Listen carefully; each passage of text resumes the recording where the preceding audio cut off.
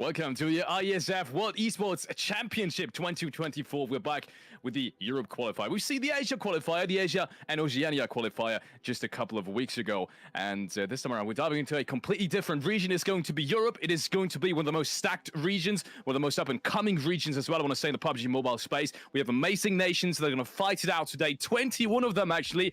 And unfortunately, I'm not going to be able to go through this alone, actually. There's Kovo on my side. Welcome, Kovo. Nice to be here. Like we said, right? We have Asia in the bag. We have 5 of our teams locked in for the World Esports Championship. And today we're sending 5 more. And we've both had a look at the lobby. We've had a look at the teams. Yeah. It's going to be spicy. It's going to be close. There's 5 slots. It's a little bit more than we had last time. But oh my. This is not going to be an easy time for either of our teams. And it should be a crazy time for us to watch. Because those maps, those lobbies, they're going to be stacked to the brim with players. I just want to see Sanhok. I think we started off with Sanhok as well. Once again, 21 teams. 21 teams. We haven't really seen that in many tournaments. If we think way back to the beginning of the PUBG Mobile space, yes, there's been a couple of tournaments that have this amount of players. And I think, especially in the Asia region, even during some of the years 2021, I believe it was, we had some tournaments going on with amount of team like this, but nothing really on the big scenes. And this time around, it's going to be different. So I'm excited to see it happening. And also, I don't think we've told you guys, 5 spots only. So out of these 21 teams, 16 will go out relatively empty-handed. There's going to be experience, obviously, that will be gained, but in terms of an actual prize, they will be going home empty-handed. It's going to be a tough day. We're going to take you through it. We're going to have a look at the schedule now to prepare you to what's up and coming, but I don't think anyone can prepare the players for what we're starting off with. We just said it, right? Sanhok with 21 teams. The reason we're playing 21 teams is there's a lot of nations that wanted to have a shot at this, and we've really tried to make that happen for all of them. Well, at least now they have a shot at it. It's going to be hard, but it is possible. Sanhok, Erangel, and then we close it out on 2 Miramars, Felix. Yeah. Once again, I think it's going to be absolute madness today. 21 teams in a lobby like this, 21 really experienced teams as well. Sure, there are some underdogs. There's some big underdogs, actually, I want to say, as we run over to the point structure. But we also have really experienced teams once again. We have a couple of players, actually, that do play at the EWC as well. So these guys, once again, play at the very highest level of the PUBG mobile esports scene. And they've actually been quite successful there as well. I'm talking about some of the players from Serbia. But we're going to get to that in a minute. Point structure is going to be, as usual, 10 points for the chicken dinner. You get an elimination each. And this time around, it's not 9 to 16. It is 9 to 21 that goes out empty-handed in terms of placement points. That's the only real difference here than what you're used to, is there's a few more teams without placement points. And that does change things up a bit. But the only real change, I think, is going to be, it's mainly going to be the early game, because that's where you have so many people alive. And then once you're down to your normal amount of teams, the game becomes a little bit more normal and more what you're used to. But the early game should be quite hectic. As we're about to talk to you about the rosters a little bit, because like we said, we have 21 different rosters coming in today. And I think there is a massive range here, Felix, in terms of experience, international experience as well. But you never know when you're coming into these lobbies. It's always very hard to say who the real favorites are, isn't it? Yeah, just to give you guys an idea on how these rosters are picked. So IESF is in contact with over 130 esports federations around the world. I think it might even have crossed the 140 point mark by this time, which is almost every country at this point, which is almost every country at this point. I mean, we've had the smallest nations you could ever think of just last year at the IESF World Esports Championship in Yash. But this time around, it's once again, it's going to be even more stacked. So yeah, coming back to the point, all these international esports federations are able to pick their own team, and they have qualification processes or just, straight up picks based on, obviously the scene itself.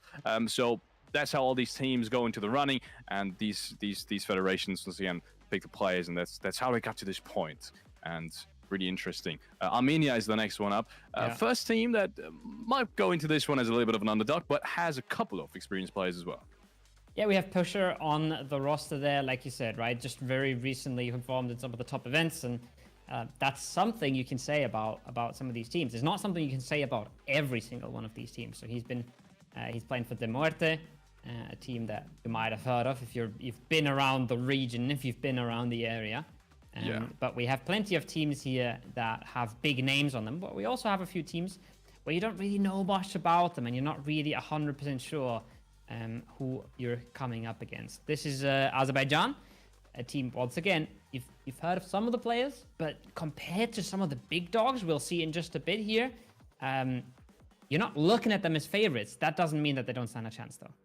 No, same goes for Belarus, obviously. These guys, yes, they've played in a couple of tournaments, but I wouldn't say they're the favorites to take home a spot in this one.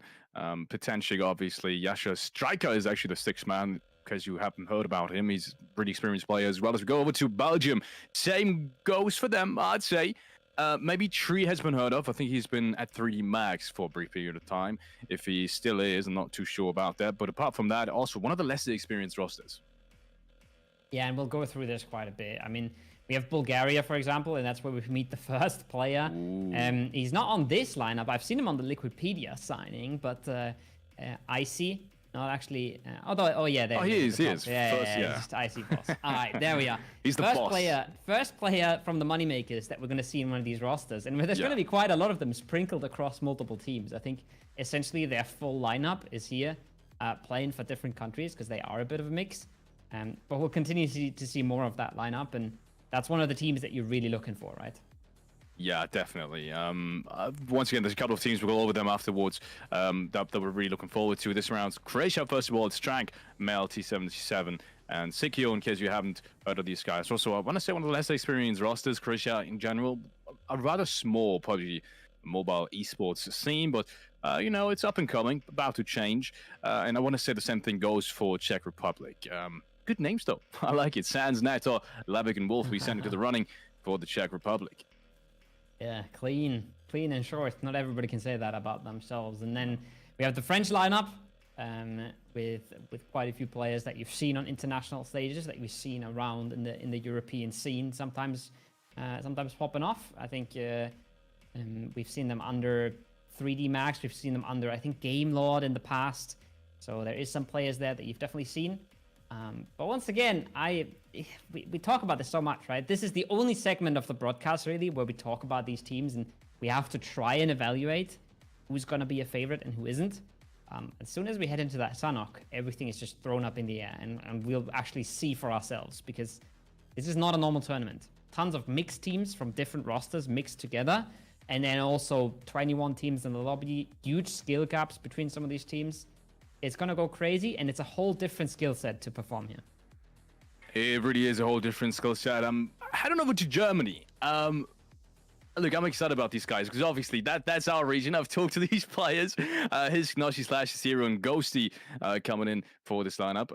I'm expecting to see potentially even a lineup change in the second day. But yeah, going over to Gia and Sang as well, the 6th spot and the coaching role. Once again, these guys are rather experienced as well. They haven't been performing at the top of the European scene for quite some time, especially I think his last appearance in any of the pro leagues has been 2021, 2022. When I say Nashi's probably the one player that stands out the most. He's been performing in PMSL.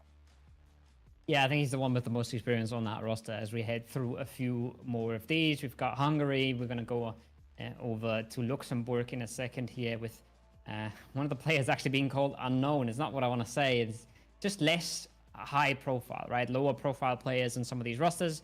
You might know them. You have seen them every now and then, but not the crazy favorites. And here's a team that to me are crazy favorites, because not only are they coming with a full lineup, they are also a full lineup that has performed and has made it to world tournaments consistently. That's the Codex guys. That's Folly, Marlow, Get Wrecked, and Watch Me. We've seen these guys play at the last IESF as well. Yes, and we've met them.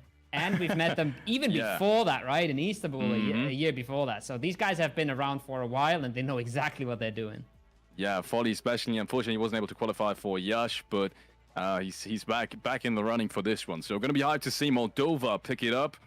And as we said, representing Codex there as well. Poland, going on to Poland.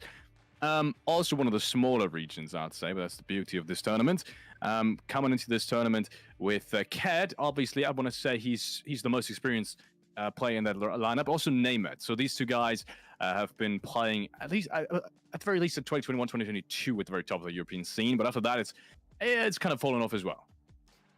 And then we have Romania, which is another one of the ones where you're looking at it and you're saying, not only are these guys a full roster, these guys are a full roster that's been performing for a while. Tons of experience there. Now, I don't see Kapahala here. I've seen him on the Liquipedia signing, so that was one of the names as well that you've known and seen for a while. We'll have to wait and see what they pull off today. But Doran, Exo, these guys, they've been around. They're not messing around. And there's Serbia. Ooh. And there's more money makers on this roster. Koa and Bishkek. I remember them vividly. Koa was pulling off some mad clutches in the last World Esports Championship. Or at least getting close to it every now and then. So big roster here. Melash as well. Plays for NRG at the moment. These are big names. These are by no means unknown players.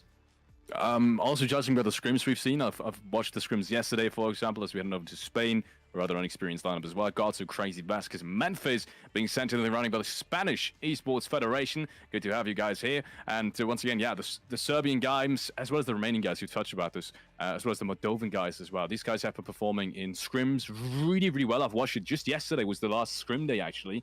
And yes, sure, I mean, we had a couple of phases where just around phase 2, all these teams have essentially been eliminated. It was quite chaotic, so not really too easy to judge these performances, but they have been amazing. And I don't want to skip on this.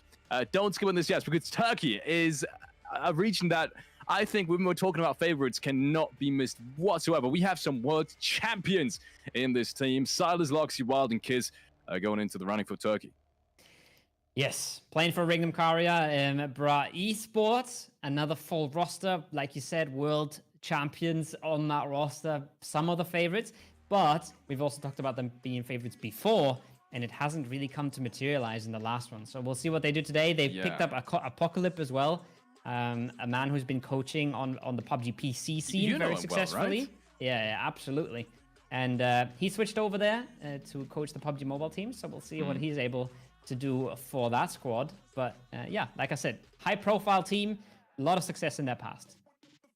Yeah, good stuff coming out from Turkey. And we're heading over to the last team, actually. Ukraine is going to be the last team. Tolika, Luminatrix, Old Boy, and Foopsman will be the roster. Old Boy and actually Havlik as the 5th man. I'm expecting to see him play. I'm not sure why he's not in this roster. I'd be surprised if that was an active decision, because Havlik is the 5th player that is going into the roster of Moneymakers. And we've seen all the players from Moneymakers now. They're also playing EWC in this tournament. Yeah. So I'd be surprised if that was an active decision. Maybe it just hasn't worked out with scheduling.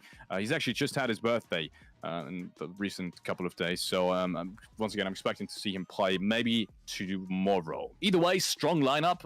Old Boy, obviously, the big name in that roster, I'd say. Yeah. But the rest of the guys are not to be underestimated as well. They've dominated the PUBG esports scene in Europe for quite some time. And yeah, well, what else to say? Definitely a contender as well. I want to put them into the big 5 too. 100%, and I mean, Old Boy, he's just such a staple name at this point, right? He's been around. Yeah. He's had his successes. We've seen him at the last World Esports Championship as well. The man is an absolute professional as well. He's not one of those guys that gets excited when they get to LAN. He's just like, yeah, I know what to do here. I've done this countless times. I'm ready for whatever they throw my way. But we're still looking at 21 teams. We're looking at 5 spots, and we've seen a lot of teams now that have rosters that look like they should make that top 5. But there's a lot that can happen. We have 6 games today, 6 games tomorrow as well. So don't be confused. This is not a best of 6. This is 12 games. You can miss out on a few of those, but you can't throw away a day. If you want to get a top 2, you have to be decent today at least. And if you're only decent today, you'll have to be great tomorrow. Yeah, definitely. As you said, especially going into this with the thought of 21 teams, essentially 20 teams go against you in a single round.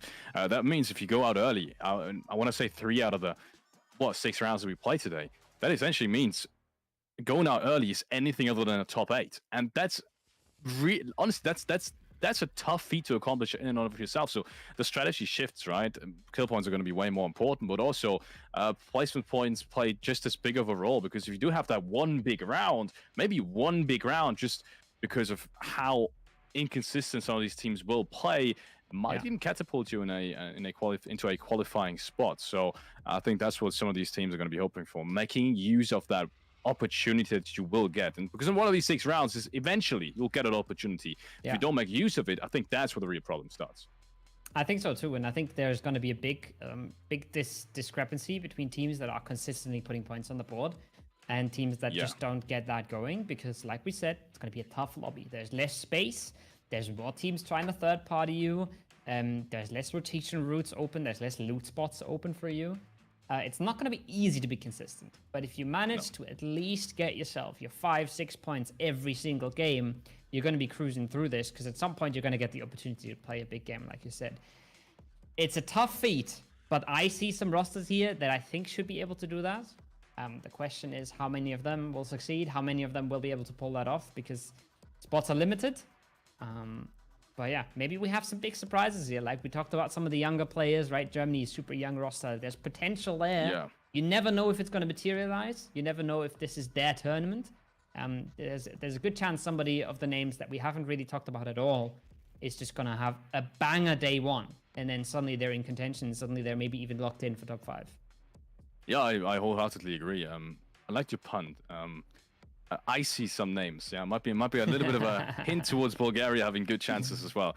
But yeah, Bulgaria I think is going into my top teams as well. But yeah, as you said, also we've seen how these lobbies usually play out, right? With I want to say half of the lobby being rather inexperienced and not having performed against some of these household names, like some of these players from money makers now, or even France definitely not to be underestimated as well. Also, we were talking about scrims. These guys have performed in scrims, right? So if you have half of the lobby that's rather inexperienced and half of the lobby that it really is experienced, sometimes it really comes down to, as we said, strategy, right? How early do you really want to pick up these points? How early do you have that really first mistake? Because if it happens in your very first fight, you go into the running as a 3-man. Maybe you go against another really experienced teams, and from that point onwards, it just all falls apart. So yeah, I think really trying to focus on your first couple of phases will be massively important for all these teams, because we also said with 21 teams, problems is you might not find a loot spot, especially not in Sanhok. We're going to start moving off of this. I don't even think there's 21 loot spots in Sanhok. Is there? I'm not so sure. Yes, maybe a couple of houses, but there's definitely not 21 cities. That's for sure. So even finding a loot spot, getting into phase 2, phase 3 as a 4-man is going to be a huge accomplishment. If you can do that, I think consistently, you'll have a massive chance of picking up good points in the long run. Like we said, right? Consistency is going to be king, and it's going to be so hard. I had a big thought about this. I was like, well, how do you manage to just get through these lobbies where you don't have space at all? And it's like, do you take fights early? Do you try and to at least secure 3 to 4 points every game? But then 21 teams on Sanhok, there's going to be 3 to 4 teams around you at all times that are going to try and third party you if they see a weakness, if they see a knock, if they realize you're fighting. It's going to be tough. It's going to be crazy. I think we're going to see hot drops 100% on Sanhok. It's going to be a little more civilized on the other maps because there's a little bit more space. But Sanhok, there's no chance. I wouldn't be surprised to see multiple teams in boot camp. I wouldn't be surprised to see other hot drops come into play as well, depending on where these teams like to land. But I think there's almost no chance that we're not seeing fights in the first circle on Sanhok. I quickly want to touch before we get into the first game. It's just a couple of more minutes. Stay tuned. I quickly want to touch on the topic of what everyone is fighting for. So what everyone is trying to accomplish is be top 5 at the end of tomorrow. So we have 6 games today. We have 6 games tomorrow. That means it's a best of 12. And after all these games have been played out, the top 5 qualifies to Riyadh, the Esports IESF official World Esports Championship. Once again, that is being held in Riyadh later this year. So that's what all these teams are trying to qualify for. And that's essentially what everyone today is going to be aiming for. Yes, once again, it's not going to be concluded after day 1, but I think we'll have a pretty good idea. Just judging by the rest of the qualifiers we've seen, we will have a pretty good idea on who really has a shot of making it to Riyadh. I think after day 1 already, because once again, especially with 21 teams, it's going to be hard to come back. It's going to be hard to come back. I think we're going to have a few teams that might be out of the running after today. Most of the teams are going to have a chance. Most of the teams in the best of 12 will have a chance. But we are not yapping any longer. We're going into game. The first plane is in the air. And Felix, this is not even a nice plane. This is not even a fair plane. 21 teams in the north half of Sanhok. That is, I mean, what? Wow, I don't even know what to say about this. That is horrendous. I think that is horrendous for all these teams. It's going to be a big problem getting to your desired loot spot. I think also this means usually, right, if you take a look at all the teams around you jumping out, you'll have a pretty good idea on who's jumping where. This time around, it's just going to be everyone running towards the southern side, right? You will not have an idea on who's really aiming for what spot. So I think deciding spontaneously what kind of loot spot you go to, depending on who's flying with you, is going to be really troublesome on this one. I do see one team that's made it happen. It is Romania. I think one of the only teams that really went towards the northern side. No one else really gambled on it, and Romania is going to be rewarded for it.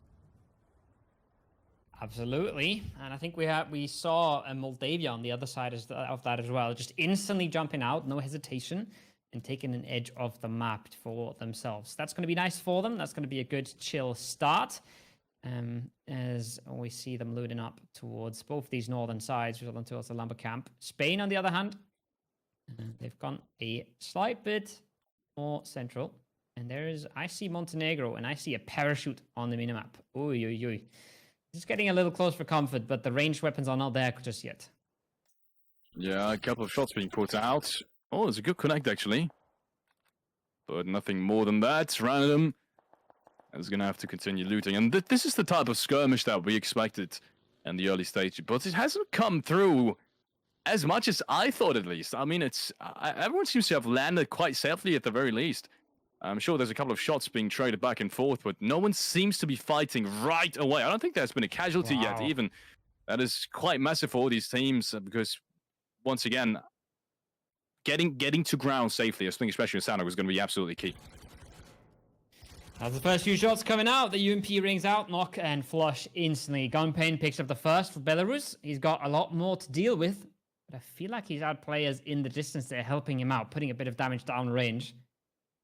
You could see that the push is not coming out. There's Melvin on the other side. He's supporting. They know as well, Azerbaijan, they know they can't really just converge on this freely. They tried to, and they instantly got put down.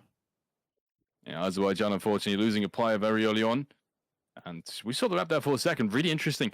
Ukraine having lots of space. I mean, they've got ruins and all the compounds on the western side. So massive split for them. They got the zone as well. So Ukraine in the best spot, I'd say. And all these teams in phase one. There's another frag coming on through. As Belarus picking up the second one. And we talked about Striker and his team. Also being one of the teams that's kind of in the middle in terms of experience. Not the least experienced teams, but also not necessarily the most experienced teams. So them having a good start is going to give them lots of confidence. Always good to see that kicking off. Momentum is absolutely massive in this. We've seen that before. And we've seen teams able to carry that throughout a whole day. And we've seen plenty of teams not able to pull it back on the second day in the Asia qualifier. This is going to be an interesting, similar story. Because we have even more teams competing for the top slots. Ukraine as well. Looks like they are chilling. They're looting around the ruins area. And they're looting very, very close to where they want to be in the circle, I think. So short rotation route for them. They might set up where they are. They might go across the river. But some of these teams, they've gotten off to a pretty good start here, Felix. And honestly, we are both surprised at this. No, there's almost no fighting going on. As that eastern rotation comes through, the western ones. Look, I'm trying to judge these rotations, but honestly, I don't even think there's a way to do so. I think wherever you rotate, I'm even surprised that Moldova can rotate across that coastline so freely. I think wherever you rotate, you are kind of bound to run into players, and that's the first player that has now found an angle on Folly. He's just thrown right in the middle of everyone. Seems to stay alive for the time being. Foley is trying to find a rock to be safe from, but he's just not going to find one. Unfortunately, his teammate's too far in the distance. And the Czech Republic is going to pick up the first. Oh, this is a messy one, though. Both of these hills in play. You can see Romania pulling up on the other side. Czech Republic trying to consolidate. And they will have to try and group up, use their power numbers. They now have the advantage on this. They don't have to confirm just yet, but they've gotten the entry knock. They're getting a second one. And just like that, one of our favorites, Moldova, not looking super hot right now. No. Fortunately not. One of the teams that we said was going to be favored. Also take one of the qualification spot, but they are striking back. Marlow with a good pickup.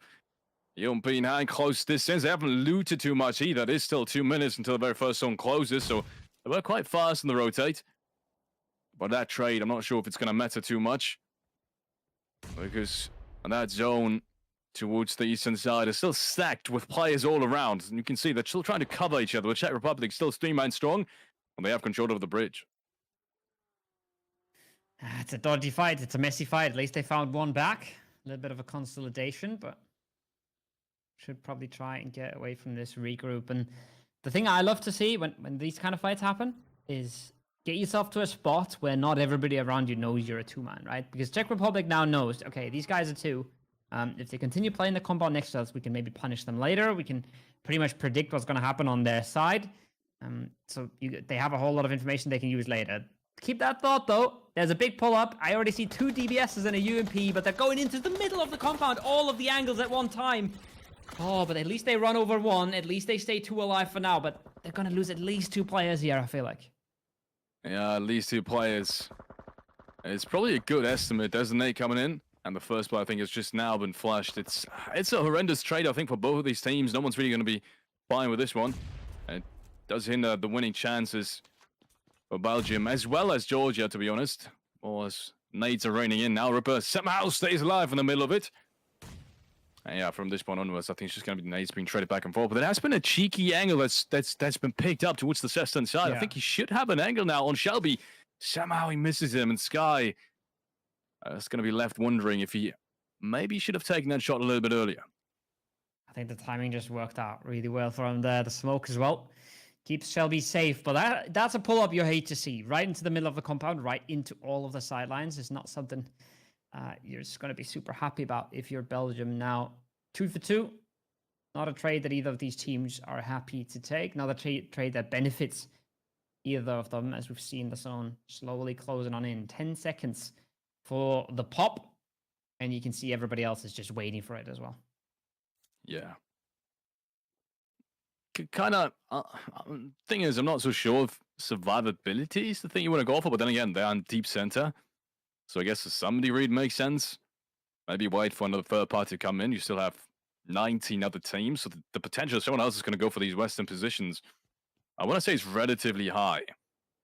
So I originally thought, yeah, maybe clearing this out early is going to give the best of chances, but maybe just waiting for another team to rotate in might make more sense, might give you the better chance of picking up more points. Heading over to Moldova. They are continuing their rotation. This round way outside in towards the eastern waters, though, and I'm not so sure if that one's going to work out perfectly. But as of right now, as it stands, no one's really watching that eastern side too much. And I said that from the beginning. I think that's due to the fact that Ukraine was having so much space towards the ruined region. Yeah, well, it's a really interesting distribution across the map. A lot of teams with more space than you would think, and then a few teams just bunched up so close together. Belarus picks up a 4th kill already. 2 different teams that they've hampered significantly here, but look at how empty this zone still is compared to who has to get in, right? We're going to see a lot of teams coming from that eastern side, just scrambling their way on in. As the teams went early, have lost a lot of players, but the teams on the right is, well, they're in a bit of a pickle. That's Turkey. That's a team that we've called favorites, a team with massive experience. They're struggling to hold on here. Ukraine is getting aggressive on this, Felix. Yeah, they want to make it work. But Türkiye with that knock has gotten wild back up, and they will be retreating into the single-story building just across the street. Still going to be really, really tough for them to get back out. So I think there's going to be a couple of smokes that are being needed as the nades are raining in. And it's only Silas that can really support them at this point. It's a bit of an awkward fight. Hopefully, they're able to consolidate here. You can see they don't want to get util, they don't want to get caught off. They know that the roof angle is a possibility. Now Tuluk has been spotted as well. Turkey is just trying to get, I think they're just trying to get a player out of trouble here. They're trying to make sure they don't lose another one as they slow things right back down. And they try and avoid getting utiled, try to avoid getting caught on a cross, but they're going to leave Loxy here. They smoke him off, but they don't move him out. So interesting decision making so far. All boys still on that wall. It's going to continue trying to find an angle on towards the Turkish player, but I think they've just now realized maybe, just maybe, it's not worth it. But the way their positions are the zone, they can literally just reposition to the next compound over and still be in the center of the circle. And they also know it's it's Turkey to the side, right? It's one of the strongest teams in the lobby. Fighting them might not be worth it just yet.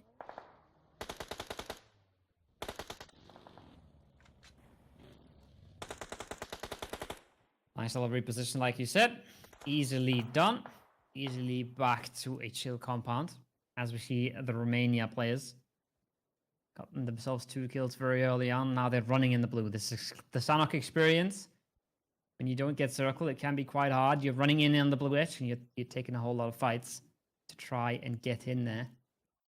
I'll have to wait and see how that works out for them.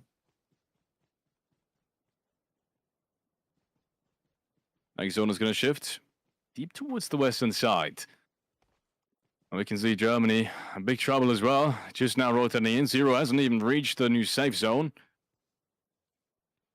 And with this one, yeah, I can once again understand Ukraine's repositioning. Ukraine is going to reposition once more. Look, surprisingly to me, there's still there's actually, I want to say 3, maybe 4 spots in the middle of the circle completely open. That's more than I expected that to be, with 20 teams literally just a minute ago being alive in phase 2, phase 3. But yeah, obviously the nature of Sanhok, these long rotations, and we talked about this as well, are not going to be possible as much. So just grabbing a vehicle and rotating towards these positions, that's the big problem. So that's why there's still so much space. And also, with these hard shifts, it's going to mean teams are going to have to rotate in later and later and later because the distances are going to be longer, especially if it's all towards the western side. So more skirmishes, and as soon as you get into one skirmish, rotation timing is kind of thrown out the window anyway. So I'm expecting more fights on these edges, and I think Montenegro is a good example of that. It's scrappy. It's messy. It's dangerous. It's not a map that you can easily rotate on, and we've seen it time and time again that some teams are able to pull it off, but usually not very consistently. You can see right now, Romania just really struggling to get anything going there. They get themselves a little 2-seater Vespa, but that's not going to take in the whole team, and they're going to have a hard time making moves towards the circle, which is why you're so happy if you can manage to make an early move. And that's why we see so many teams risk it, right? Phase 1, crashing a compound in the middle, just to try and avoid all of this mess that we see on the edges here. More shots being put out by Croatia. A pretty good spot to hold out almost anyone coming to the eastern side. I think that's what Croatia is going for. You can see their split.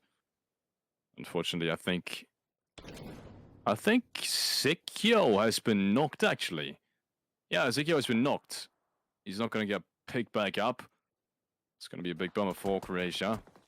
They would have another angle otherwise on holding out all these players. Right now, it's really only strategy. I think it's really only strategy. I think his teammate is really far in the distance. He's already found himself a spot in the new zone, so him holding 4 players on his own might not be the play to go for. And yeah, he realizes that himself. Fall back, trying to find yourself a good spot. Good thing is, though, new safe zone also has some good angles for new gatekeeping opportunities. Yeah, I think that's the reason he's fallen back from this. Yes, he was alone. Yes, he was a bit of on an island, but he had a pretty solid spot for himself, I think. Is not when you look at the numbers, but when you look at the angles he had.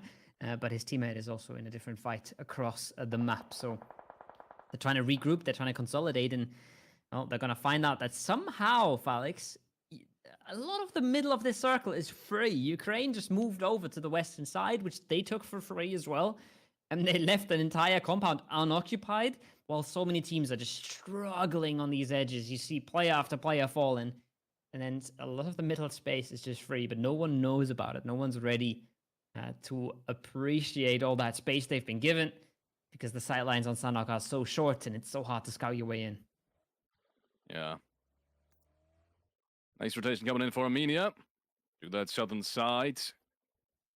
I have 2 players already inside the zone, so that also means good opportunities now to get some more open space. So as the southern side cleared, I think that's what they did. They kind of held that position for so long to kind of keep everyone else out, to deny these positions to anyone else, to make sure no one's really rotating into your backlines. And then being able to play off of that clear edge. Obviously, playing off of their strength as well is going to be the game plan going forward. As we have more frags running in. France, they have been, especially looking at the scrim results, one of the favorite teams. Super experienced roster. They've had a couple of really big organizations as well here, and obviously with a couple of lineup changes here and there, but for the most part, some really, really big organizations as well. They've always played at the top of the European scene as well, so not to be underestimated. I think especially fragging is going to be one of their strengths. Exactly what you need on Sanhok, isn't it? Ukraine versus Turkey, round 2. A bit of a scuffle in the compound, but again, still, you saw if you were careful with your eyes there, you saw that Ukraine still has players on multiple angles here, multiple sides of the road, multiple sides of the valley.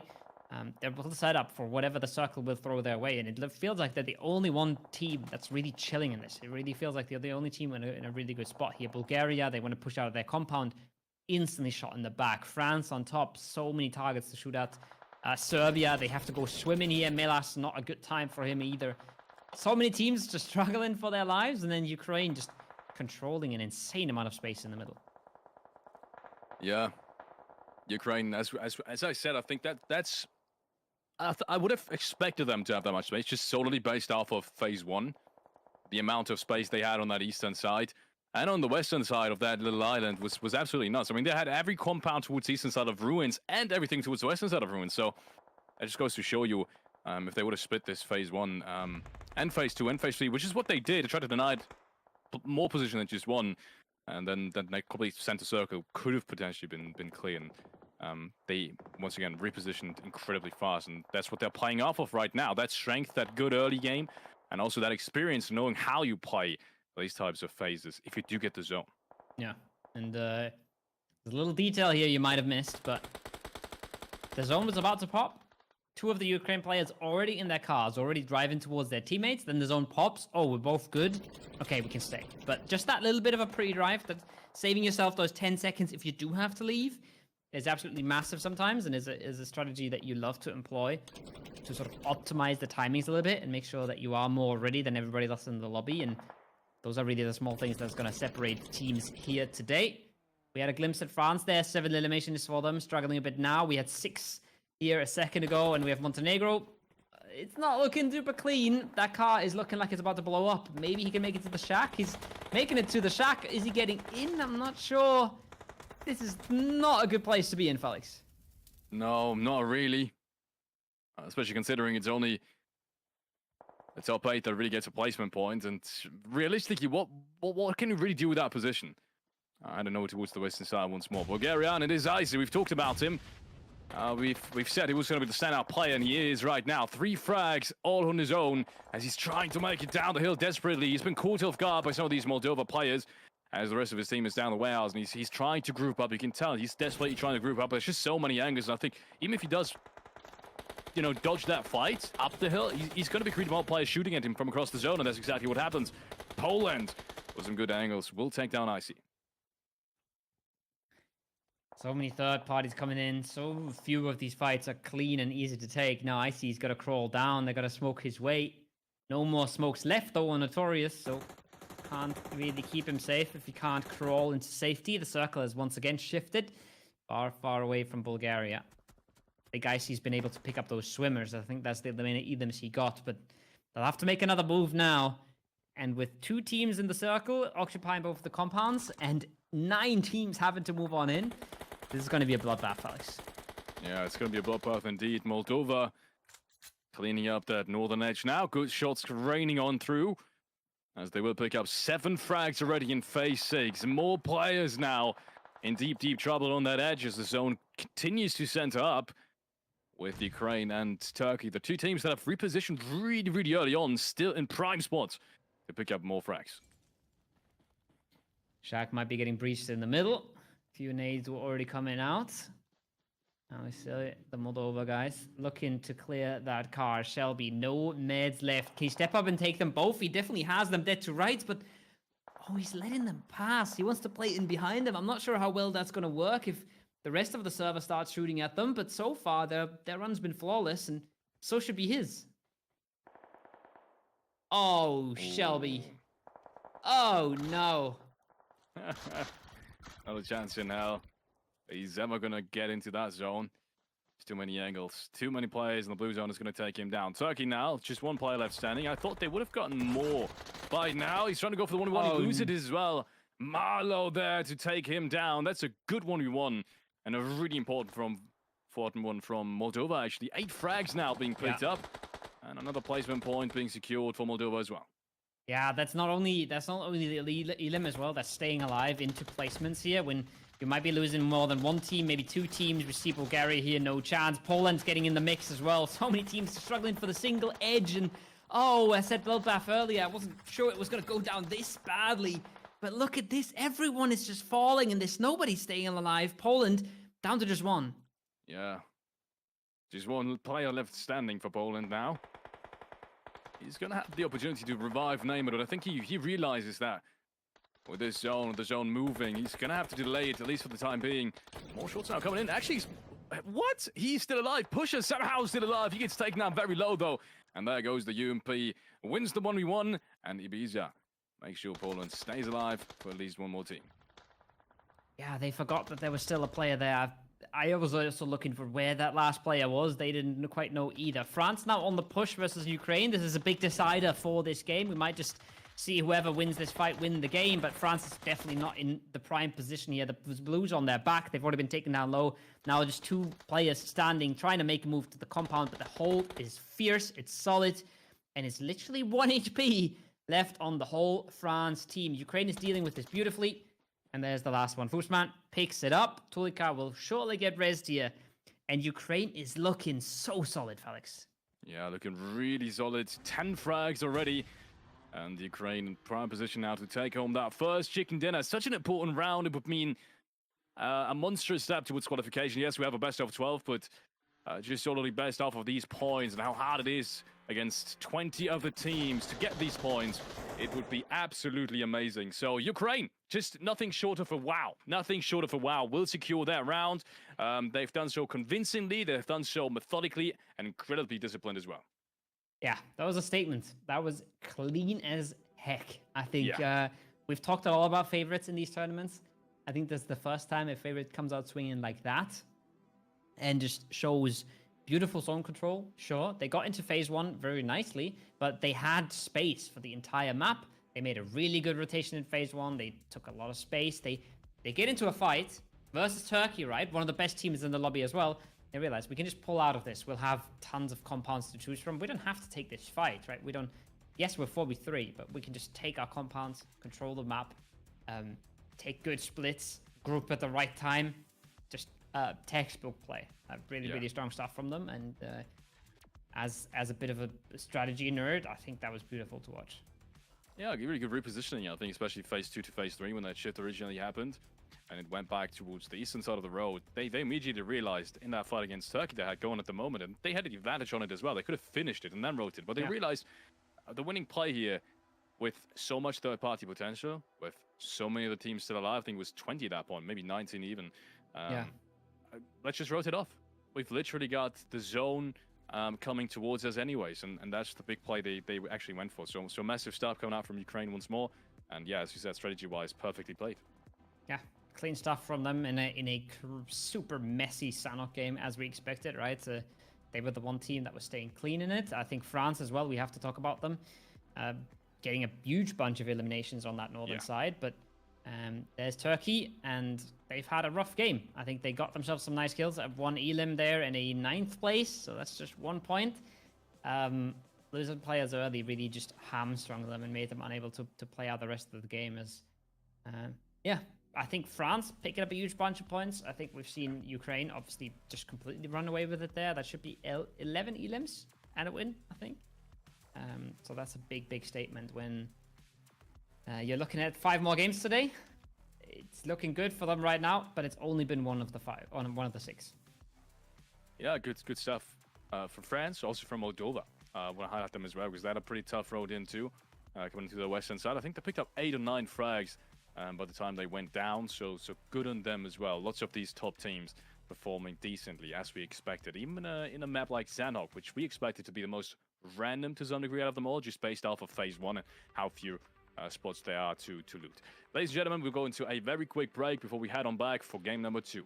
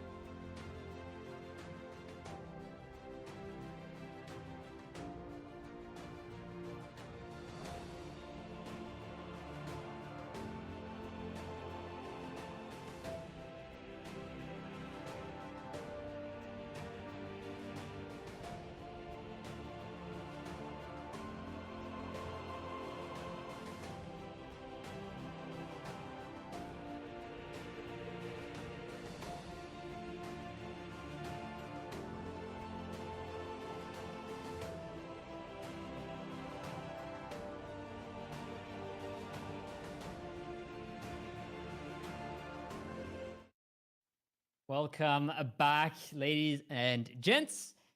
We are about to head into match number 2 of today. 6 games in total. We got the crazy one out of the way, Alex. We got Sanhok just out of our system.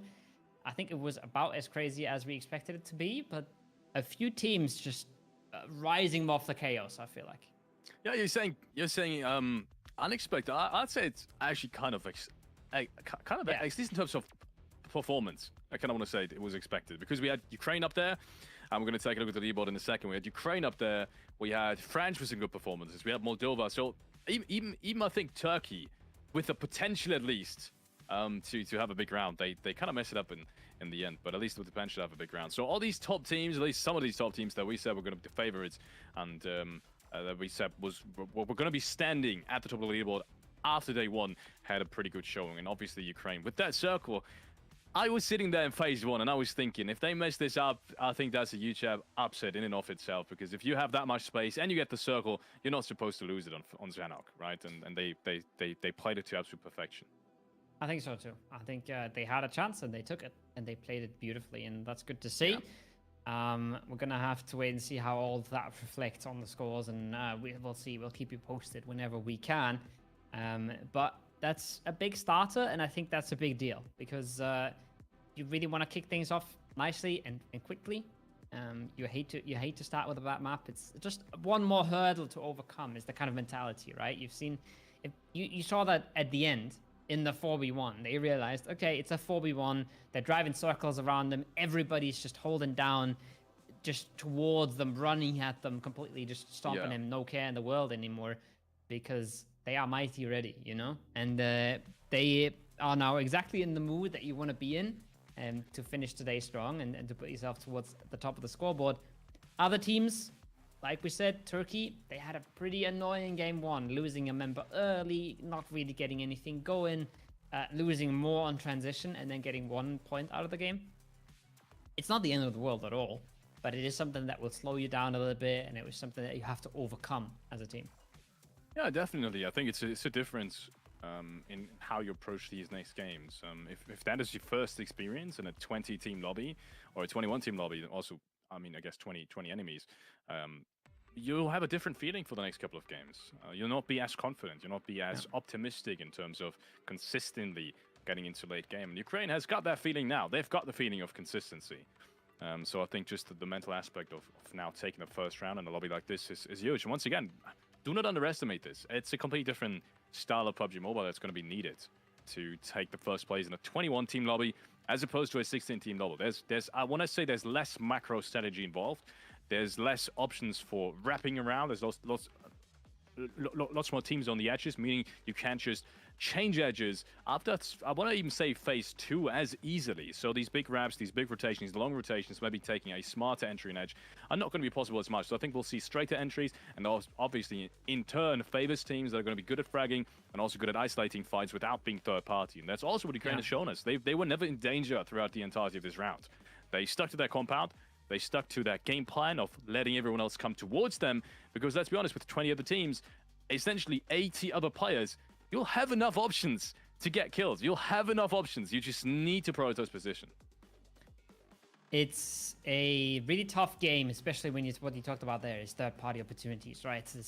Even if you have the right compound, you get breached, and even if you defend the breach, there might be another team just filling into the back of that. So yeah, it's about finding the right opportunities to stay clean, and it's really, really tough. But the teams will have a better shot at staying a little bit more structured and a little bit more sort of in control on Erangel, I feel like, where there's a little bit more space. You can use your cars better. There's more open rotation routes. But it's still a crazy lobby, and it's still a lot of heavy fraggers in this. The Turkey guys, the France guys, you know, Ukraine, Moldova, so many teams that you can put up absolute numbers. It's never going to be easy. And it's going to be very easy to sit here and say, oh, yeah, you just have to be consistent. And it's going to be so hard for the players to do it. But we'll have to see what they do in Erangel, right? Yeah, I think so, too. Also, I think this game has showed us perfectly that also these underdog teams are just not to be underestimated. I mean, we saw Poland literally picking up a second place in the last one, fighting themselves out of a really tough Western side as well. I think that was 4-5, maybe even 16s at some point, fighting for control of these warehouses. I mean, even Bulgaria had Icy, who went down really early on, trying to group up with his teammates. And that goes to show you, once again, some of these teams, the lesser experienced teams, some of these teams that don't necessarily have on the map as much, can get into at least influential positions. And Poland, with these 4 frags that they've gathered in the process of getting to the second place, will be in such a position as well. For sure, and it's just every single point matters, and every single point will matter going into tomorrow, and going into the deciding matches. This plane, though, that we're seeing on Erangel here is a little bit less horrid. I mean, that Sanhok plane was super rough for players, but once again, there's quite a bit of space towards the early jumps here, right? There's 3 players in Primorsk, 1 in Quarry, so lots of space for a West Coast team if they choose to be that. Germany right now looking like they're interested in that western side. And then a few teams stretching out to the south, and a very stacked Milta Farm area on first glance, but a bit hard to predict how these players will spread apart. Yeah, looks like Germany's actually going to be on loan towards the hospital side. It's a really fair centralized circle. Same goes for the plane pass. So I kind of want to say this is the first real round for some of these teams. Just based off of the skirmishes that we've seen in phase 1 on Sanhok, which have been less than experienced. This is disastrous. This is absolute disastrous. Havlik has picked up a micro Uzi almost immediately. He's won the lottery with this one, because that is an important hot job to win, especially because Ukraine has just fought Turkey and they won the last game. They're looking at qualification anyways. Yeah, it's rough times. If you're Turkey, they do commit for the hot drop. They don't want to dodge. They don't want to back out of it, but they lose Silla so quick and early. It's one of the main man names on the roster, at least. They lose him so early. Now, to see if they can consolidate this, Tulika is already running for the next one as well, trying to get himself a bit of an angle on the eastern side of things. It's now in the hands of Ukraine to clean this one up, to close this one out. They have the man advantage, and they have to see what they can do with it. Turkey cannot afford to go out of this round again. They had the survivability to at least get into 9th place, I believe it was last game. But as we all know, there's not enough to get a placement point. It's not enough to get a placement point. And yes, they were centralized for most of that round, but couldn't really do anything with it. They've just been picked up by multiple teams. And in the end, I think it was a single kill point that was being picked up before they lost the deciding 1v1. Now, on the other hand, it is Luxy turning things around as Tulika gets taken down. I don't think there's anyone close by. He's going to be flushed by Wild from distance. And that is a good first pickup. A good equalizer for Turkey, but it's also a team that needs it a little bit more, right? With Ukraine now picking up that massive win, which once more, we've said is a massive win also in terms of this global leaderboard situation in general, with how hard it is going to be consistent and pick up these frags. I think, once again, Turkey needs a little bit more than Ukraine. They do, but it is back to square one at least. It is back to equal numbers for now, as they have picked up 1 in return. I think that's Germany next to Belgium. Really trying to confuse you with the flags here, as we see them load on up South George and the hospital area. Few ARs being picked up. Montenegro and Lipovka, meanwhile, nice and peaceful. And somehow we ended up with no real hot drop on Sanhok and an instant hot drop on Erangel. So that's a special one as well. Yeah. Weird, right? I don't even know how you dodge everyone on Sanhok, but apparently everyone's done so. Next Snoke is coming in. Looks like Ukraine is going to lose another player once more. Good in Turkey. They need this. They need to win this hot drop. They need this round more than Ukraine. Definitely more than Ukraine. With an experienced lineup like this, they do have the standard of qualifying for a tournament like the IESF World Esports Championship. And by the looks of it, they're not giving up, despite that opposition winning the fight in the round beforehand. I like the reposition here. I like them trying to isolate the knock and isolate the weakness they saw there as well. Old boy getting tagged as he's trying to go for the res. You know, they see an opening there, but it's just a 2v2 they're taking. It's not like they're managing to single out a solo. It's not like they're creating an over power numbers situation, right? But they are trying to take the fight where they found the openings. Now, did they give up a whole lot of space on the other side of the road? Did they manage? Did they allow the third Ukraine player to make a move? Yes, they did. I like the idea. I like the idea of a good reposition, a fast reposition. I'm not sure if it's gonna work out here, Felix. I'm not so sure either. Ukraine has gotten that player back up, and now Loxy is isolated in the meanwhile. But look at this. Athlete goes down. He tried to cross the distance. I think they tried to isolate Loxy, but they didn't realize that the Rectum Karya players, the Turkish players, have already closed the distance themselves. All boy now spotting out the two players trying to storm his building. He's trying to create distance once again, but that nade, I think it hasn't even been in. I think it was a smoke, and he was on 1 HP anyway. So, man, good on Turkey. They're playing this one really smart. Now just one player left alive. Actually, Ukraine being picked apart and outplayed to the best of Turkey's ability. And they're doing so quite confidently and quite convincingly as well. Once again, 3v1 now inside the city. Well played by Turkey. Really, the frags coming out there, right? And as soon as they find another player, as soon as they find that knock, they know they have power numbers now, and they just swarm it. They don't give him any time to breathe. I think no meds there on Old Boy anyways, so you wouldn't have even had a possibility for a first aid or a possibility for a reset, but they wouldn't have given him the time of day anyways. They were running up his stairs, even running through the smoke, no problem at all. So really nice aggression coming out of the Turkish squad, and that's exactly what you need to be able to pull off, and that's the gear you need to be able to shift into when you have the advantage. So good to see that they have it in them, and we'll see what they do with this 3-man roster now in this game, right? The circle wasn't all too bad for them, but we might just see them trying to close out the hot drop here, Felix, to just so have Rozok for themselves for the rest of the tournament. I hope they're doing it as well. I mean, Fuchsman, that's if you know his position, that's a frag that you should pick up. It's an isolated 1v3. There's only limited amount of things that can go wrong with this one, and realistically, you should pick him up without losing a player. So that'll be another kill point on the board for you, which, as we've said, is quite valuable in a lobby like this, and a best of 12 like this, with 21 teams competing for just 5 spots. Once again, for the IESF World Esports Championship in Riyadh later this year. So 1 point, and we've seen it happen, might be the difference between qualifying or not qualifying. So if you're going to get into a position like this, make sure to pick it up. And I think if they would have known his position, I think they would have gone for it already. Yeah, that's the main challenge there. Because if you do not know the position, then it's very easy for things to go wrong. As soon as you've tracked him down, as soon as you know where he is, you can really control that 3v1. If you don't have an idea, tough times. Georgia, they're eyeing up Hungary here in the Severny area, and I don't think Hungary has any idea that this is really happening right now. I don't think so either. And meanwhile, Luxembourg is starting their rotate as well. They have split this city with Germany over towards the western side already.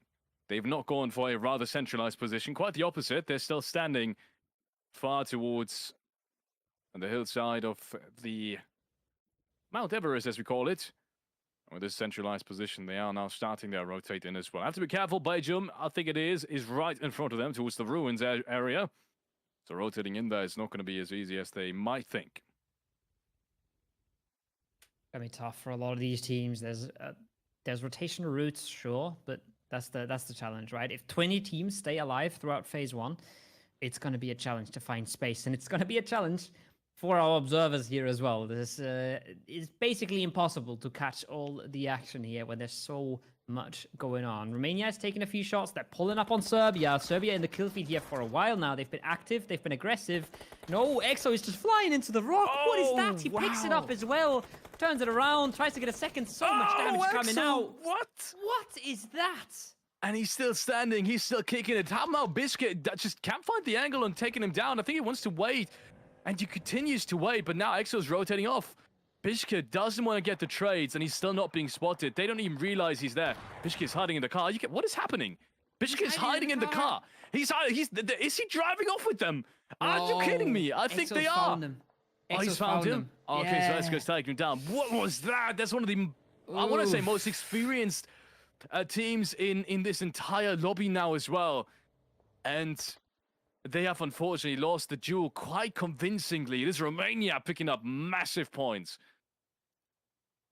Oh, that was looking dirty from the Romanian squad. Now Germany on the other side, they're struggling versus Poland here. They've made the breach, but Util's coming out. I think 2 players at least have gone down already, maybe even 3. It might just be 1 left in the tower defending for the German side there. It is just 0. He does have a shotgun, but look at that. They're not giving him the time either. He's trying to dance around. He's trying to find angles, trying to find 1vx possibilities, but it's looking dodgy right now. Nades are coming up. They're going to clear 1 floor, and then they're going to go for the next. There's one with the shotgun. Can he get a second? Oh, no. Oh, he cannot. It's not meant to be. And Poland stay super clean in this. 5 kills. Not a single player lost so far. Yeah, unfortunately, Germany just being obliterated there. A good pickup coming out from Poland. And yeah, they've gotten the entries. They've gotten 2 entries almost right away. And just clean it up based off of those frags. It was a good rotation. It was a really important compound as well. We said it was going to centralize out. That's always a good position to play off of.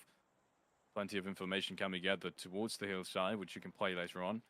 As you can see, it does decide to shift up north. You're almost in the center already. Next fight's coming up. It is Ukraine being in all sorts of trouble, but also Luxembourg with, I think, a couple of trades coming back from Ukraine too. I think it's might be a 2v2 at this point, or a 2v1 with more players being flushed out. I actually think it's just 1 player left standing now, and he's being picked apart by the S12K, if I saw that correctly, from Foopsman as Ukraine picks up. Yeah, it was a 1v1 actually, picks up that clean next fight. And yes, they have been decimated, obviously, from Turkey, but they will still secure a couple of points, which is more than other teams were able to say about themselves in Sanhok especially. 5 frags once more for Ukraine.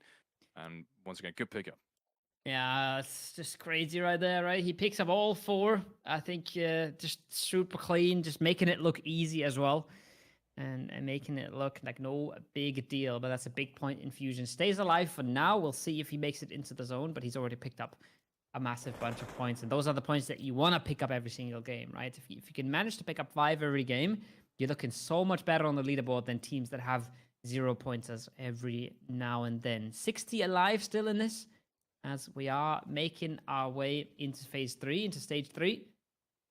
And you can see that players are slowly trickling away, but some of the big teams here still sticking through this. Turkey is looking to take a fight towards Croatia, but there's more teams in Pachinki here that they have to deal with.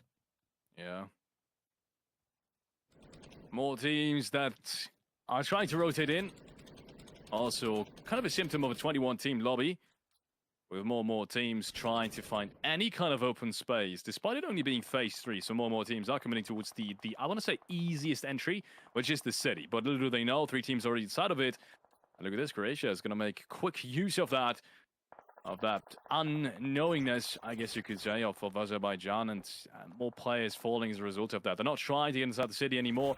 Playing outside of it is not going to work either. More players there from Bulgaria.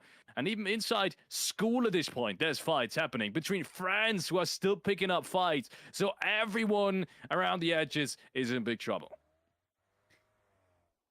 Everyone is trying to struggle their way on in. Turkey is holding on for now, looking clean versus Georgia here. Looking to pick up a few frags. Spain has not gotten involved just yet. Croatia picking some up on the other side. And like you said, it's the simple way in, maybe Pachinki, but it definitely isn't always the correct one. It can really come back to bite you, and it can come back to bite you even harder when you have to get out of there. But now we're seeing teams even struggling on their way on in. Just goes Dinu, left alive for Azerbaijan, trying to survive for a little bit longer, but he's got the Sharks hunting him down on both sides. And we'll have to wait and see if he can get away with anything here. It's not looking likely. Yeah, Ukraine has just now been caught by France. It will pick up another zone. I think that's the 2nd or 3rd zone they will pick up. We said how important it is to salvage these isolated frags, these fights where you have them an advantage on. Actually, there's a second nade running and almost would have taken down the second player there as well. But yeah, France, come back to them. I think I've already secured 3 or 4 frags up until this point. So once again, really strong round, really strong showing. I've talked about this. They've had a massive showing in the scrims as well. So not surprising to me at all. Yeah, that's things you love to see, right? The circle doesn't come your way, but you're able to pick up a few kills here or there. You're making sure to take away points from the game. That's really what just makes it so much more consistent than everybody else in the lobby. Romania now struggling versus Montenegro, but they have taken the first few entries. They just gotta stay as clean as they can, because in just a few seconds they'll have to move again. So keeping the numbers high here. Yes, you got 6 elims, but you're trying to keep these 3 players up to make a play later on. What that play is, I'm not quite sure. But knocks coming your way are going to slow you down so much, and are going to make it so much harder here as well, when a team is just breathing down your neck, knocking you from behind. Imagine Germany winning that fight against Poland, because right now that's probably the most centralized position out of any of these teams. So Poland in a really good spot now to kind of the same that Ukraine did last time, right? You get the zone, you kind of just play it safe, make sure everyone's staying alive, and pick up the game that you get gifted. Once again, in the best of 12, you will get circles at least a couple of times. I mean, unless you're really just not playing for center at all and you actively rotate out of it, there is going to be certain things, and this is the beauty of PUBG Esports.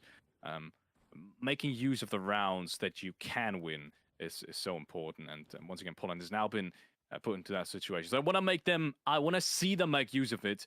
And that would also mean maybe another good round for them, and also another underdog potentially grabbing themselves into a qualification spot early on. Yes, obviously, very early on, but already some good points being secured. But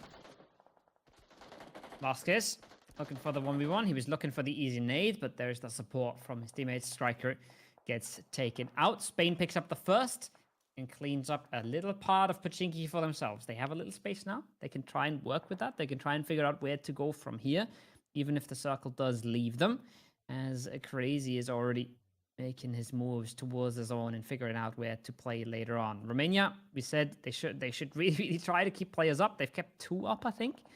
No, that's just Doran left. Okay, they actually lost both of the other 2, but at least he makes his way into zone for another few bits. But getting into placements is not going to be easy from here. No, it's going to be easy. Good thing he's already secured himself 2 frags, and I think 6 frags in total for his team. Yes, for qualification, you might need a little bit more on average per round, but if that is one of your weakest rounds, which as of right now it is, then that's totally fine. Just once again, making use of the rounds you do get the opportunity to win some games is where it really counts. And this one surely hasn't been too many fights too early on. Next rounds are running in. There's a good headshot coming back. I think it's an AWM as well. Yeah. Somewhere in play, which is crazy because you would imagine with so many teams still alive in Phase 4, Phase 5, and Phase 6 that we've seen, especially in last game, you wouldn't really have the time to pick up an airdrop. But apparently they did. So good on them. And AWM is going to come in handy, at least picking apart some of these Turkish players. They will have to find a couple of new helmets, a couple of new armor pieces if they want to continue peeking this. But for right now, it doesn't look likely. Been finding impact. It's the second knock as well, and I think one of them they even managed to get the confirm at least later on versus Romania. So the impact's been there. The big gun has been ringing out. Poland now, you said they're in a good position, but they will have to move out of their compound eventually, and you can see they're already trying to make the moves. They're already preparing how they want to play out of this. They have plenty of teams to contend to. One of them is France on their north. They are trying to spoil that party, but so far it looks like they're busy knocking out other players. Moldova, though, they've got people cruising towards them. I think Czech Republic was just flying into them there. Yeah, there they are in the kill feed. Yeah, I totally wanted to chime in there because I think Moldova is in a good spot now to ruin Poland's chances. We've seen Moldova be really strong in fighting, and they are 4 players up. Make that 3 now with a third party coming in from Turkey. But if they breach Poland there, I think they have a good chance of potentially taking over the compound. And as of right now, it looks like it's an isolated fight as well. More teams now running in towards that northern side. Everyone tries to get a piece of the hillside. It looks like France is going to be victor out of all of these skirmishes and fights that are happening as they're just cleaning up everyone towards their left-hand side, which is Bulgaria. 2 players have already been taken down. And they're putting themselves in such a good spot to win this fight again. Bulgaria now letting the nades ring on out. They might get knocks here. They might even get confirms, but it feels like France is the team that's setting themselves up for the win after all in the end. Belgium just trying to hold out a few smokes to cover them. Not really all more to play with. You can see Croatia on the top there as well. Space is getting limited. It's going to get dicey here for Notorious and Icy, but they've stayed alive at least, and they are just peppering shots back out. There's Croatia getting into Belgium. I think it's just 1 left on that squad. You can see he's trying to hide out behind the cars. They might blow this up here in a second. His space is so limited. He's just dancing around the smokes, knocked as well, and there's France over the top. They want to claim this. This is their edge, and they want to take their fights here. They want to take their kills here. They just have to be careful not to overstep. Yeah, they have to be careful not to overstep, but honestly, France is playing this one so methodical and so disciplined up until this point that I don't even think they will make that mistake. And if you don't do that mistake, obviously it's easier said than done. But if you don't do it, play for the big round that you want to have. And France is doing exactly that. They want to clean up everyone, and they're doing so perfectly. So shout out to France right now. They are looking dangerous towards their northern side. If they continue clean out players like that, and I think there's not a single team that's alive as a full four-man there, so they should have the man advantage in every single one of these fights. I think it becomes all the more likely that France is just taking control of this round. But looking back at the city, talking about control, it's just nowhere near to be found. Everyone is being shot at. Everyone has lost a player already as more nades now being thrown between Spain especially. And I do believe still Turkey inside the city towards the east. Yeah, I think Turkey is just holding for now. They're just trying to stay clean in this. Like you said, they don't want to exert all the control. They just want to stay alive in this. Spain on the other side, they're fighting for dear life, right? They have to win this fight. They need space here to play, and they need space to move away from the hill. But they have a little bit of help in the form of Croatia, just peppering shots into the back lines here. So they're making this a tiny bit easier for the Spanish squad. Circle's been kind as well. Circle's come south, and Circle means that Churchill is still somewhat in play, but really there's not a whole lot of space left. So if you're not taking out members of other teams that are around you, you're going to be left without space in just a few seconds here. Yeah, it's still going to be really tough for France now. I said they cleaned this up perfectly. They did 8 frags, but look at the distance they need to cross. Realistically, it really depends on how much of the compound is still in. I could even see them just breaching the compound, because I think at this point they've cleaned out almost everyone on the southern side. France is plowing through this lobby, 8 frags already, and you can tell I don't even think there's anyone left towards the northwestern side. So if there isn't, they could first of all either breach the western side or breach Poland. I think none of that is going to be third party by anyone. No one's really got an angle on this, because everyone that's fighting is towards the southern side. And you can see it right here. Carrasco has put us some good shots. They're trying to clean up Armenia, and somehow they made it out alive as 3-man. But now Türkiye is coming in through the backlines. Doring gets taken down already as they clean up plays in the process, but they have to be careful themselves, because I think it's only 2 players left standing now for Turkey, and 3 Spanish soldiers, I guess you could say, still somehow roaming around that hillside.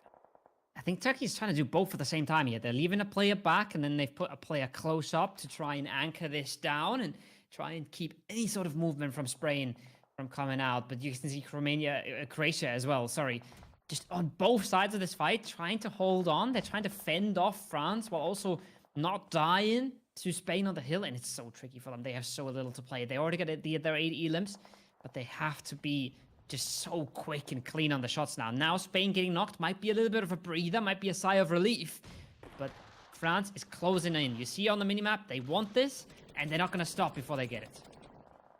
Yeah, they're not going to stop indeed. France, in my opinion, right now, the strongest teams in terms of just disciplined play in this lobby. They've shown it in the first game as well. I think Sanhok was a huge factor in why they couldn't really progress further. Just not enough playing room, just too many sightlines. But on this one, they're playing it to absolute perfection. I got to give them credit for it. More space now being taken. They want to kind of test the waters up towards the northern side. They want to see how much more they can do against Croatia as well, and maybe even how many more potentially even kill points they can pick up. Because look at this, Croatia, Turkey, and I think even Armenia is still alive. So that's almost half the lobby up towards the northern side. And they've now taken this spot. That's what I expected them to do. Yeah. Expand towards the western side. That's where the sightlines from Poland are not kicking in just yet. And then just clean up everyone there. First nade goes through. It's blue going down as France are looking to pick up more placements and also kill points towards the southern side.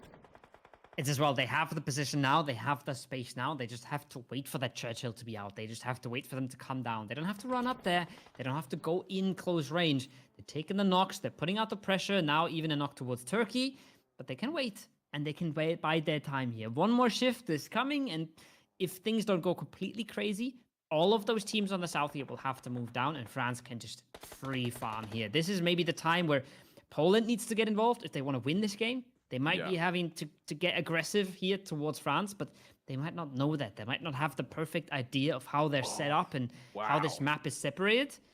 But I think this is the time where you see France knocking the kill feed, you have to explode if you're Poland. And Oh boy, Pusher thought he was sneaky with it. Turkey says no. No, Turkey says no. That was a good pickup. Good team play as well. Baiting him with a card, and the second player who exited earlier takes him down. This is a push now towards France. Both players fall. Somehow Victor and Rob's being caught off guard there by the engaging Turkish players, but the two trades immediately happen. There's good cover coming in from Navalov and Noviks. But the question is, can they get their players back up in time? Because be reminded, it's Poland on the other side, and right now, they're not doing anything. Surprisingly to me, I think they should have already exited the compound, breached out. But if Poland continues not doing anything, they might get a player back up. Rob's now being flashed out, so only one potential pickup still there for France. But yeah, you can see Poland's still not breaching out and branching out and taking edge space as I would have loved them to do, because these are the last two teams fighting. And I just realized Turkey is on 15 frags. Are you kidding me? Yeah, they've been absolutely mental around that Pachinki area. You remember when I said they were splitting up to do both sides at once? They ruined both sides at once. They're on 15 elims right now, and I think, like you said, Poland slept a little bit here because France was down to 2, Turkey down to 1. They've just let them reset this completely. And Poland's been a little bit too scared, a little bit too passive here. They're taking the space now, but they're giving France a fighting chance here. One knock coming out from a big gun like the MK14. Could be the decider here. And there's the first knock. There's a nade coming to follow this. This is not looking clean right now for Poland. I think they might be okay, but what is that? 1 HP! And he comes over the top. He looks for the second as well. These France guys are absolutely mental right now. They're on fire, and they're trying to close things. Poland has the big advantage here, Felix. Yeah, zone advantage, man advantage, positional advantage. So literally everything going the way of Poland right now. But it's Navalov, and he's got that MK in hand. It might be enough, but it isn't. Unfortunately, it isn't for any France fan. Poland is not only going to secure a second place, but they're going to secure the chicken dinner right after. Massive, massive stuff coming out from Poland. And my goodness, these guys seem to be even more consistent than any of the other top teams out there. I didn't think Poland was going to perform like they did right here. Massive stuff. Really good stuff from them. I think we saw them flexing out of the compound a little bit earlier and making sure that they keep a little bit of the space for themselves, but they didn't want to overstep it.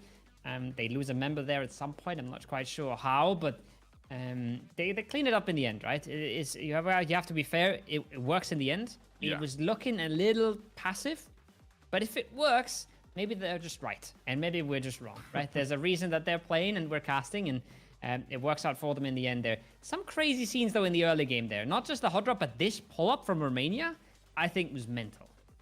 Yeah, I talked to the Ukrainian coach very quickly, and he said, yes, they're going to qualify, but they also said it's going to be hard just contesting Turkey over and over again. And yes, that first game maybe wasn't, I want to say as troublesome as we maybe thought it was, but still, I mean, contesting Turkey every single game is going to be a problem at some point. Oh, 100%. And yeah, we'll have to wait and see if what the priorities are in the end.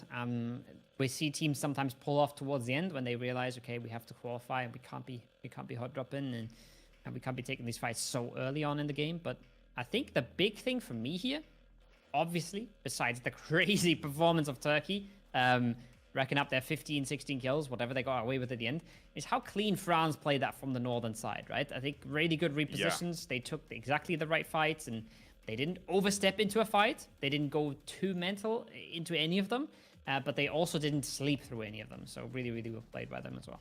Yeah, I got to say, their repositioning was absolutely perfect. Like, it was literally a masterclass. Now you want to play this. They realized all the players around them were at a man disadvantage, so they never really focused on anyone too soon or too late. They just knew the perfect time when to engage everyone.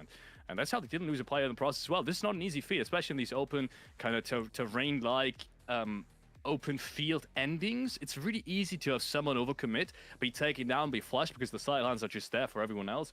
But it just didn't happen. And France, once again, not losing a player there, I think kind of the key on why they took second place. And I think, if not for Turkey rushing down that hillside, they would have won this game as well.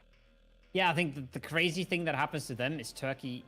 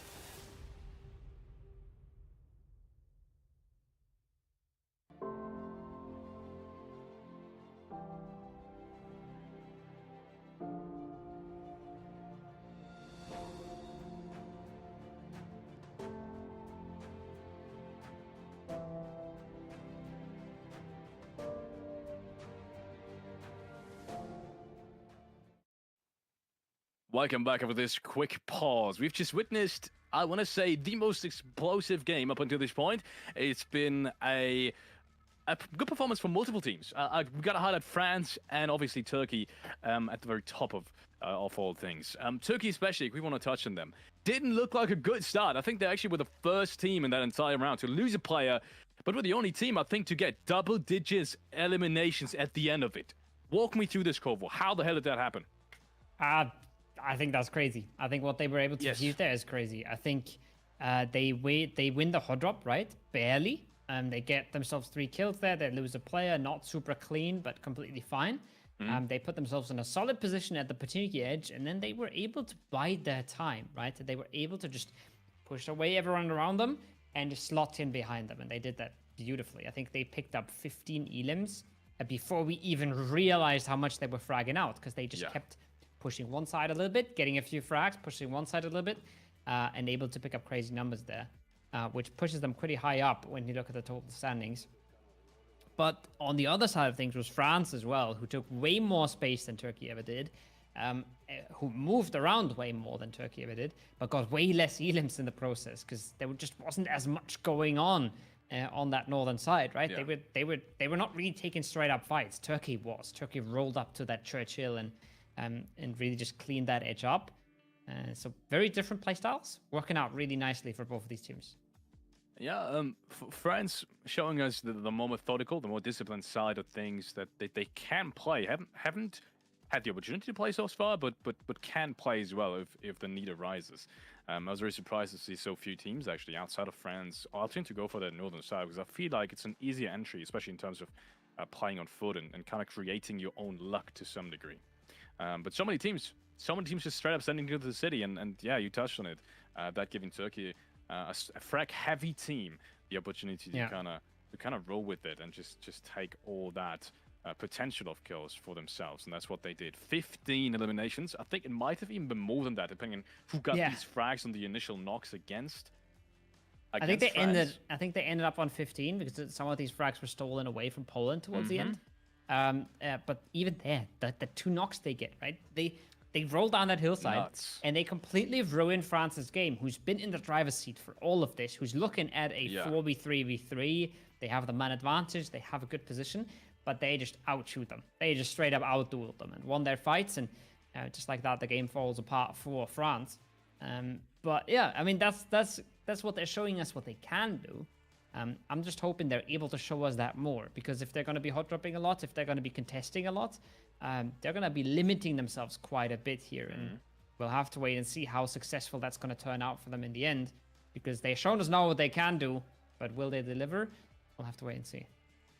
If you want to touch on the leaderboard situation, we'll get to that in a minute. I think after the next game, we'll have it sorted. Having such a good performance in once again in a 21-team lobby with only 5 spots being up for grabs and only a best of 12, right? Which to sum it all up means every single game needs to count. To have such a strong performance is already a pretty good indication. I want to just reiterate that. Yes, it's so very early, but from everything we've seen so far, not only the Asian Oceania qualifier, but also the qualifiers last year, we've seen that these teams that do start off strong, most of the times, also are the teams that ended strong. Now, sure, France and Turkey are favorites, but there's one team in the middle of that mix that might even be above Ukraine, maybe this round out, which is Poland, right? Second good performance. I know both of us didn't really have them on the radar. Is it too early to tell for you, especially with the way these things have gone now, to really support the theory that the Poland is also in a really good position now? They're in a good position, for sure. I think that's not even a theory. I think that's a fact, but will they be running away with it? I'm not sure. They have not shown us what we've seen from France, what we've seen from Ukraine, Moldova to a certain extent, Turkey for sure this game. They've played well and they've put themselves in really good positions, but they haven't been crazy, right? They haven't been explosive. They haven't been mind-blowing. So we'll have to wait and see what they can do.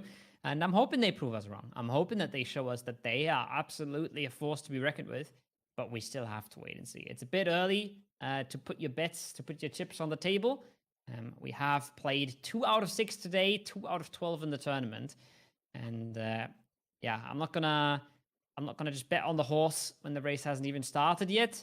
I think Poland's looking good right now. I think Moldova's looking good. I think Turkey's looking good. But there's plenty of teams that just haven't had the start they wanted, but could completely surprise us still.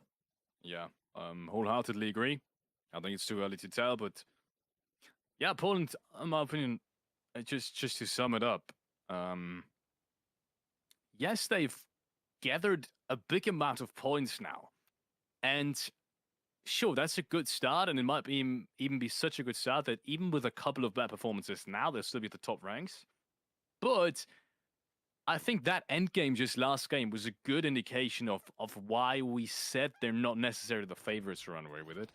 Because they were just way too passive in this one. I felt like they could have taken so much more space during the entire fight between France and Turkey. Because it started when only 3 teams were left alive. They could have known this, just judging based off of the kill feed.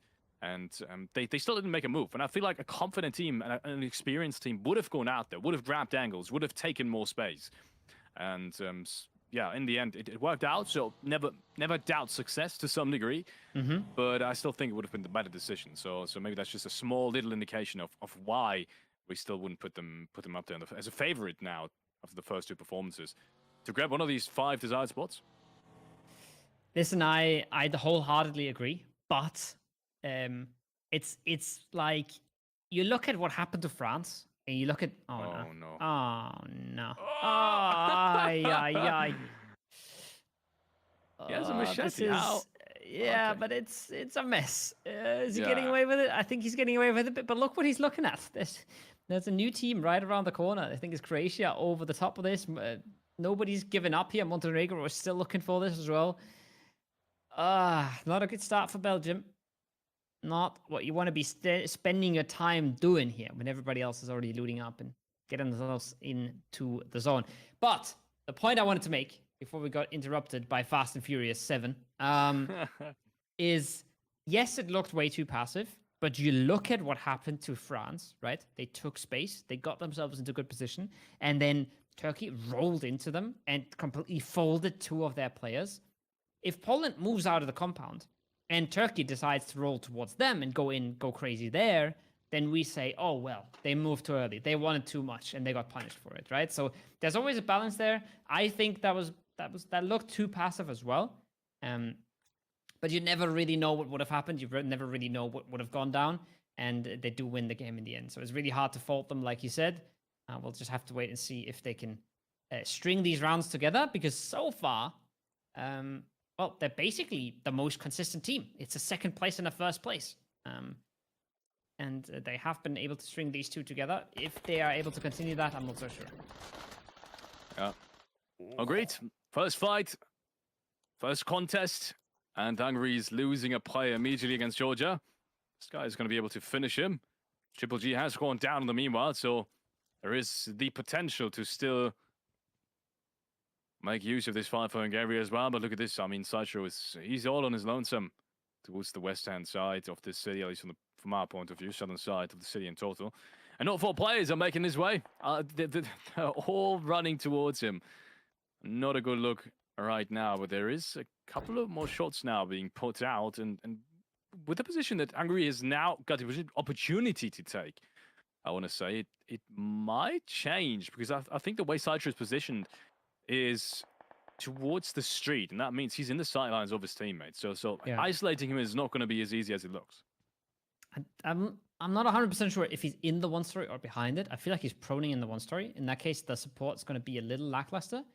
Yeah, he is. Okay, so that's a good off angle. It's a good angle for him to catch 1, but the support's not as good as if he was playing the street side, right? So there's a chance he does get traded here, and if he does get traded, then his game is pretty much over, because there's not going to be a risk coming out as they can't cross the road. So he's committing pretty hard here, but all he really needs is 2 knocks to equalize this fight, and that's entirely possible from the situation he's in. He's just really got to land these shots. He's really got to be quick with it here. Oh. Tello. It's looking for Toros on that other side of the street, and I'm surprised Hungary hasn't crossed the street themselves yet, to kind of deny that cross back towards the church, but I can understand why to some degree. If they do that, they lose a potential, and potentially another player that kind of can look over Sideshow, but as I say that, I think Tours has now crossed the street, and he's doing exactly that. Sideshows spots the first play. He takes down both of them. What a spray coming out from Sideshow. He's got potential for the third one. I think he knocked him as well. Somehow, he just took down 3 players all on his own. But Anno's been taken down in the meanwhile, so it's back to a 1-on-1. Somehow, everyone is falling. Oh, yeah. Touros versus Triple G, but Triple G is instantly going for that res. I think Touros wants to do the same thing. That nade could be devastating. I think that's right around the corner. That's a good nade, but doesn't quite connect. Reset comes out. He tries to get a res. They're trying to get at least Unknown back on his feet. Triple G misses the nade as well. But we're going to very, very quickly going back to a 3v3 here and potentially even a 3 versus 4. This is messy. This was going down to the wire just a few seconds ago, Felix. And now we have almost all of the members back up. Yeah, this is really messy. Hungary, unfortunately, can't really work with the frags they've gotten, and now Triple G in a perfect spot to close it out, and they will. 2 quick trades, and that was it for Georgia. That's all they needed to pick up all 4 frags and not lose a single player. Man, it came down to the wire, but somehow they still make it out alive as 4. Great stuff coming up from Georgia. They really salvaged this round, despite it looking so grim in the midst of it. Yeah. This is exactly how hot drops can go sometimes. You feel like you've got it in the bag, and then somebody gets 3 knocks, and your game's just hanging by a thread. Georgia comes out ahead, though, this time. And now they can loot up, and they can start moving towards the circle with at least a few points in the bag, at least a bit of a breather. But we'll have to wait and see what they do with it this time. Neither of these teams have been crazy performant so far. The other teams, everybody else in the lobby, looking to try and vie for position in the center, looking to get themselves spots to play the game from.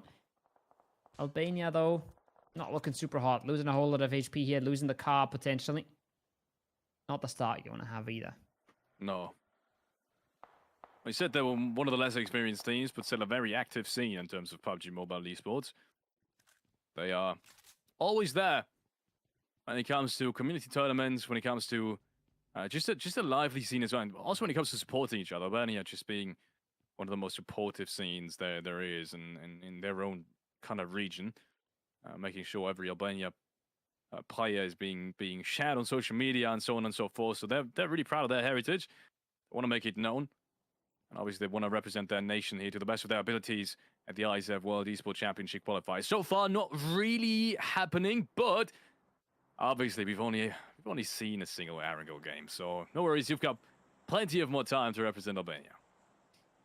That is a shift and a half. Oh boy. Yeah. That is going north. Everybody that's lost the vehicle is mighty unhappy about that right now. France in the dead middle of it with an amazing amount of space around them. And you could even see Georgia there towards the north just coming in on that edge and suddenly having a ton of free space. Montenegro and Belgium, this kicked off before they even had loot. This was a fight that happened before they even started playing the game. And it's still continuing. Now, push is pretty aggressive. Heaven finds 1, finds 2. And just like that, Belgium out of the runnings. 5 elims for Montenegro. 5 elims. I think that's the best start that Montenegro has had so far. And the qualifiers showing us that they're also able to frag out quite decently. Despite lesser experience, I guess, between all of these players. Ostinho is trying to get some long distance shots in. But I think Azerbaijan is going to have to rotate past that without really engaging. They've had troubles now staying alive as all 4 in the early phases. And it looks like they're just continuing with the aggression they've put out. Really weirdly, once again, it hasn't really worked out for them, but they're continuing to be aggressive in phase 1. And maybe even phase 2, so maybe that's just their game plan. Maybe they're just rolling with it. Despite that not working, the confidence is there to try it all over again. Look, I respect it. I think 2 games is not where you throw the playbook out the window. They are trying to find the fights. They see fights in front of them. They are trying to punish. getting yourself a few points and weakening teams around you is something that's super worth doing. Czech Republic now firing off against Turkey as they reposition themselves towards the museum, the trophy hall, and maybe even taking shelter. That's a very classic spot for a Turkish team to be in. As I alluded to earlier, the coaches of this team, I've seen them, I faced them in the PUBG PC scene, and this is exactly where you would expect their team to play in the PC region as well. So, not surprised to see Turkey here. 2 eliminations picked up nice and early, as Silas makes his way on back. Victoriously emerges from the battle and brings home the loot where Loxy's already waiting. Good stuff coming out from Turkey. We said they have amazing support in the form of Apocalypse. You know him especially well. And they have proven to us that assumption wasn't without cause. Once again, 15 frags in their last game. I'm not even sure if that's going to be broken by any team in the entirety of this qualifier. Because that is I'm betting it will be. You're betting it will be. I mean, just judging by how many players we have playing, yes, it seems likely, but also it doesn't as a result of that. Because yes, sure, there's more people to frag out, but also way more potential for partying. So it kind of equals out, in my opinion. Oh, it's hard. I'm not saying it's easy. I'm just thinking we've seen teams, I think especially France and Turkey right now, but I wouldn't be surprised if we see a Moldova pull off as well. Crazy numbers, or a Ukraine. We'll see what they are able to do. Now, new fight for Montenegro. They picked up 5 elims nice and early. Now there's breaches there versus Croatia. And the space they have to work with is very, very limited. Random is trying to do it all by himself. The AK is not going to come out victorious. And it's a quick and early end for them. 3 for Croatia, as they have Germany rolling on in. And it's looking like they're going for another fight right there and then. They're not moving away from this. Blue cooks the nade. He's got Zero right in front of him. Zero might have no idea about this, but there's the trades coming in out. This is messy, Felix. Yeah, this is really messy. Zero now trying to delay that fight, at least for the time being. Throws out a couple of nades. Good team play, actually. Everyone's kind of been throwing that nade, but it's only one nade that really did damage, and that was the one for Croatia, but they've now realized where he is, where he's positioned. Nade across the ridgeline. He somehow makes it out alive, and Gia, who's found the first frag, has to bandage up. And look at this, they do not have the mats for it, actually. Zero rotates off into the distance, is trying to reposition as Croatia is now moving outside of the compound. Look, Blue was the only real player close up. If they don't take him down, I think it might be a problem, and I think that's the best shot for them. They will. That is so important. Croatia losing the first player now means Germany has got lots more space to play off of. But look at the compound. He's in there, but also trying to bandage on up with Majid right on top of him, trying to hold this down. Croatia finally lose 1, but the entry is not good enough yet for Germany. They have to go deeper, and they have to get inside the circle, and they want to keep cars as well. So it's a tricky one for them. I'm not sure if Croatia is even going to stick around. We saw them repositioning there a little bit in the garage building. Maybe they want to leave this one as well. Serbia, on the other hand, they've lost 1 as well. Maxa out of the picture for now. And it's another team that's in phase 3 right now, but they are not shying away from a reposition here. They're already getting the cars ready. Yeah. Interesting to see what Germany is doing now. They have grouped back towards the eastern side. They've unfortunately lost Hisk now. I thought he was alive actually a second ago. Somehow he must have been taken down when he tried to exit the building, and there was one player definitely inside of the mentioned area. But they're trying to make their way inside now, just past the mentioned region. It is France on the other side. Some good shots could potentially secure them a knock as well, because these cars have been taken down very low, but I think that distance might just be a little bit too far now. Straight for the circle center, hoping to find any kind of open space, and I think that might just be a ridgeline that they have found just now. Circle works perfectly in their favor, but I think, never mind me, I think Zero has just been taken down. Germany struggling to find any kind of space. I like the idea. I like the approach. They're sending it before the circle pops, and when it pops, when it shows us where we're going, they're right in the middle of their rotation, so they can be super early to grab some of these spots, but not the best spot they have. I think it's a spot you can survive in theory, but not when Turkey has this much space. Now, Zero wants to get away from it, thinks he can find something better as Turkey gets out the res, and he's just trying to go for a small reposition towards the road there. He's right below the poor cameraman. We can't get behind him. Georgia versus Polo. Poland on these yellows as well is another fight that, yes, it might happen, but neither of these teams are even close to the circle, Alex. They all just have to go. Yeah, and let's be honest, there's not really much space towards the northern side to really find yourself an entry with. I mean, even if you close out this fight and you do it fast, realistically, 30, 40 seconds, how do you go off of that? I mean, where do you rotate afterwards? It's majority of the new circle is open space. And all the hardcover compounds have been taken already. I think by some of these first teams arriving there, even Turkey is now trying to find anything around these ridgelines. So it's going to be really tough. And I think Türkiye is on that exact quest that we just talked about, finding any kind of open space. And you can tell, everything is taken. I don't think there's a way in for him at all. He's trying to go towards the shack at Albania. That shack would have actually been open, but I think Albania would have just flushed him out sooner than later, actually, with the way the circle's positioned. So no real chance for any to rotate in. Everyone who's trying to gather any position now, I think is going to have to fight for it. Tough times for most of these teams. Turkey already picking up 4, and we saw Ukraine going down there. We see lots of teams struggling on the north. That minimap looked absolutely mental there for a second. Moldova as well, they're looking for an entry. Poland fallen by the wayside. France has something to say in this as well, but I feel like they're maybe in the best position here, Felix. I'm not sure, but they've definitely lost. I think they've lost one member as well. So it's a messy, it's a bloody northern side, but there's going to be even more teams taking casualties here. You can see that they just don't have any space. Folly just wants to take something for his team that they can reset in, that they can chill in, and he's not succeeding at it. I think V8 has something there, but there's more and more teams coming, and there's not a whole lot of space.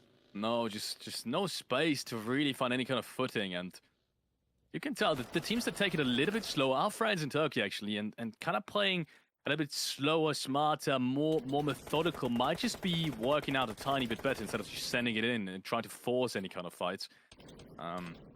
At least for Turkey and France right now, the northern side seems to work out quite well. They've found themselves spots to at least survive in. I think winning potential is going to be way higher on Turkey's side at the very least with that big split, but France obviously could still kind of fight around their northern side, and especially Moldova there for a second, flush out all these players towards the western side as well. The pathing is definitely there as an opportunity to gather more kill points. It's just going to crazy. be tough. Look at this map and look at how much space Turkey has taken and how much they've pushed away everyone else, and how everyone else has been pushed into that western side. How they let Turkey do that with them, right? So this has been super beneficial for the Turkish squad, and they've been rewarding themselves with 6 kills already, but they can just keep on going. If they don't make a big misstep here and they don't get surprised by a team breaching, they can close out so many kills on that western side and keep teams from moving towards their east at all. Yeah, I couldn't agree more. Turkey showing us why they are one of the most experienced teams, knowing that every single position they deny on that eastern side, 2 phases before the shift even happened, is going to be a position that potentially another team would take, and obviously through the denies, just not going to be there. Look, the space Turkey has right now, and the kill potential has been worked throughout the first phases. That's the big part. So you always have to think phases in advance, and Turkey's doing it to perfection. I mean, essentially to perfection. There's not another space I would have taken, not a different position I would have taken at all. These are exactly the positions you kind of want to deny in everyone to gather control towards the western side. And look at what they're doing. Now that they need to move out of, they realize kill potential is towards the northern side, not only because the teams are fighting there, but also because France is there, and that's their direct competition. Yeah, it is, absolutely. Now the nades are coming out. France is realizing this is just not a thing. This is not a position they want to stay in. Victor is going to maybe try and get his way down to the shack. Hopes he gets there. The tire gets popped. That's a whole lot of pressure. And that is Albania saying no. A good bunch of frags again for France. They managed to just take away the points when they had a chance. Georgia naded out of the shack. And this might be the first big game for the Bulgaria squad here. It's looking like they have a good bunch of control of their western side now. Sure, the zone has gone away once again, but they've stayed true in this, and they've stayed alive at least. Yeah, good stuff for Bulgaria. I think it's been 2, maybe 3 teams actually they had to fight off for this region, but now it's going to be a whole different caliber with Turkey sitting right in front of them. It's only a 3-man. That's the good news, and I think Turkey has committed a little bit too far to this, because look where the last player is. They would still have a spot in the circle. They do not need to fight this. But they still do. They want to deny Bulgaria any kind of space, and they've lost a player now as well. So I'll take it back, actually. It is an equalized situation, but still, it could very well fall apart for Turkey if they're not too careful here. I think the main risk for them is yes, sure, they could get knocked here, but even just a team could realize what is happening, right? A team around them could just realize, hey, these guys have just shifted all the players to the north. A team coming out of shelter, for example, that just looks over the top and sees, well, I think there was 2 guys in there before, and now 1 more has driven out, so there should just be a solo, and then you have a chance to fill that gap and take that space for yourself. But so far, it's just working out beautifully. And so far, they're doing what they do best, and I can't blame them for it. They're fragging the hell out. Unbelievable. I mean, they just took control of that original like it was absolutely nothing. And you can see why Turkey's a favorite to grab one of these qualification spots. I mean, pinpoint perfection on how to rotate, how to keep all 4 players left alive. And they did all that with Wild still holding one of the most, I want to say, influential spots in this entire circle. You can play these ridge lines to your south, running out of this compound, or just get a circle shift like this and don't even need to move, right? So they have everything and more. And that's just solely due to the strategy that they played in this round. So massive shout out to Turkey playing it to perfection. It's also, we talked about it, right? We said it is a bit of a different skill set to play in these lobbies. And it feels like their approach right now is to not give a whole lot of respect to the rest of the lobby. If you were respecting everybody that's around you, you would just be saying, well, maybe we got an Azerbaijan 4-man breaching us, and then our game's over, so we can't risk this. But Turkey right now says, well, even if it happens, we should be just fine. Now it's 3 of Azerbaijan who sent it all the way over there. 1 still around here. Striker tries to get out with the S12K. The nade's right on his feet. I'm not sure if the car's going to save him. Yes, it does. But it's looking dicey. But there you go. Azerbaijan not actually breaching the compound. Just going to the wooden shack. Gives Turkey plenty of time to come back down, reset, and take the next fight from here. Silas just realized there's Albania in the distance shooting at him. And unless that team is really dealt with, or at least put back into plays, you can't really pressure Azerbaijan as much. Their sidelines are just too good. Now the smokes are raining out. And once more, they don't need to fight this, but they still want to. They want to clear out their edges. They want to take control of this round. And there's some good stuff going on from Belarus as well. I thought it was really cheeky putting the car there and letting it explode, but unfortunately, there still was just about enough room for them to make it outside. And now Turkey comes into play again. 1 player's already been taken down. It is still 3 players left alive. And look at this. Turkey is doing so much damage without even having all players focused on them. Yeah, this is just the sprays are coming out, the utils coming out. If they have 1 more good nade here, that could be Azerbaijan done. That could be just Clutch left alive on the tree. Now he's taken down to 1 HP. There's the knock. Silas is not stopping. Finally, someone puts the rest of them. Turkey's on a tear. And yes, we were talking about, does their kill record get broken? I think they might just break it this game. If they continue here, they should be wiping out Azerbaijan. Wow. That's 5 nades. That's 5 nades in his inventory. He can just let it rip, and I'm sure he's going to find something. At least a few confirms here. They should get Silas back on his feet as well. And if he can just land 1 good nade, Azerbaijan would be done. And Turkey would be looking good to pick up another 15. He's not throwing these nades just yet. Now there goes the 3rd one. In the meanwhile, they have rested Silas back up. Azerbaijan should have really gone hard for that flash, but just wasn't able to do it. They obviously used all their utility as well on making it happen. I think that would have been their best option of somehow staying alive, maybe having a little bit more survivability, maybe hoping Albania is gonna pressure Turkey just about enough for them to have a little bit more breathing room, but it just didn't happen. And there they go. Turkey is still alive as fought. And yeah, you said maybe that kill record is going to be broken again. It looks likely, doesn't it? Yes, they haven't gotten the kills from Azerbaijan, but it looks very likely at the moment. 11 frags already, just 4 more being needed. And the way Turkey's played so far, we can, I think, all expect and I guess almost calculate that Turkey is going to get more. Someone's going to break that record. Hold that thought. This might get a little dicey. Nobody's looking for Spain. Circle's about to close on in. If 1 knock comes out here, if the opening doesn't have to come from Bedita, I think he can do this. No nades, no first aids though. This is going to be tricky as hell. And it is in the end Azerbaijan who spot him. So he doesn't get help from across the server. He gets taken out, but I think it's fair play to wait there because you're not going to win the 1v4 with half HP, no util. But maybe if Spain gets knocked, maybe if 1 or 2 of them gets knocked, you can finish off the other 4. So I like the trigger discipline, but it wasn't meant to be. was meant to be in this game. Czech Republic, in the meanwhile, has stood strong in that compound. They've gotten quite a few circles, but they've also not been caught off guard in that compound. That's kind of the biggest thing that you need to do here. Just if you, we were talking about it so often today already, right? Making use of the rounds that you do get. I wouldn't say gifted, but that you do have the opportunity to win, and that's their round. That is the one round out of a best of 12 that you will have once in a while. So they got to make it work right now. It doesn't look like they have, at least in terms of utility and medic stuff, all too much in their inventories anymore. This might be a problem, though. Oh, that is a triple nade! Silas puts them all down! Wow! And that is immediately, in a matter of literally milliseconds, 15 frags being reached. I did not expect that to land as good as it did, but it did. And Turkey has now eliminated the direct competition. Oh, and look at that. They're sending for the compound, and at the same time, they have a spoiler towards Albania. They're doing everything at the same time right now. They're not really sure which way they're going, but every way they're going, the frags are raining down. Now, Albania tries to make the send, but where is Mano going? No chance. Loxy puts him down, and that's already... I think that's number 16 right there, and then Felix. That is another record performance, and these guys are absolutely on fire. They had a shy game one, a slow game one, and now they're just rolling over this lobby. They're folding it on every single side. The compound's getting taken, the dip's getting killed.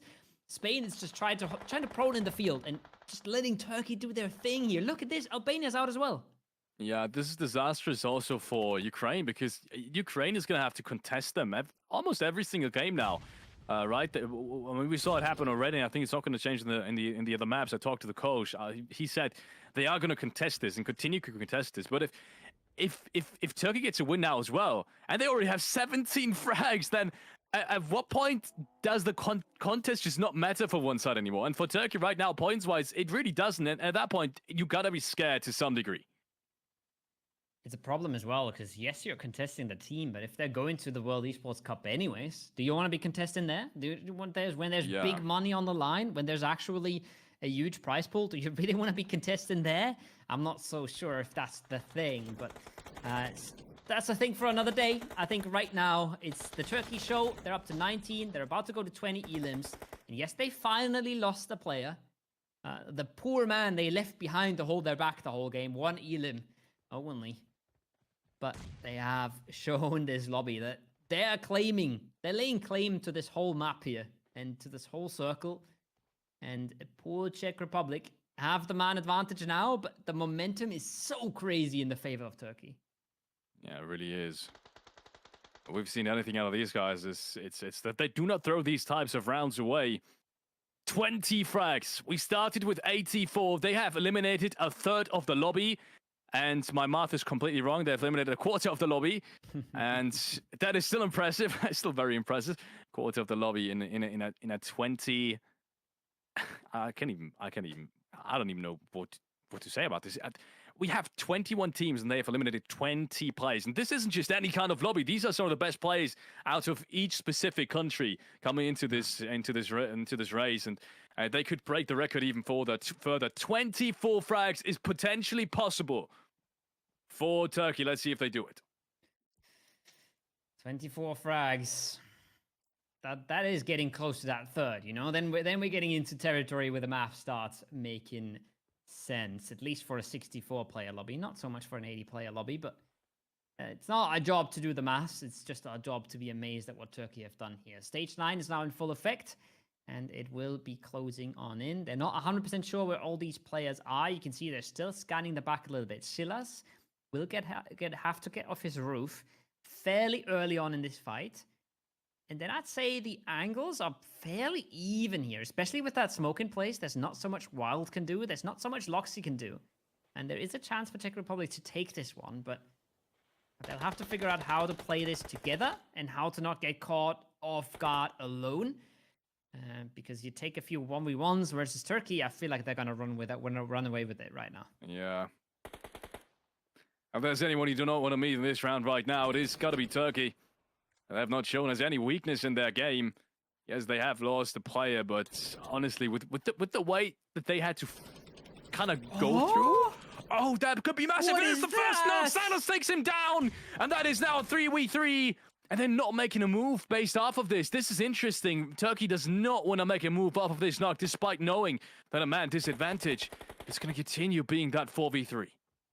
They don't have any mutil anymore either. They've expanded everything they had, right? So they have to just slow this down a little bit. But that's a dirty angle. The tiny crack in the wall there, the tiny crack in the shack was enough to do a whole lot of damage to one and fully knock the other. Now the trades are coming out. That's the spoiler player eliminated. They still haven't gotten the res. Good util coming on back, but Silas with the S12K around the corner. Surely No a threat to be way. reckoned with. That's good util coming out, way. though. Not a whole lot of HP left. Have to get a first nade out. Can Teflon get another nade out? That's looking good as well. That's a good bunch of damage. 3v2, about to be a 3v3. This is still doable for the Czech Republic. Oh, Silas play. pops around the back. Silas takes down one. I think it was only one of that, but he did so much more damage. Turkey looking to break records all around at the IESF World Esports Championship qualifiers, and they do. It is Turkey once more, raining through this lobby, plowing through it, and there's no other way around it. Turkey now look like they have qualified already with just 3 games being played, because can anyone top this at this point? I do not think so. 24 frags for Turkey in the 3rd game of today. And I think at this point, you gotta agree with me. I don't think there's anyone breaking this one. Unbelievable. Oh my goodness. I mean, that's just insane, right? I think we're gonna look at the leaderboard, right? And we're gonna look at the leaderboard before this match. And you're gonna see that the first place on that leaderboard before match 3 had less points than what Turkey got in this game. That's just mind-blowing. We're going to look at the leaderboard. Keep in mind, this is match 2. We are having a few problems with the leaderboard and the API. No, that was completely fine. Every team is, I mean, that was completely fine. Every because, relevant team was on that leaderboard. Every relevant team was on there. Turkey is, I mean, unbelievable. There we have it. That's after match 2. 32 points on Wow. France. 34 points this game for Turkey. That's just mental scenes, honestly. Yeah, someone during that game, and we had plenty of Turkish fans in the chat. Shout out to all of you, by the way. Massive PUBG mobile esports scene as well. I mean, they, I guess before the last game, actually, before the last World Championship, obviously, they were the reigning champions as well in PUBG mobile esports, in the entire PUBG mobile esports scene, obviously, with S2G taking home that win at the Global Championship. So, goes to show you, I mean, it is a massive scene, but them coming out swinging like this against all the other countries, that's a completely different story. And 24, that essentially means you eliminate everyone that you meet and more. And we've seen that as well. Turkey went out of their way, and I don't think there was a single other team that did this up until this point, not even France, to the degree that we saw Turkey doing it in this game. Go out of their way to clean up edges they have no business being in. That northern edge, they rotated out of it, they cleaned it, even though it wasn't even inside the safe zone anymore. That's how crazy it was. So France, my goodness, seem to be... Are they qualified already, Tobo? I'm not so sure. I don't think it's over yet, but I think they will qualify if they continue playing anything like that, right? I think so. France is really, really strong and really, really consistent right now, but Turkey just ran away with it in the last 2. So we're going to show you the updated leaderboard as soon as we can. There's been a few issues there. Admins are working very hard to fix them. But I'm sure that Turkey is first after this game, right? That there's nothing in my mind that's doubting that.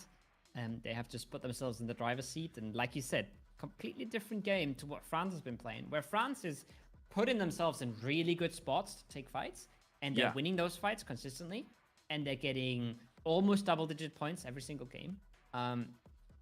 But they're not going as hard. And they're not going as crazy at all, like we just seen from Turkey. So I can't wait to see that leaderboard. I think they've just absolutely run away with it. I think so too. We will be heading into a quick break before, once again, we will be taking a quick look at the leaderboard. But yeah, quick break. I think we need to cool down. I think every Turkish fan out there needs to cool down. Watch back the round, even because it was that beautiful. So once again, we'll see you back in a couple of minutes.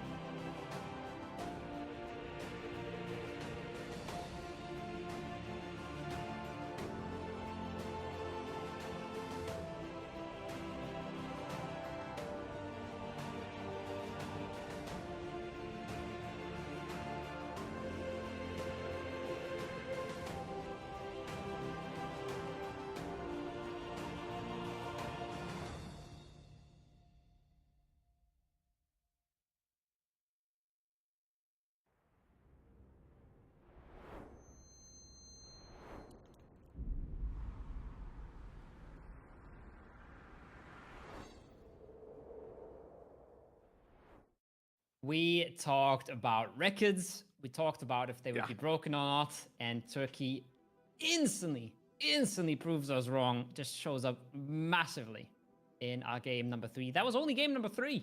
I feel like we've seen it all at this point. We've seen a whole lot of different stuff, but Turkey is rolling over this right now. And surely they won't be able to continue on that pace, but they're really putting in big bunch of work here towards the qualification, Felix.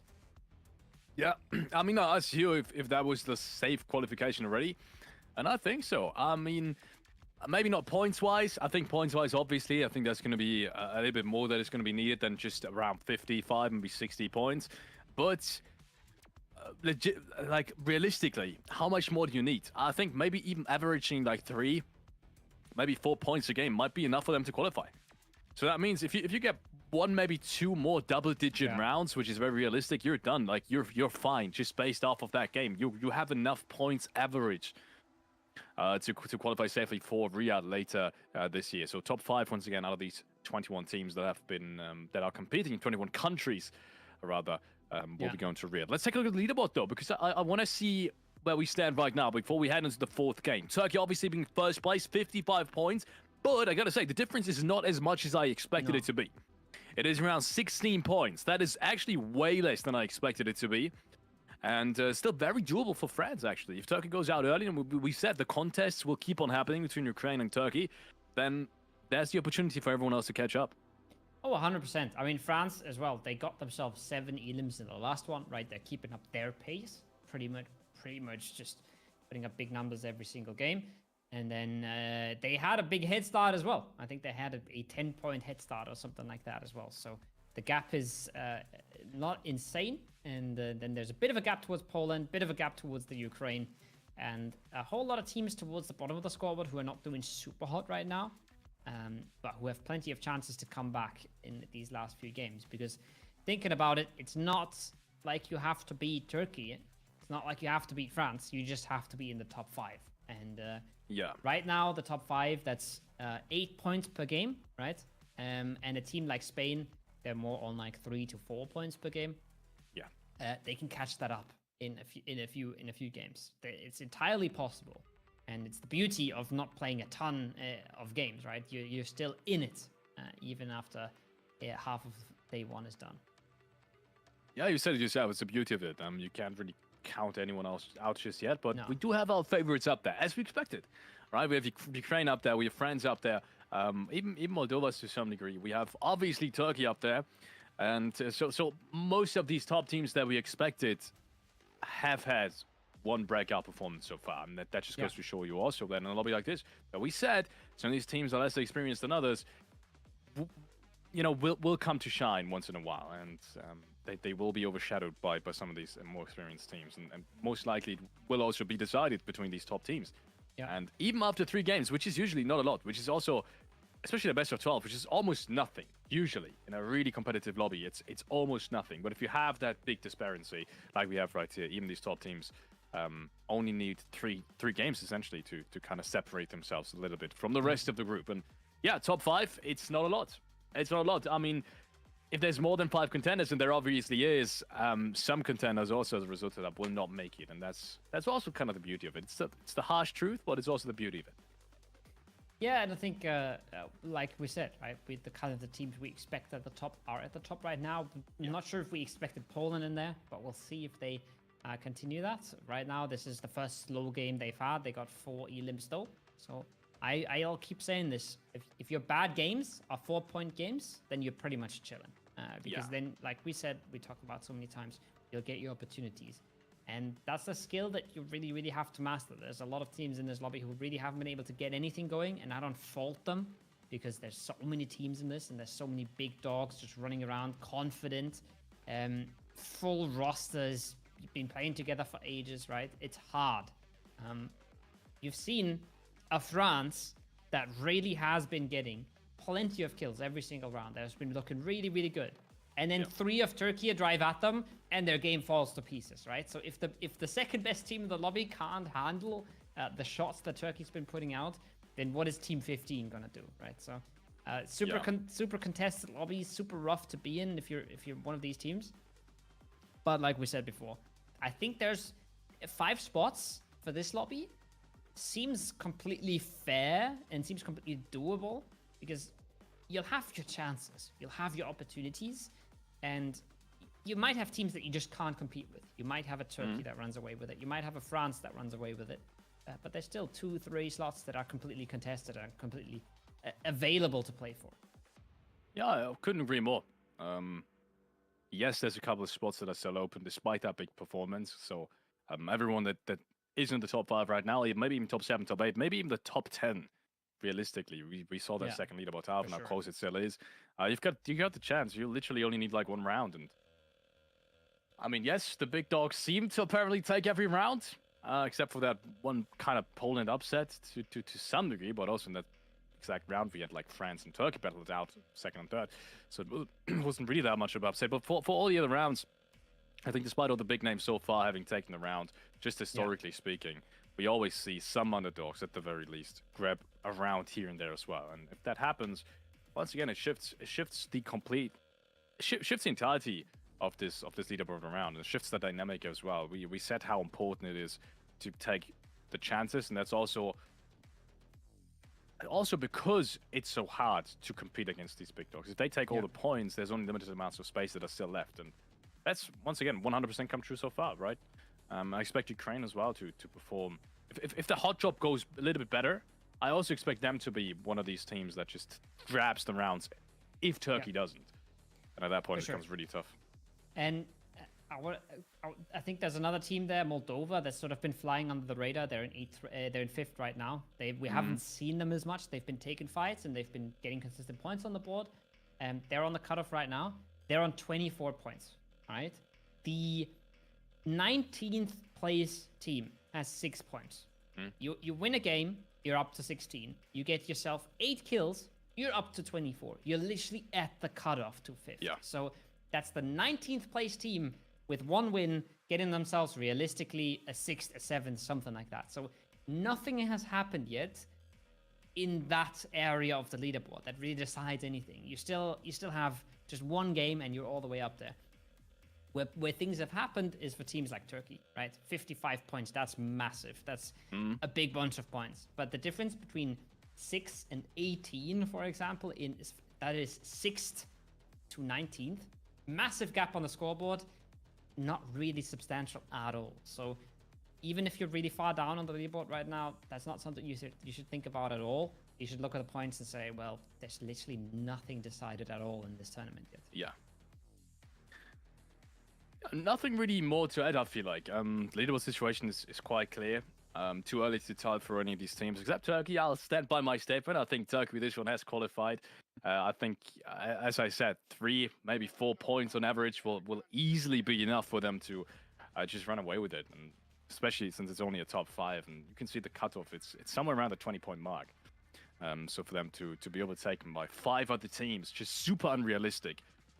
Wouldn't have expected it this early, gotta say as well. Yes, I expect them to perform, but to have it happen after 3 rounds, that's something that, in my opinion, is unheard of in the history of the IESF World Esports Championship qualifiers. And we had literally world champions. I mean, last year we literally had the world champions S2G there, and they did not perform. The reigning champions. Let me repeat this: we had the reigning champions with that entirety of the roster here, and they still didn't perform like they did just now. And these guys have been struggling as well, right? It's not like Reclam Karia has just been plowing through everything internationally. It's quite the opposite, actually.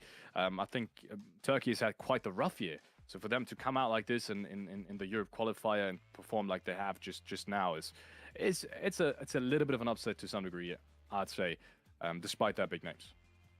It's good to see as well. It's such a good game, right? We talked about how the macro strategy from Ukraine was really good in game 1. Game 3 was just so much confidence and so much good execution from Turkey there, where they're not only just taking because they could have sat in that museum and in the Alamo and just taken it slow and been in the circle and come out late and get at least the top 3, top 4. But they took the whole map and they stretched out of there. They wiped Germany. They go out there. They fight France. They fight, I think it was Azerbaijan coming in from the side. They just basically fight everyone that's coming close to them. And if they continue with any pace like that in the upcoming matches, I think we have an Erangel and then 2 more Miramars for you guys. if they continue in any sort of region in that pace and that dominance, it's going to be a very one-sided tournament. Yeah, I agree. Ladies and gentlemen, it is time. We've talked about leaderboard situation, but enough of that as we are going into the fourth match of this first day of the IESF Europe Regional Qualifiers 2024. Be reminded, it is about grabbing a top 5 spot to qualify to Riyadh later this year. The first teams of the Asia and Oceania qualifier have already qualified. Make sure to look back at some of these streams to figure out who it's been. I'm not going to spoil it for you. It's been some very explosive games. It's been some very interesting games. And a couple of upsets have happened as well. So in case you've missed it, make sure to watch it. Fairly okay plane. Not going through the western sides of the map all too much, but the observers are already where our eyes are at as well, towards that Rozhok area. I'm seeing Loxy going fairly close towards that garden compound, even though there should be Ukraine on the western side of Rozhok. But it's looking like Ukraine is stretching over here. It's not looking like they actually want to engage on this. So we talked about the contest and how that could hold some teams back. Ukraine deciding against it, getting rewarded by a circle, and don't forget about Loxy. Wow. I feel like Loxy is going to go for an early frag here. I feel like Hustler has to be very, very careful with a player in the vicinity here. This is interesting. That split from Turkey, I haven't seen the map now, but this must mean that they're not contesting anymore? Or that Ukraine isn't? Because Ukraine is leaving. Yeah, it's Ukraine leaving, right? Otherwise, you wouldn't really play there. Are they splitting it with 2 players outside the city? Because I think I spot another red dot towards the top right, outside the L compound. That would be massive if Turkey splits it. If Turkey immediately realizes, wait, we're not being contested anymore, and then splits out at a 2-1-1 split in phase 1 in a 21-team lobby, that's nuts. That just goes to show you how confident they are at this point. Yeah, there goes Loxy. He's got to be careful, though, because Halle is being supported by Mand, who's now rotating in. They've got 2 vehicles now. In the meanwhile, we see Germany dropping on in. Going on here? This is disastrous. His is being shot out of the air. Germany is being picked apart here. He's got the micro use. He's going to take down 2 rows. Gia takes one back, but I don't think it's going to be enough depending on where, Hisk has been dropped down. Actually, the way I see it, he's been dropped down between German players. So he might be able to get a rest back up. Somehow, this could still work out for Germany. There's a chance that works. And I'm going to take your eyes to the kill feed there. He got knocked out of the air by a pistol. That is some mental scenes, but gets one back with the SMG. And now, well, we said Loxy needs to be careful, but there's a whole gang coming on in. And it's a good nade coming out of Hala. He's trying to get a second one out there. If he's quick with it, he can do a little bit of damage here. At least try and get the confirm, but not looking like it. Turkey, stay clean in this one. The res comes through, and they will show everyone that they are not to be messed with. Yeah, this is a good indication of how you're going to play this. You get contested for the first time in a compound like this. You're Turkey. It doesn't really matter how this game goes anymore with the way you're positioned. So make sure to scare everyone away from your loot spots. That's what just happened. Albania gets a clear message. Hey, if you dropped here, we're going to contest you. We're going to run up you. Doesn't matter if we lose players in the process. The way we want to play this qualifier is with our kind of split that we want. And so you have the option to fight this every single time against us, Turkey, or just dodge it. And I think that's what's going to happen. I think Albania is not going to contest this anymore in the upcoming games, which also means they might be forced into Belarus because I don't see too many options. That's a tricky thing as well, because Turkey was clearly aware that there would be no hot drop coming this game, right? That's how they can take so much space so early. But Albania doesn't know that, right? They think, okay, they're fighting in Rozhok. Maybe we can just take a little bit more space than usual. And instantly punished for it. So is Moldova. Uncharacteristic for them. They lose 2 players very, very early here. They are on their way towards the circle. Not sure if that was a bridge camp or if that was just a little bit of a scuffle. I think there was a whole lot of Czech players in these yellow houses just a second ago. So not sure if that was a fight they intended to take, but not a fight that went their way regardless. Gia, in the meanwhile, still trying to find Unknown, who's still in the radio tower. Germany has been able to revive Hisk, who has been dropped out of the air. You said it before. Pistol headshot. Shot him down. Hasn't been able to land quite as softly as he expected. But he's been revived. It is a 4v3, I guess. I'm not sure where the rest of the players are. They must be towards the western side of the military line. Means Germany has now got the opportunity to isolate that one player up in the radio tower. It's really tough to shoot out of it if you're on the top floor. But okay, never mind me. Hungary is actually repositioned and is now try to reinforce their teammates up towards the radio tower area, at least towards the western side of it. So Gia has to be careful. But there's one more player that's really close to some of these Hungarian players. Haven't quite spotted out who it is. I think it might be Hisk. So I can still imagine that fight happening. I think so too. There's a chance that happens. There's a chance we see Albania getting encroached upon there on that potato hill side of things. There's a chance we see Croatia clash towards the Milta Farm area. And I'm feeling for our observers right now. There is just so many players on this map, so many teams, and so little space for them to rotate through. There's the engage, and there's the trades. Germany, in numbers, in force, come on in and try to take that fight by the horns. Citro, 1 HP, but Germany has to be careful as well. There's more Hungarian players, and they want to take this fight. At least they wanted to. Now it's looking a lot more like a disengage now. Yeah, they're going to disengage this. Sideshow has realized there's not really a way for us to win this, and he's literally got nothing left in his inventory. I mean, he's not got a single flash, smoke, nade. He hasn't even got anything to heal. And he's going to be in the blue zone any second. So if he's not careful, actually, he might die to the blue zone. That's a very realistic scenario right now, depending on how fast the blue zone moves.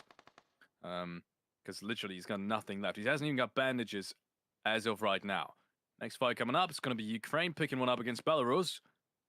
And Belgium as well. Still continuing to fight. I think it is Montenegro inside the city. So more fights happening in phase one than we expected, and especially since we have seen a rather calm early game in the last one, except for Turkey and Ukraine. Bit of a quiet game for Ukraine in that match 3 as well. They are now looking to make another stamp on the lobby. Really, really good position early game. Getting up towards the mountain, up towards Everest. You put an experienced player like Old Boy in that position, he's going to net you a whole lot of good decisions to be made with the info he's got. So, position you'd like to see for the Ukrainian squad, but very early on in the game. And with everybody going a little bit crazy, and I think that's actually a player. Not sure if that was actually a player going down to the blue zone like you expected, but with a whole lot of scuffles all around the map, the distribution of players is going to be really hard to predict here and really hard to understand.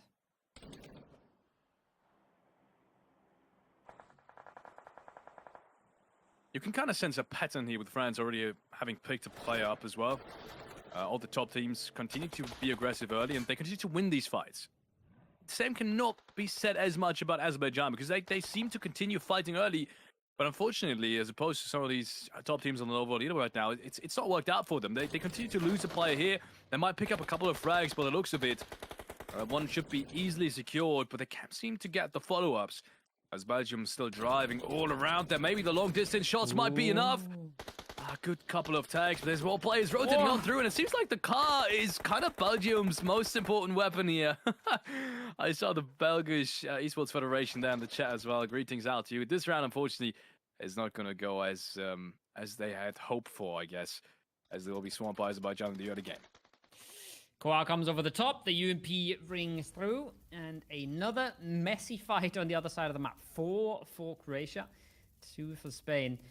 I'm not quite sure what that was from Belgium. They were going in there, they were going crazy, they were going motivated, but a little disjointed there in their efforts. So, tough fight for them. Azerbaijan lose members, so does Belgium, and you can see the play zone helps to flush these out as well, because they are so deeply into the blue. We see teams next to Pochinki, who are still in the blue, and then these guys are all the way off over towards the Prison Hills. So not an easy zone for a lot of these players, not a good way in, as we're just going fight to fight, scuffle to scuffle, and it's not going well for a whole lot of them. That's a beautiful nade from Bandita, but there's more work to be done if they want to move past the Czech team here. Yeah, way more to be done, actually. Bulgaria actually got Icy standing. It's a good message for any Bulgarian fan. Don't want to make this too much about Icy, but he's been a key fragger, especially in Sanhok. as Romania is driving in as well. Also, really experienced player. I think I haven't really talked about them enough. I feel like they're not playing with the lineup I expected them to play with. The old 4 Romanian boys roster, that is. Instead, it is only half of it. One player from Titan, though, coming in. I saw some Titan fans in the chat as well. Greetings out to you guys. Once again, still a roster that is very much to be fair. It's very strong roster, very disciplined roster as well. They've shown us time and time again that they can frag out. But at least in this one, it hasn't happened yet. But then again, I feel like that's been the curse of just Turkey and France plowing through. Yeah, it's been hard to shine in this lobby, really, when you have such outperformances from the big dogs. Romania definitely one of the contenders for the top 5, one of the teams we expect to do at least okay, and they know there's a solo in front of them now. I feel like they've smelt that a long way ago. They've seen he's just alone. There's no support coming on in. They want to punish. They're going to take a 4v1 whenever chance they get. And now Koa comes over the top. He wants to put damage into these cars, but will not succeed at it. They will knock themselves, but the trade's instantly there. Romania on the other side, or Moldova on the other side, excuse me. They're in a fight that's a whole lot more equal, with 2 parties involved there. Croatia is trying to put the pain down. And I said they played discipline. I think that was a perfect example of it. You have 2 players running in, one towards the left of Koa, one towards the right. That kind of eliminates any chances for Koa, who is in a massive fragger as well. By the way, I quickly want to touch on this. Koa, he's wow, him and Bishke have been very integral parts of the recent success of I want to say moneymakers especially as well. So not to be underestimated. Bishke and Koa, the 2 star fraggers for Serbia as well. But yeah, you could tell Koa couldn't have turned around, gotten the one frag, and then turn around and gotten the other. That's just, I feel like, statistically impossible. And also just timing-wise impossible. So they sent one left, one towards the right. And that's just the discipline that goes to show you, even if it's a solo. They're not just raining in randomly. They want to play it as cleanly as they can. So good stuff coming out from Romania. I expect the same to happen for Moldova. As we have Germany once again. It feels like this might be the first really good round for them. This is another good knock against, I believe it was Czech Republic. Yeah. And they've secured that initial 4v4 in the beginning as well. All 4 frags actually being picked up by them. It's a sign of life for the German roster. Icy picks up another one for Bulgaria. Make that 4. And they have to move on into another shift, another stage 3. 1 minute 40 for them to do it until the closes in, reveals us where we go next. But yeah, there's a few teams popping off now that we haven't seen as much. And then there's a few of the bigger names towards that top 5 that are struggling a little bit. So that's what you expect on the leaderboard, right? You expect it to even out a little bit across games. But it's good to see some of the lower down teams putting up some numbers. But then there's France again, and they'll find someone and they'll take him down. And I don't know if we've seen them lose a fight early, like you said, right? They are so proficient at this. They're so proficient at picking up these kills, but not losing members for it. It's been so clean so far. Super clean. Same can be said about Poland. They've also been one of the most consistent teams, and I think the biggest surprise up until game 3. Not really going out early in any of these rounds. Quite the opposite. Winning one and then taking obviously second in the very first one against Ukraine. And they want to continue doing it just like that. Albania is right in front of them. Have to be careful of not being shot in the back. That's where the smoke is right behind Ked, who's the most experienced part of that lineup. And wow, what an 8. I mean, the communication-wise, absolutely perfect. He didn't see the player once. Be reminded, he didn't see the player a single time. He just knew where he was based off of the rest of his team, who just must have marked him perfectly. So good stuff coming out from Poland. This is the kind of stuff you like to see. Isolating players early on, grabbing an easy frag, gives you constant confidence, and sets you up for success. Really well done. Like you said, cleanly, right? That's the name of the game. You gotta stay clean. A 4v1 is not hard to win. You just have to stay clean. You can't lose a member for it. Circle hard to the southeast. Romania in a really, really good spot right now. Ukraine, possibly the only shift where they're not in anymore, but they still see all of this. They see all of the area, so they should still be able to do something with it. There's France again. This time a knock comes towards them. That nade might do the trick as well. Noix barely stays alive in it. They have traded this out. They have been even on the knocks, but the time is ticking, right? They have to be fast in this fight if they want to take it. So if they decide to do so, they can't put the brakes here. Good nade coming in. Might just be enough against Azerbaijan. We've kind of seen what happens if Azerbaijan has nades raining down on them. Just last game, Turkey with the single nade taking out all 3 of the remaining players. Let's hope this time around for any Azerbaijan fan, it's gonna be different. And France, for I want to say the very first time up until phase 4 now in any of these games, really meeting strong opposition. 2 players knocked. Yes, they might maneuver out of this some way, but by the looks of it, that might not even happen. Snowies goes down to the Blues on once more. The rest of the team is rotating also. I think they have lost this fight, and they will have to continue this as a 2-man. Yeah, they're trying to cut their losses here. They're trying to get out of it while they still can, but a quick reposition actually gives them another knock. Maybe makes them reconsider, makes them go back down. Because Turkey in the compound there, they were ready and waiting. They were waiting for France to come up that hillside, and they instantly knock one down as well. So tricky times for the Frenchies, for Le Bleu here on that northeastern shift, as Turkey wants to confirm that knock nice and quickly, but they're also a team that has to go. They're also a team that has to move, but you can just see the confidence, right? Ready to take every single fight, and that's another flush. Now they're looking to close out the French player as well. And if you're just feeling it like that, if you just feel like everything you do will go right, you can go for these fights and just pick up 2 more eliminations just like that. 2 more points, and just extending your lead on the leaderboard. It really feels just like that as well. Yeah, tough circle for anyone who's not currently inside the safe zone, unless you're Turkey and you just plow through, because there's very limited space available now. And you can see Romania is actually holding most of it towards the southern side. Really dangerous split. But they're just about to pull up on Germany as well. That's nasty. If they would have done that, that is absolutely absurd. But they could have. With the angles they have, you can see Axel and the rest of the Romanian guys in the distance having a pretty good spot on Germany. And Germany's not inside the safe zone right now. So isn't all the teams towards the northern side. They all aren't inside the current safe zone. So they all need to move. This could be massive for Romania, or it could fall apart really quickly, depending on how they get isolated. But I don't see too many vehicles still being left standing for all these teams. So very tough edge towards the northwestern side. Tricky places to be playing on in. I like the move from Turkey. Just making sure that you're the last one coming from the top, and then you take the low ground. So you know no one's above you anymore. Ukraine, big runs to make here. Not a pretty spot to be in. There's the knock coming out. Sky connects with the 4x M4. And I think they had a beautiful position here in phase 1, but not able to convert it so far. That being said, Georgia has only 2 in this upper part of the compound here. So that is something that they could maybe try and engage on later on. But Turkey now on the move as well, maybe. Making sure they're ready on the cars, and the circle comes back a little bit. So Ukraine, they're chilling. They're staying alive in this. Well, the southern side that we just talked about, the Gatka area, they will have no more chill in this game. They have to go, and they have to go now. Good shots against Armenia here. The smoke is going to fade any second as well, so I think they might be in even more trouble than what they're in already.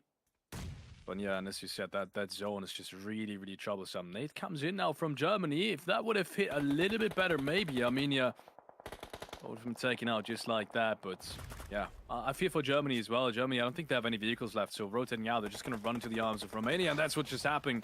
But let's head on over to Turkey. Turkey, for the very first time, it will feel like forever, I'm meeting someone that can put a word against them, and it is going to be Bulgaria cleaning up Turkey. That is surprising to me, but then again, it's been a really tough breach.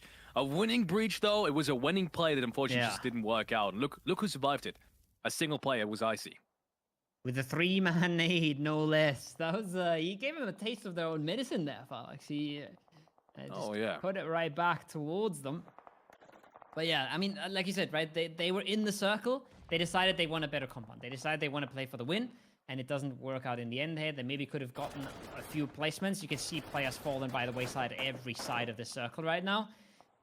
But they want to go for the winning play. They want to go for it early, and it doesn't work out in the end. Croatia struggling. Romania has the control here. They have this area under their grasp, and they're trying to just extract the max amount of points right now.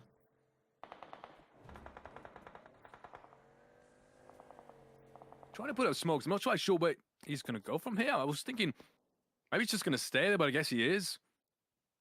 But then the sidelines should be pretty good from Bulgaria. But yeah, maybe I'm mistaken. Maybe I'm mistaken because there's just so few players left to right towards the southern and southeastern side. Maybe that's the reason why all of these players on the western side, now that the western side has been mostly cleared, can play as open as they do. Well, Belarus is still taking control of the compound. Yeah, Romania has taken even more space. I think. So I think the southern side must be almost entirely clear. If they can play like this, it must be almost entirely clear. Ukraine, on the other hand, is cleaned out towards the northern side. They want to come back towards Turkey. They've dodged it, and yeah, I think it's the right decision. You have nothing to gain anymore, and Turkey has nothing to lose by that hot job, so they do decide to dodge it in a best of 12. Once again, 100% understandable. You're both fighting for the exact same spots, and you're fighting for the exact same spots on the leaderboard as well, which is top 5. So Ukraine, once again, dodging it, and thus having kind of a good early game, and will rotate down in kind of a good position now as well in phase 5. Next circle, just out of tendencies that we've seen, normally does end somewhere around the middle, maybe even more towards the northern part. So Ukraine, if that shift happens towards the northern side, an absolute prime spot to take on the win as well. Good spot for a win, and a whole lot of competitors that are already out of this. We have Poland on the far southeast, just smoking themselves in the field, just playing for survival, hoping that they can stick through this, but I'm not sure how good their cars are looking. If they are just smoking themselves here, if they are not doing anything aggressive, I don't know if their cars are still going to be fine. They had a pretty good chance to engage on the south side of that compound when there was a breach happening from Turkey, but they decided to wait, and they have been okay so far. Circle swings a little bit further south than north, means Ukraine doesn't have a whole lot left to play, and that means they might be going for this ridge here. They might be going for a little bit closer. Building, I think they're sitting right behind it. Never mind me, Ripper is actually inside, but yeah, that one actually hits the door frame, but just no one right behind it. Good try from Tulika, but he's not going to get an entry just like that. They're going to have to fight their way in, and oh boy, what a massive, massive knock. What have we just witnessed? How far is that? That must easily be 300 meters. He just put down a knock on Poland. Oh my lord. Good stuff coming out from all boys. Is that really going to change the outcome of the round? I'm not so sure. They will still have to fight their way in, but it's a pickup nonetheless. Not a good time for Poland either. They've been smoking for so long. They're surely going to run out of smoke grenades at some point here. I don't know how many they have, but it's not going to be a fun time. And I feel like they're expanding quite a lot of them as well, but they're still losing members. So it's really not going according to plan. Where Romania, they still have a bit of hard cover to work with. They still have a bit of low ground to hide in. And the other fights are slowly but surely kicking on off. I think that's Icy getting another one on that other side of the map there. I think that's Icy getting a knock towards Poland now as well. So not looking clean right now for the Polish boys. Looking aggressive though for Ukraine. Sweeping on in. Georgia's gone. And all they have to deal with is a solo below them in Icy. So this could be the game that Ukraine completely pops off. Yeah, it could be. Romania, in the meanwhile, trying to secure as many frags from all these players are still need to make it inside as they can, because I think after that one, it's going to be really, really tough. You can tell they're being shot at from all sorts of angles, and to some degree, they're lucky because Ukraine is not really engaging just yet, but if that happens, I think they will have a little bit more space and maybe can make a couple of more moves, but either way, they will pick up more frags. Good stuff against Poland. Some really long distance shots, but they will hit their target. So even though the winning chances right now aren't really necessarily that high, they will pick up a couple of more kill points. Now the utils just flying on in. It's not an easy task here to clear all the rooms out.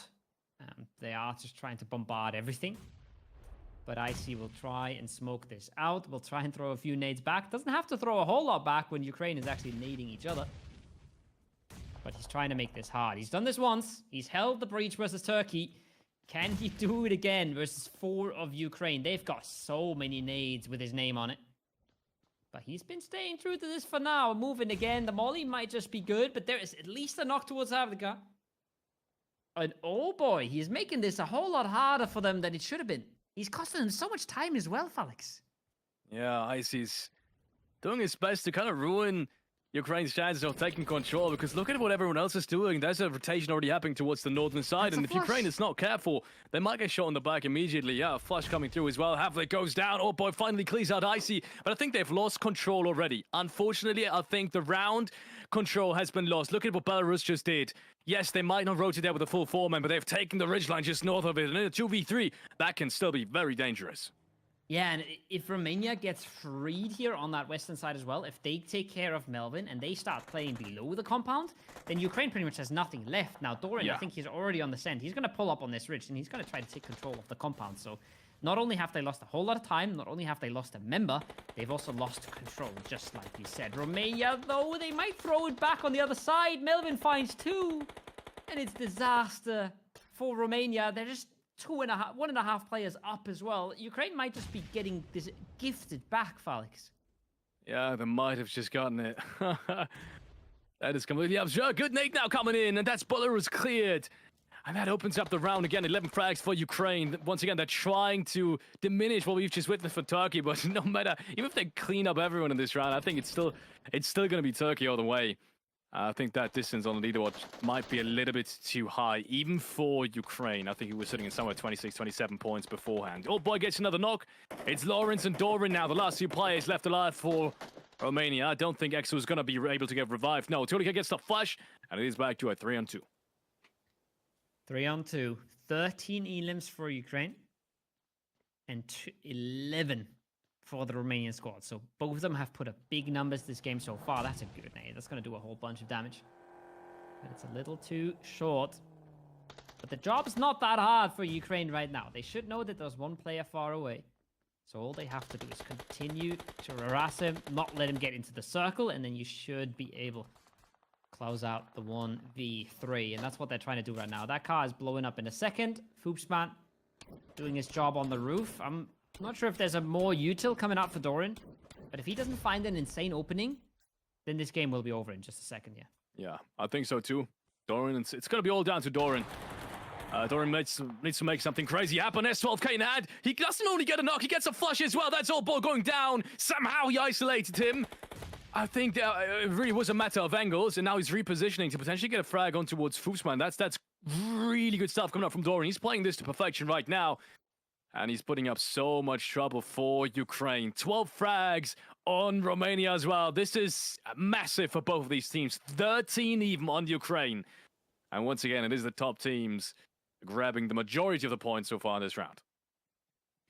There's the run now. The run he has to make, and the run he should never be able to make. Foopsman finds it. That's the job he had to do. And that's the job he does. Old boy taking the 1v1 a little bit early. Now Foopsman has to be careful. They want to take this 2v1. They don't want to give him a chance at another 1 versus 1 situation. The S12K and the M4 are going to be coming out. There's the regroup. There's the reposition, and that's exactly what they had to do. But he does a good bunch of damage over the top. Now he swings the bottom with the S12K. One shot could do it. But it's Ukraine in the end. And oh boy, that was looking a little dicey. But they take it away and take the winner chicken dinner. That was close there in the end. I gotta say, that was way closer than I expected it to be. I mean, yeah. Foosman, there was an advantage at some point to take down Foosman. If he would have fell, I think there would have been no way to get him back up, obviously, with him being on the roof. But he was able to group up. Smart play there with the car as well, making it extra safe on that rotate back. And, I mean, let's be honest. Once again, 2 top teams in the top 2, maybe even top 3, excluding Belarus, that to some degree. Confirms our suspicions that this is to some degree a top-heavy lobby, and that's going to be so very tough for any of these outsiders to really get a grip on this, to really grab a footing even in this lobby. They'll just be eliminated early on. They'll just be isolated, and that's what we're seeing starting off from the very beginning. Even Romania, look at what they did. Look at how they started, starting to pick apart teams and phase 1, 2, and 3 just solely based off of their advantage in fighting.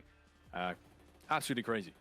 Yeah, and like I said, right, we talked about this plenty in the early game. They spot a weakness and they hunt them down. They don't mess around. They see that solo player, they know, hey, we're 4, he's 1, this should be an easy frag, and they go pick it up. No doubts in their mind. And then they play a really good Gatka exit, right? They make sure nobody can play around them. They take out the yellows, they take out the compound, and they have 11 eliminations before they have to take that fight versus Ukraine. So if they manage to cluster that up, it's crazy, but they've done the job beforehand, and they've done the job before they had to. So, shout out to them.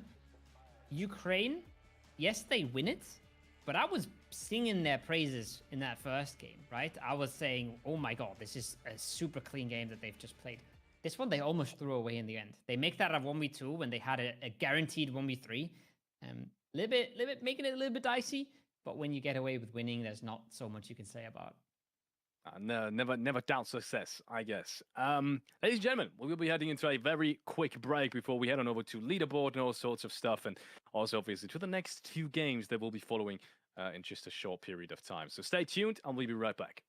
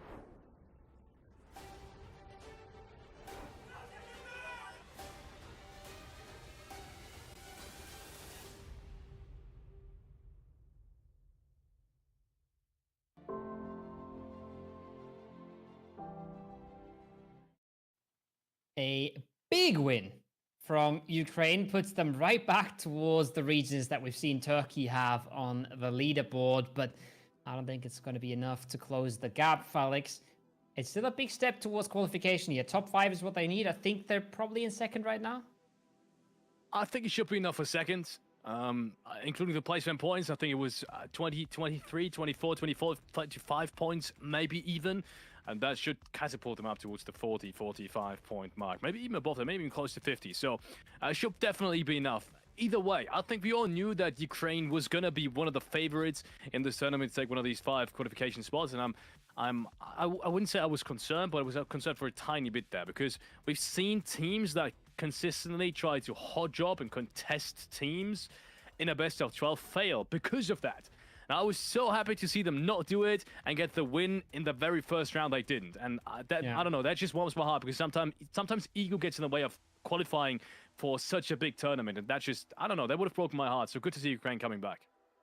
It's also a good way to win the hot drop, is just by doing really well when you're not hot dropping, right? Because staying in the tournament is what matters. Now, we have a leaderboard for you guys after that match 4, and that's going to show Turkey still sticking into first. 65 points for them overall, 50 eliminations in 4 matches. That is, to me, that's absolutely mental. And then we have Ukraine in second, 52, and then 10 points off to France. So a 13-point gap to second and a 10-point gap to third. The top's really running away with things here, Felix.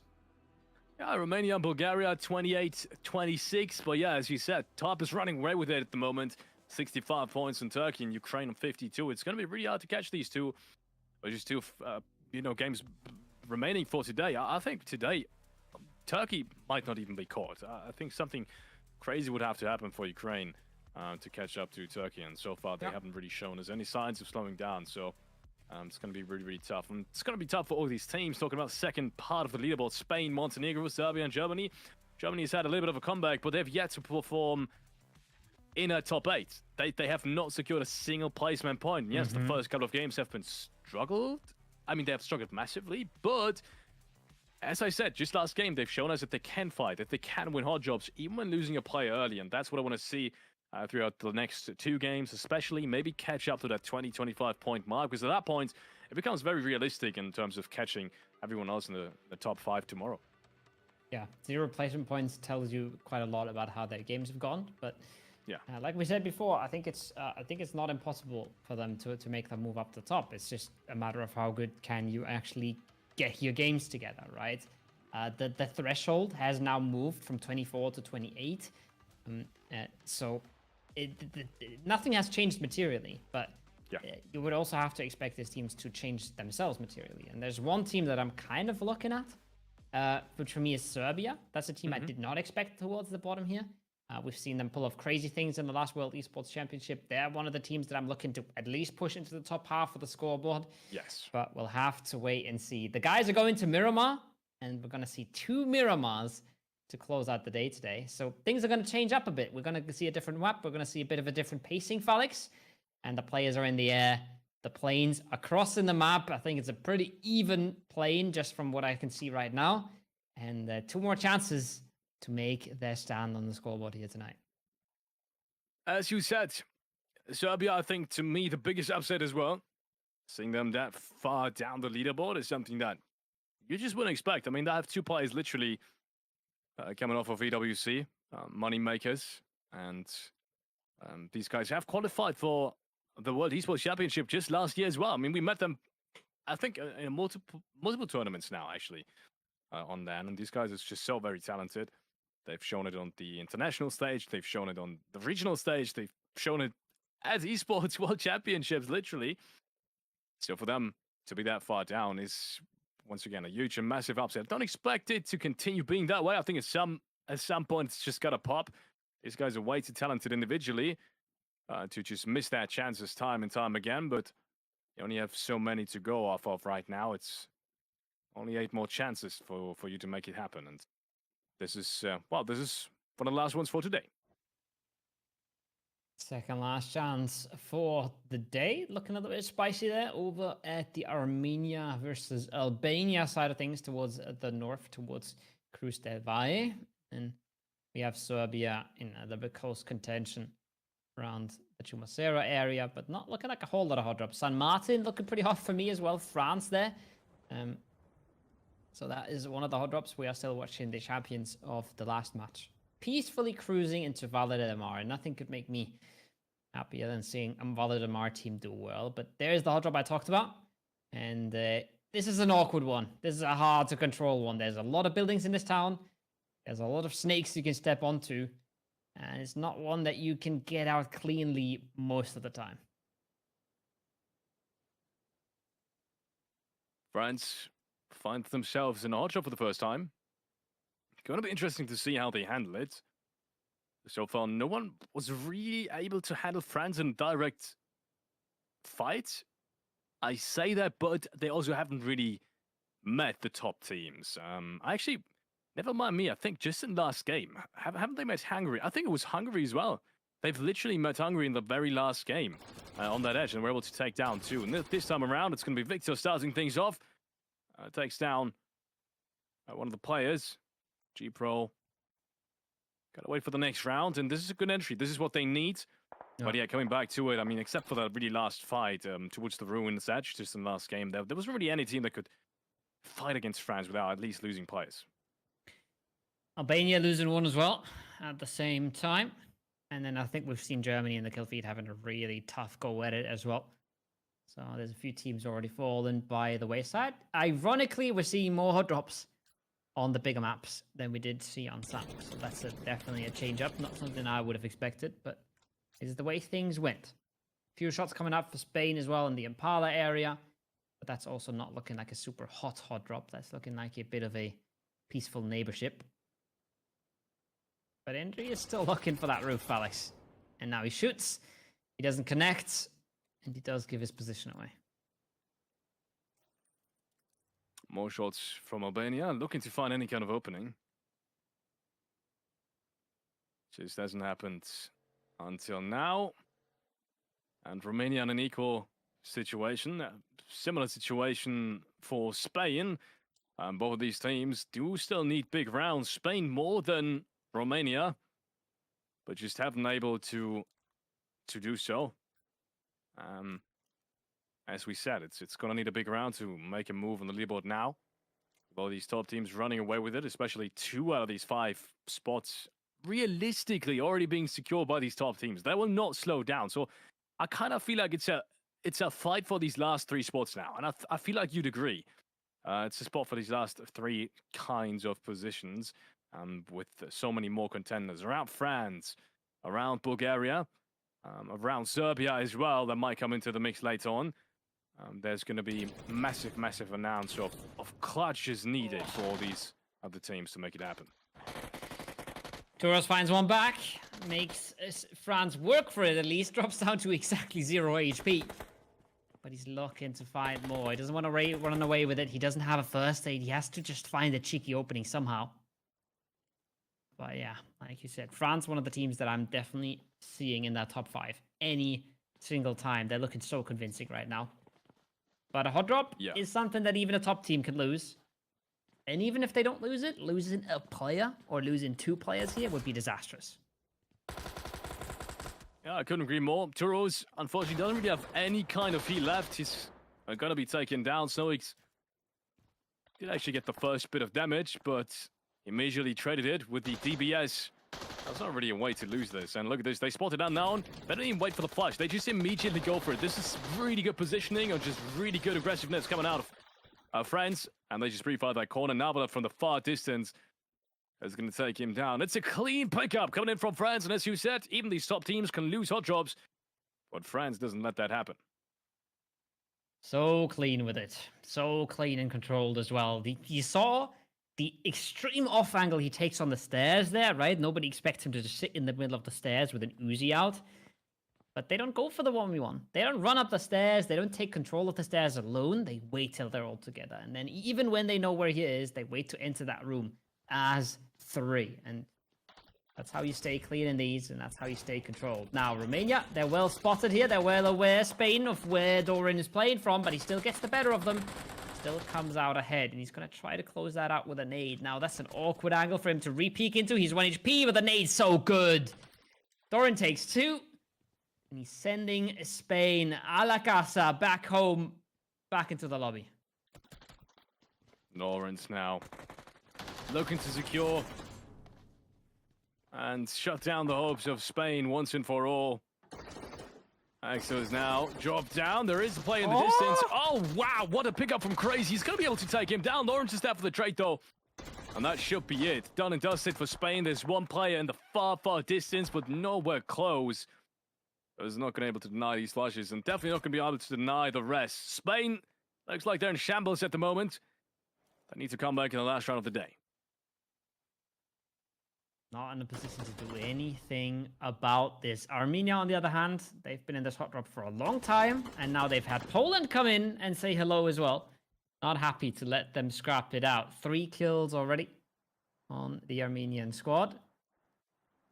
I think Poland's a bit ruined the party here. It was the Albanians versus Armenia. But Poland says, well, we want a bit of a piece of the pie as well. I'm not sure if they got away with any kills, but they've definitely gotten their attention and a whole lot of bullets thrown towards them. Talking about bullets thrown towards them, Belgium has been one of the teams that's unfortunately received plenty of bullets. They haven't been able to do anything so far in this tournament. And qualification continues to look all the more unlikely. But it is early in the round. It is early in the tournament itself. We are not past the midline mark yet, obviously, with the first day of the qualifiers still running. But 6 more chances tomorrow might not be enough for some of these teams. That's a massive shift. Almost no one expected it. Good stuff from France. I expect France now to be really fast in the rotate. So far, that really hasn't happened. I think they're road capping this. Oh, yeah, that might be, actually. The one team that's really rotated is Belarus. I feel like I think France might have. Oh, I don't know if they were just looting or not. I don't know if they were setting up a camp. If they set up a camp, then this circle made them realize, okay, we have massive amounts of priority here on a lot of these compounds, and we will move. But that would have been a really successful road camp if they stuck around for another 30 seconds. But easy for us to say when we do get the map feed. Poland finally getting a few of the kills here, looking to close this one out, but they have paid the price already.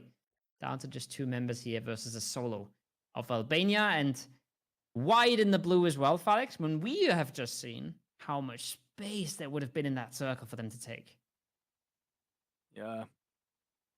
Could have been such a good round for both of these teams if they weren't caught up in this really just not worth it fight. They could have both had prime positions right next to each other and potentially secured placement points at the very least.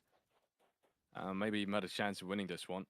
Obviously, way too early to tell, but at least there would have been the chance. Emma gets taken down, though. He's going to go for the flash. That means Cat can just push across the open field. He's looking for the flash. In theory, he would have the big disadvantage. An M249 on the other side as well. UMP, though, in both hands. 6 bullets left, and he hits all of them.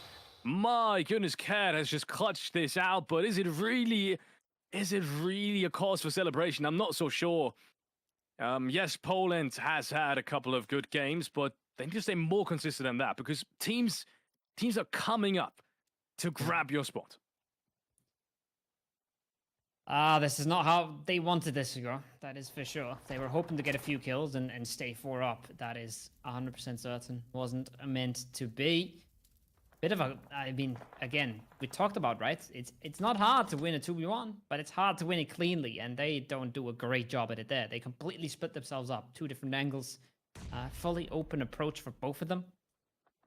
So not really what you want to see from a team that will stay clean and consistent throughout all these games. Moldova losing 2 as well there. We saw that in the kill feed. It's one of the big dogs losing numbers, and it was Romania as well who picked one of those up. So they're really making steps in these last 2 games here, Romania, and they're really trying to pick it up where they left off. Croatia. Gotta be careful for not losing Icy here as well. As for to Belgium, we said they wouldn't need a big game as well. And interestingly enough, they just took one down from Belarus. want to say one of the only other really centralized teams. I'm not sure how that happened, with them having a fight literally inside their own compound in Minas on their own, but somehow it did. And Romania, on the other hand, so looking for that eastern rotate as well. Now we have it, Belgium. They've literally just secured a knock, but it was, once again, onto a completely different team. It was not against Georgia. Must have been a really fun knock towards the western side.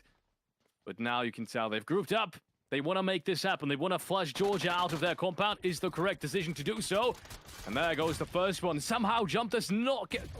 How does he not get that frag? Unfortunately, his movement just being too good for the time being. Tello, he's being allowed to get another knock, actually. Jump now takes him down. It's going to be diffused, that danger, but...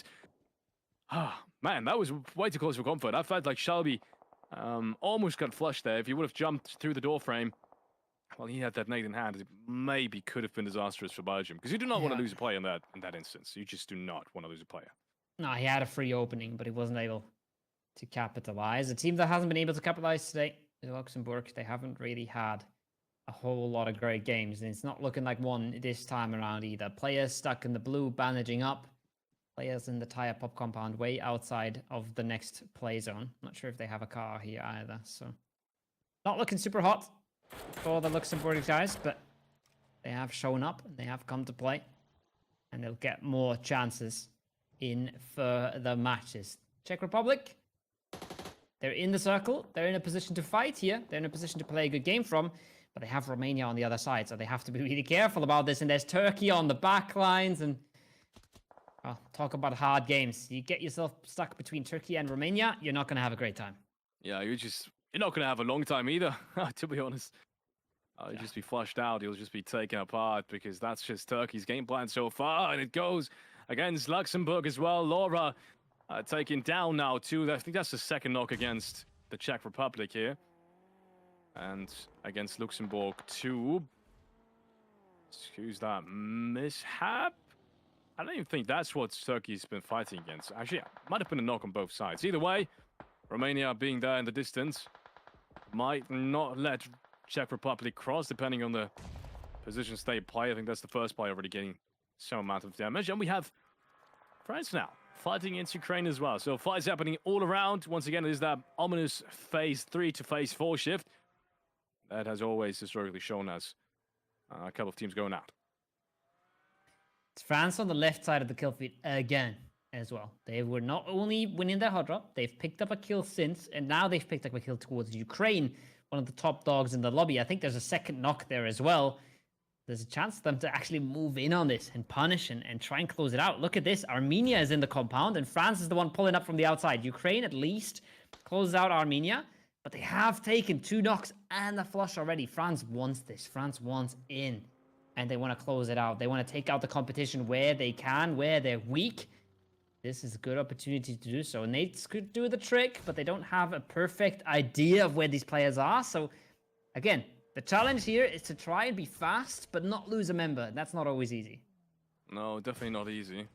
Revives has gone through as well. That's a big nade, though. Robs, he found the correct building. They were testing around which building the players would hide out in, and they've just found it. 2 players go down immediately. Tulika trades one, has the option for a second one, but the shotgun just too strong. S12K, we've seen it become more and more meta, being the stronger weapon in this instance. And Ukraine, as a result of that, being taken down outside of the placement points, far outside the placement points as well, towards direct competition, though. That's the good part. That's big kills to get, big scalps to take. That's the way you climb up that leaderboard. Serbia now, they have so much work ahead of them, but they're instantly losing 2 here as well. It's Montenegro getting the better of this fight. It's not looking good at all. There's 1 shack to play here from Elas and the rest of the squad. Oh, it's disaster already. They're trying to flood around the side. Maxa comes around with the UMP. Maybe he can do the work, but they're already bleeding members here, Felix. It is such a mess. Yeah, and they're being shot on the back as well. Montenegro is going to be able to pick up the majority of these kill points. And Serbia just cannot get into this game. They cannot secure any kind of points so far in this this qualification stage. Biggest upset, I said it before, I'll say it again. Biggest upset so far in the qualification. These guys have qualified last year. These guys have shown us individually literally, since last year, even bigger performances than what they had, I want to say, during the entirety of their career up until this point. They've never qualified a big international event. Now, with Old Boy, that has changed. They have qualified. They've become one of the best teams in Europe and in the world by qualifying, obviously, towards EWC. Now, them losing 2 players in the qualification would be a big upset. And as of right now, that's exactly what's happening. Turkey, frag heavy so far. Quiet start for them, considering they've lost Silas and they only picked up 2 in the process. What a nade from Doran. Brings the pain right to the doorstep. Loxy has a pretty good off angle, but we'll see what he can do with it. As Romania is not looking to slow down. They have a player knocked, but they want to converge on this. They want to close this out, and that's the second player down. That's a 2v4, 4v2 if you're looking from the sides of Romania. It is a very, very winnable fight, and you would love to take that to Turkey right now. Yeah. Question is, how do you engage this? Right? Yes, you could isolate them, but how do you really engage this? And that's a big nade coming back towards Lawrence. That's going to slow down that push even further. And Turkey's now got a good idea on who they're facing as well. So they have a good idea on how they will continue to play it. And that's the first one. He's trying to open an angle, and they're already ready for it. They're not getting caught off guard here, not at all. Turkey is very ready for this fight by only playing 2. Despite only being 2 players up. And that's the next knock going down. This is falling apart for Romania at the moment. It's not clean. They have a good setup on this as well. They have the player far providing some cover, but the players close are just getting caught. They're just losing the fights. Doran now is the one that has to try and put some pressure down with these nades. And if you can maybe find a knock that way, that's exactly what he needs. He trades a bit of damage for a knock. Now it's going to give him the chance to get a res, and that's going to give Romania the chance to get both reses here, actually, you can see. They're not quite sure here, Turkey, if they want to continue fighting this. I'm not quite sure. I think he's going to try and get him the hell out of there. But they are going to stick it. And they are going to try to reset it after that. Now, Doran, he's gotten the first res, which means the players can now res each other. Lawrence can take care of that. And he can come back with pressure and the nades. Oh, my. He's been clean with it, this fight, Felix. He's been carrying them this game. He has been. Doran goes in. Has 12k in hand. And we've talked about this weapon. It's unbeatable in close range. Proximity. No chance. Romania's going to pick up 10 frags. After they've just clinked out Turkey. And to be honest, Romania, I know some haven't had that team on the cards as strong as they're playing right now, but I look back at it and I'm thinking, why didn't I either? I wouldn't even put them in the top 3. Top 5, yes, but top 3, potentially not so much, but they're playing like they do belong there indeed. And this fight has just been a good indication of that. Good shots, good fighting. Excited to see them play throughout the eastern side now, because they've got so much space now. This is the second team they cleaned out, and there's not really anyone left. And that's phase 5 now. Look how much space they have. Once more, look how much space they have. They are in the same position that Turkey was before in terms of taking control of a round. And they stayed clean. That's the big thing. That's the big thing. Now, everybody else on the map. You see how many teams are watching? 2 players, 3 players, 1 player up. It's just so hard. There's another fight in the kill feed now for the Romanian squad, but there's multiple teams engaged in this one. Croatia wants to have a say in this as well. It's a close range 1v1 versus the Czech Republic. But it's a bit of a reset. It's a bit of a breather. You can see Blue, he wants to take that fight so bad, but there's so many angles to cover. There's so many different approaches to worry about. And without them finding the opening knocks, this is going to be very, very tricky here for the Croatian squad. Yeah, it really is. They need to find a knock towards the top side of the ridge lines. They can have at least some kind of maneuverability, but Shaitan is holding that down pretty convincingly at the moment. He has to be careful of getting pushed towards the left-hand side. Navalov hits the headshot. That is massive. And that goes and plays straight into the cards of the Czech Republic now. Look at how much more space they have because of that knock, because of Croatia is getting knocked as well now. You can see Robs with the perfect position. He should secure that knock. Somehow Robs can't seem to land the shots. Actually, he's been knocked as well by Croatia now. This is a 3-way fight, and it's not turning out pretty for anyone. But look who's coming out on top again. It's France. Yes, they're taking knocks here, but they are the ones coming out on top so far. 2 up for Czech Republic. Not a whole lot of space left for them to control. And even though it's a messy one, it's a tough one for the France squad to take, they have been able to take it. And 12 elims so far, Felix. They've been in this kill feed for a long time, and they've been in it regularly here. And they've already rewarded themselves. And once again, we'll talk about records and stuff. I'm not sure if they're going to get 24 here, but this is already a double-digit point game here. And they're not looking to stop anytime soon. No, oh, he gets caught. He was trying to be sneaky. But Teflon has been spotted, and Doran's going to take him down as well. Doran on 8 frags. I think that's the most we've had on any player outside of Turkey. I think maybe even including Turkey. But just to say that, Montenegro has an angle on him. Takes him down too. He's not flush just yet. I think the angle isn't quite right. But might only be a matter of time. Montenegro uses that knock now to rotate on it. And I think they might even try to engage this. Look at this. Rogo is trying to at least close the distance. He's found a spot in the circle now. But he has I was going to say, I'm not sure if Exo has an angle on him. Yeah, I don't think he did, and he thought he could just play there, but Exo just says no. And he's going to try and put a whole lot of pain down there, a whole lot of pressure on him. Where does Romania go from here, though? They've now been slowed down considerably. Oh, and I love this. Just take the 1v3. Yes, it's not a good pull-up, but it is a 1v3 regardless. You just fly on in. You're hoping it doesn't go massively awry. There's the first, though. Can he find the second? And he can. And oh, no, they didn't take the 3v1. They took a 2v1, Felix. And it's just been absolutely put back into their face. It's on all sorts of wrong. What a hold. What a hold indeed. Montenegro. Who would have thought? Who would have thought that they would be able to turn this around?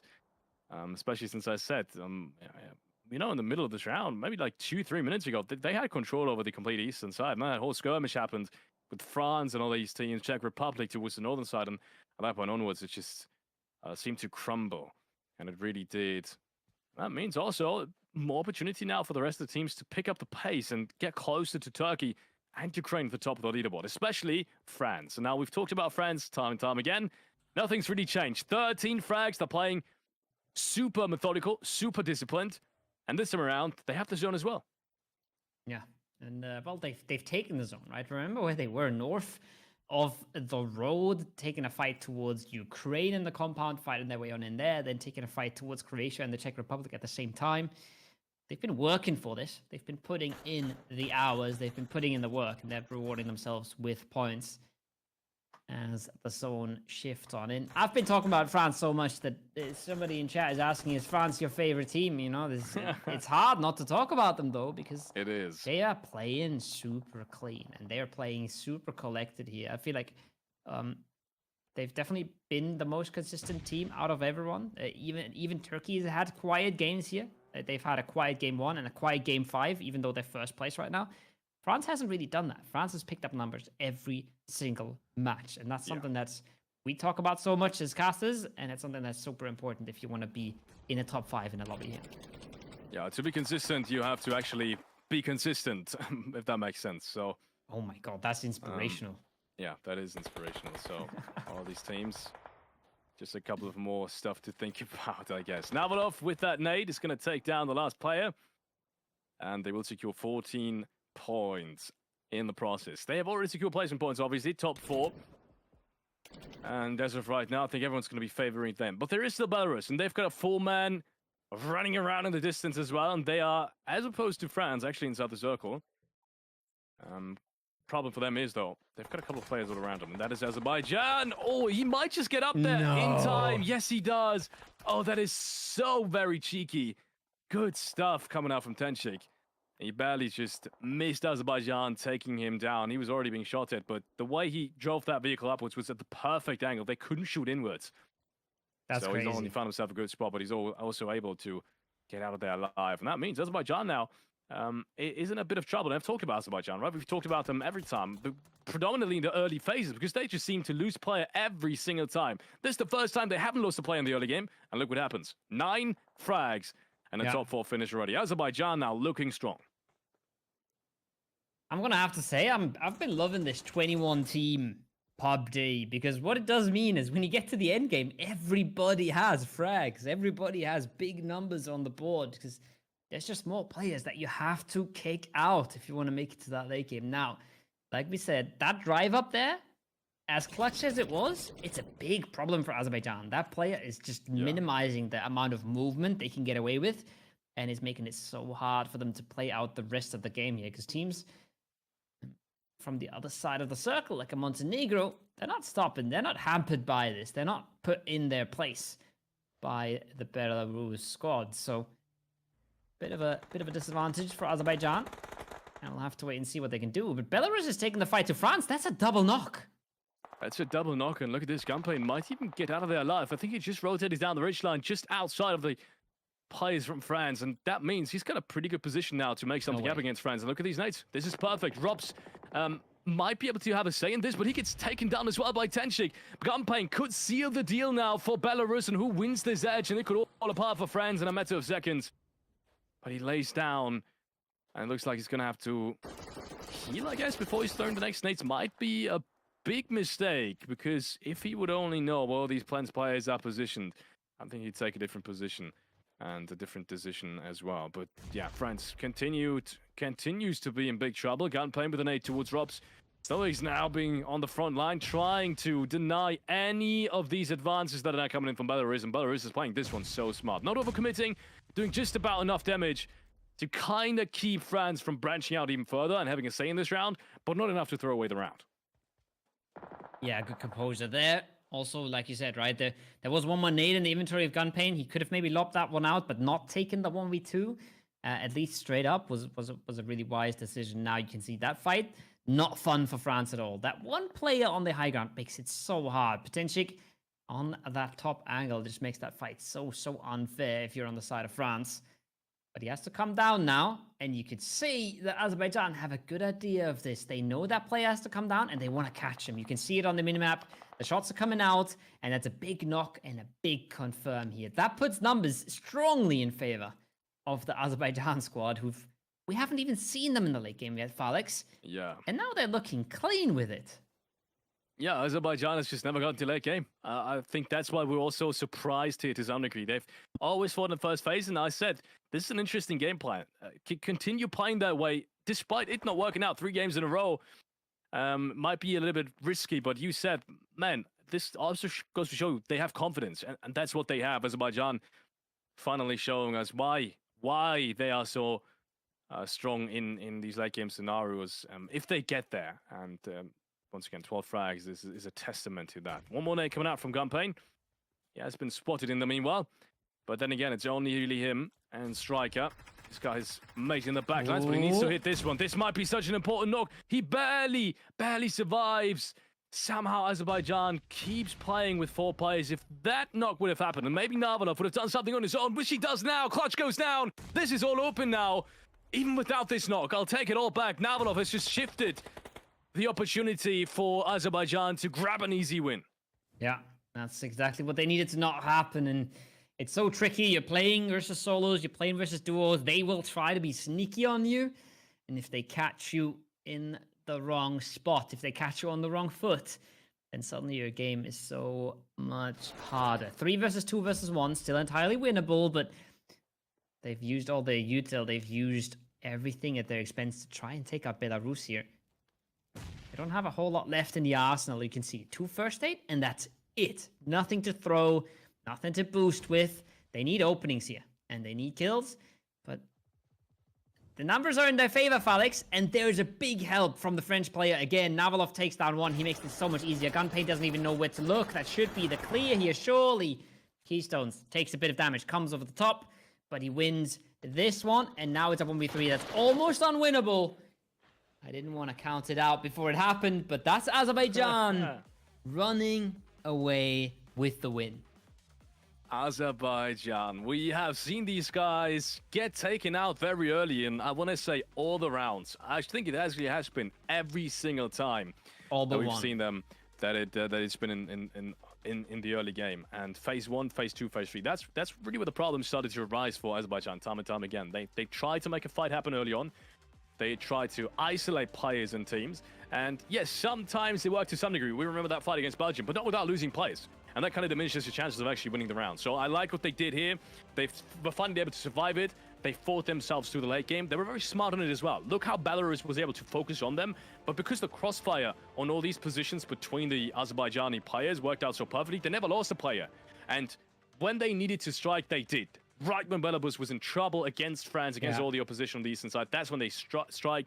And yeah, it goes to show you, even a team that maybe you don't expect has the potential to come back. Good in Azerbaijan. That's a massive win as well. I think 15, maybe 16 frags is going to catapult them up the leaderboard.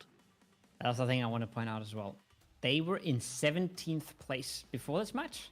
And look where they're going to be when we look at the scoreboard before the last match, because they're going to be right up there and they're going to be right in contention for qualifying to the World Esports Championship just because of one game and just because they've played this one game to perfection, right? And that's what what I've been trying to say for the whole tournament is everybody can pop off, and if they do, it's so close. It's so close. There's so many chances you get, and you take one or two of them, and suddenly you're close to the pack. So.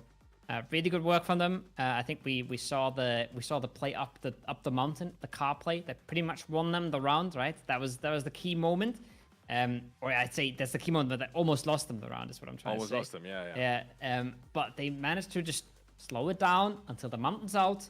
The mountain's out. We catch that player. Boom. We have all the advantages we want. So beautiful stuff from them. And like I said, should be a massive jump on the leaderboard. Yeah, I thought Belarus with that move up the mountain by 10, I believe it was really going to secure this one. Ladies and gentlemen, we will take a look at the leaderboard, but after a quick break. So we'll be right back in a couple of minutes as usual.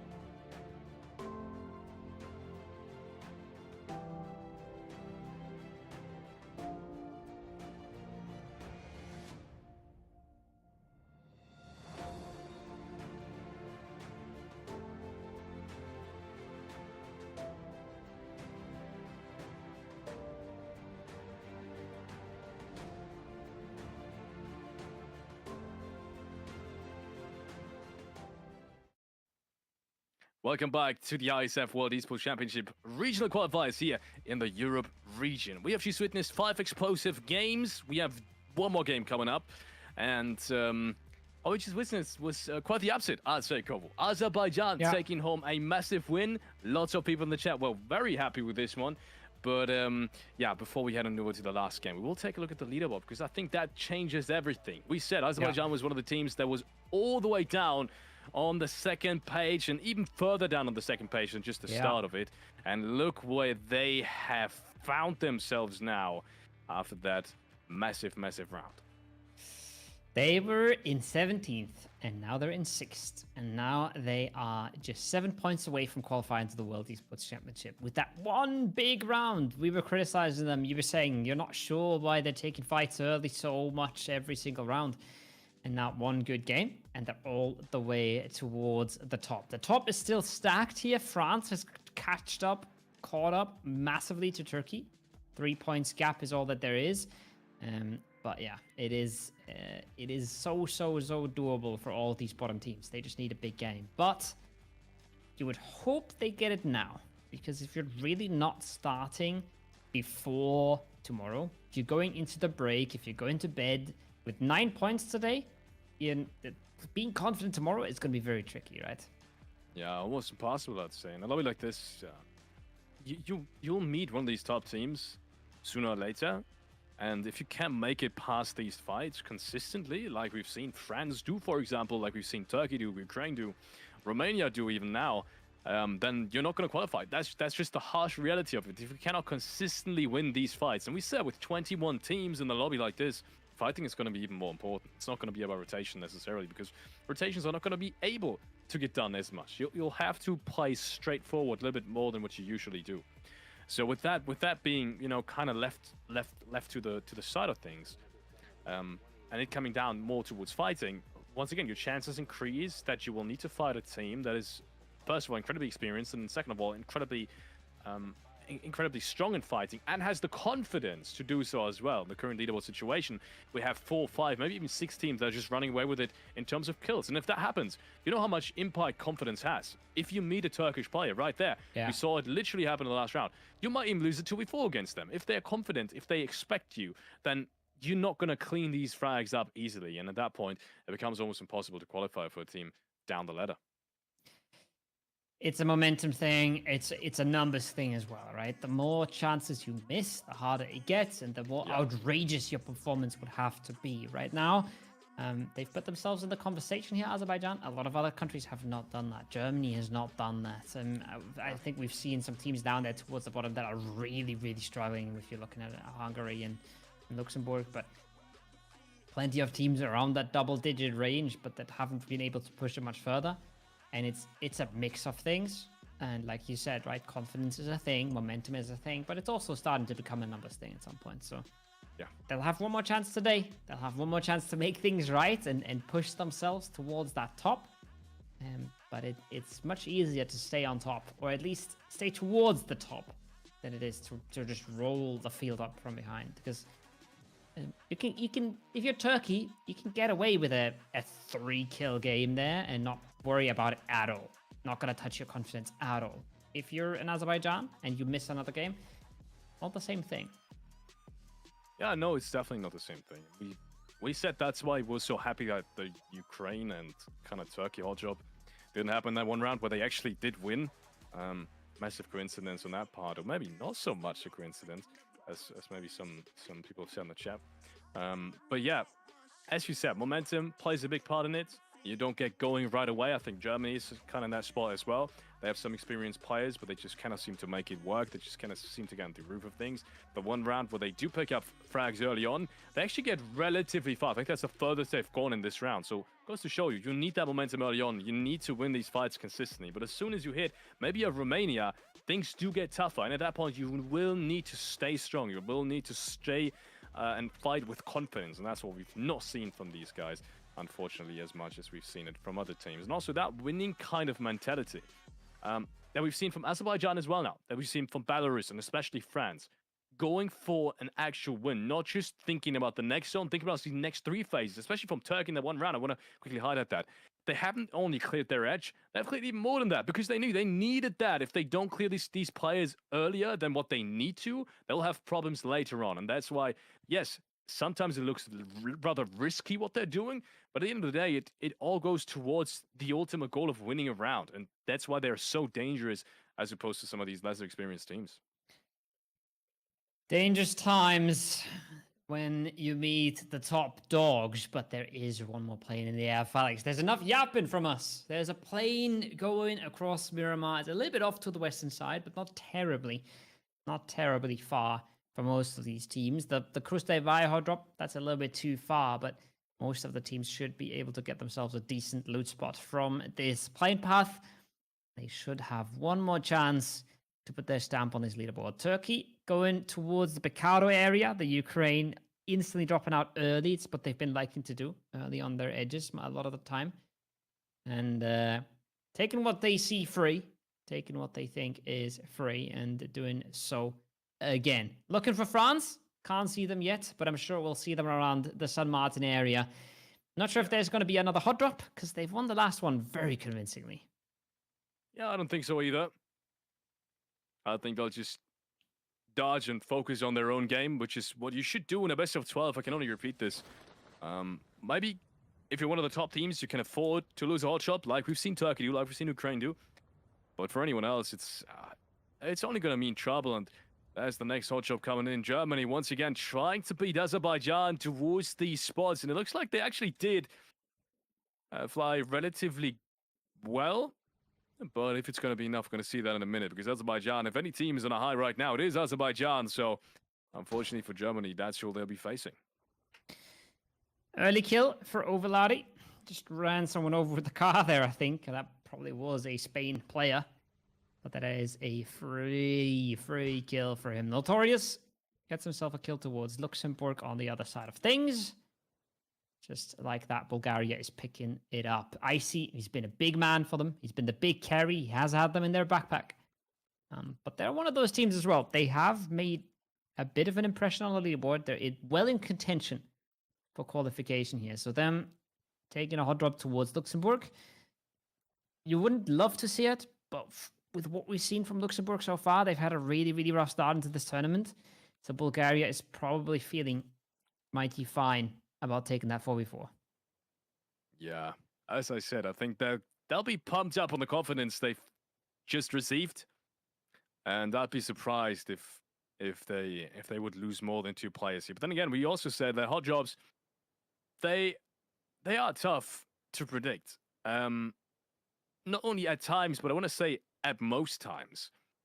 Even less experienced teams, if the angles are right, if the individual strength just shines through, and let's be honest, most of these players have massive individual strength. And if it shines through, and if it's not about rotations anymore, decision making as much, then Yemen and Azerbaijan, who've literally just destroyed the lobby, can be in quite a big trouble. And we're seeing the first players now going back and forth. Azerbaijan don't want to waste time. Interestingly enough, they're going to be the ones to close distance towards Germany, even though that isn't necessarily what they need. They could have just stayed back. They had more angles. They had Germany trapped down in that little rectangle towards the center of the map, of the city rather. But they still decide to close the distance. They want to get this done fast. Hungary taking out France. That's big news. That's not something we would have expected. That is not the hot drop we thought we had happen. And it is not the team we thought would go out. First team to go back to lobby with 0 eliminations. As the shotguns come out, the trade's there for Germany. But they are now bunched into just one building. They gotta be careful with the util, but they're looking to put some power in numbers into this fight. And not sure if that's a confirm or a second knock. I think that's the second confirm here. So they've put this down to a 4v2 now. So if Clutch can't pull off some sort of miracle, this is looking good for Germany. To at least get something going. Really good stuff coming out from Germany. And look at this, they're immediately reacting. They know there's one player on the other side. I really like this approach now, Germany. Make sure to isolate that one player. And they spotted him as well. They've spotted him just vaulting towards the southern side, outside of the building. And they're hunting him right now. It's the correct thing to do. Got to be careful, though. As soon as he groups, it might be back to a 4-on-2 or 3-on-2, depending on where the last player from Germany is located at. And look what they're fighting for. With this circle, I can understand now that Azerbaijan was trying to get things done fast because the entire Zerg right now is free and open towards them. The most centralized team, they just need to grab that hot job and win the contest for them to get prime spots in this one. And that's where the hot drop stings the most, when you have a good zone, because you're throwing it away, essentially, right? Everybody else is already making the moves. Armenia now, same hot drop as last time. They're trying to close this out versus Albania. And the knocks are not going their way right now. They were able to pick up the first, and it feels like they've picked a very isolated fight here. They've basically found a solo member. And that solo member gets 2 knocks with, I see on the minimap, more players coming on in, but they are so spread apart here, Felix. They are so isolated. And even though he gets 2 knocks in a 1 versus 4, I don't think his team is able to capitalize on this at all. No, I'm surprised he didn't make a bigger move on that either. I mean, he had a nade. If you have 2 players knocked down already, essentially that means if one guy's reviving, it's a 1-on-1, right? So I would have loved to see him make more out of it, but the timing has already passed. Hendry is going to have to think about it once more, and I think he does decide to just up the distance as Armenia is rotating off into the sunset. They will try and regroup. He could catch the last player, though. He's shooting at him. Good shots all around, but I think he barely missed him. He did hit the corner of the compound there. And, okay, I was thinking about it. Is he going to stop here? Or is he going to rotate on through? No, he's stopping. Hard choice to make, but I think it's the blue that's keeping him here. It's the blue's on that. Makes him not want to rotate. That nade looked spicy there for a second, but he does have the hay bale to play with. Now he has the numbers in support, but look at the HP on some of these players. They're coming back, but 3 of them are very, very low. Pusher is the only one that really has HP to work with. They have to be careful on how they approach this. This is not an easy fight now. Yes, they have the numbers, but this is not clean. Turkey, on the other hand, seems to have gotten away with another 4 and not losing a member in the process. Yeah, I've gotten away with it. 4 frags. Everyone gets 1, apparently. And another 4 frags. We talked about this. This is exactly the kind of point split they need to just continuously stay in the run for a qualification spot. Like, they do not need to do anything else throughout, I want to say, the rest of the tournament. Look what the split is right now. They have more than double the points they need to stay inside the top 5. So, consistently racking up points. I do believe the point cutoff is going to be somewhere around 80, maybe 85 points. That's what I could imagine the cutoff being. So, Turkey, they continue like this, they'll be above 90 easily, and that should be enough in terms of qualification. But also depends on how top-heavy it's going to be tomorrow. Once again, we do have candidates in there. For example, Serbia, that right now is below Germany on the overall leaderboard. And they literally have 2 players that just played the biggest tournament of the year in PUBG Mobile Esports. So, I mean, upsets can happen, and there could be more teams joining the top ranks. I'm saying that Turkey is qualified with 71 points. That's my prediction, all right? You've been asking me for predictions every single game in the last broadcast. This is the first one. This is the first one from this qualifier. I'm saying this enough. I think we might see this trickle on out a little bit towards the end because I think the top teams just look too good right now and they look too consistent. This is a very rare upset for France now, but Ukraine, Romania to some extent, they've looked really, really convincing to me. So we'll see what happens. Germany, good spot, like we said. Moldova, a team that's started off decently and then went a little quiet in the last 2 matches. Now in a really, really good position in this match 6 here, Felix. Good stuff from Germany. They need a big round. I feel like for any of these teams to come back, to have a realistic chance to come back, they need a big round because what we've seen historically as well in these types of qualifiers, it's highly unlikely that there's going to be a sudden burst of consistency and they just get 8, 9, maybe even double-digit points time and time again. So what's more realistic is one of these teams having a big round, maybe catching up by, I want to say, 10 points, and then as a result of that, maybe having another big round to back it off, and maybe some of these top teams struggling for a couple of rounds too. That's how usually these upsets tend to happen. So for Germany, realistically, what would happen if they win the round? They would immediately be in a top 6. Right, depending on how Azerbaijan obviously plays. So it could very well happen. 10 points is the difference between them and like 9th, 8th place. So nothing out of the ordinary, nothing we haven't seen so far. Silas, though, come back to this fight. It's going to be fighting the one team that we said was underperforming heavily, and they will hit some nasty nades. Maksha takes down Zardis, the first casualty for Turkey. Can they act on it? I don't think so. I don't think so. You can tell the rest of the players are very far off into the distance, and there's a shot out of it. Oh my goodness, Wild. That is a nasty, nasty shot. And I think you've just once again crushed the hopes of Serbia to make something big in this one. I don't even think they got the flush at this point. Wow, what a shot. I think that's the furthest one we've ever had. I mean, good decision to get out of there and not go for the flash. I think that's completely the right play, but it doesn't matter when you hit shots like that, when Wild hits shots like that, when Doran hits nades like that. This game is tough sometimes. Romania, they were struggling. They were struggling in the early scrambles there versus Albania, but now they're cleaning things up around that San Martin area. A few more kills, another consistent bit of points on the board. Hungary says, well, we can try and keep you out of the circle, but we have to tank a whole lot of blue for it. And look at the meds on Citron, right? He's just not there. One first aid. I think there was one bandage. Not a whole lot going on. Or one booster, excuse me. Not a whole lot going on for Citro to actually stay here and try to punish Romania. Yeah. Man, this is so unfortunate for Serbia. I mean, they even had a really good spot inside the circle, right? They had everything they needed going for them. They just need to stay alive as 4 players. And even that double nade was played to absolute perfection. I mean, one was behind the rock, one was in front of the rock. No matter where he moves, he's done. So that was perfectly played. Just unfortunate that the support was there. And that massive shot ruins them another round. I mean, Wild. Can you expect anyone to hit that shot? I don't think so. That's, I think, in IESF history, one of the longest shots we've ever seen. That's where the rare mini can actually be beneficial. We see a whole lot of AR, SMG, and we see a whole lot of AR shotgun. We don't see a whole lot of DMRs, but sometimes that mini can really pay off. Now, Ukraine, they want to stop the approach of the Turkish squad. You saw Turkey there for a second, pulling up into Serbia, realizing, okay, we took a member down. We have numbers advantage here. Why not make use of it, right? Why not keep pushing a team that we can actually bully around? But quickly shot in the back. Quickly the zone shifts away a little bit and they reposition. And Silas is already in the kill feed somewhere else again, picking up a kill towards the Czech Republic. So business as usual here for the Turkish squad. And it's going to be very irrelevant what I said about 71 points because they're not going to stay there. Yeah. Great. Not going to stay there.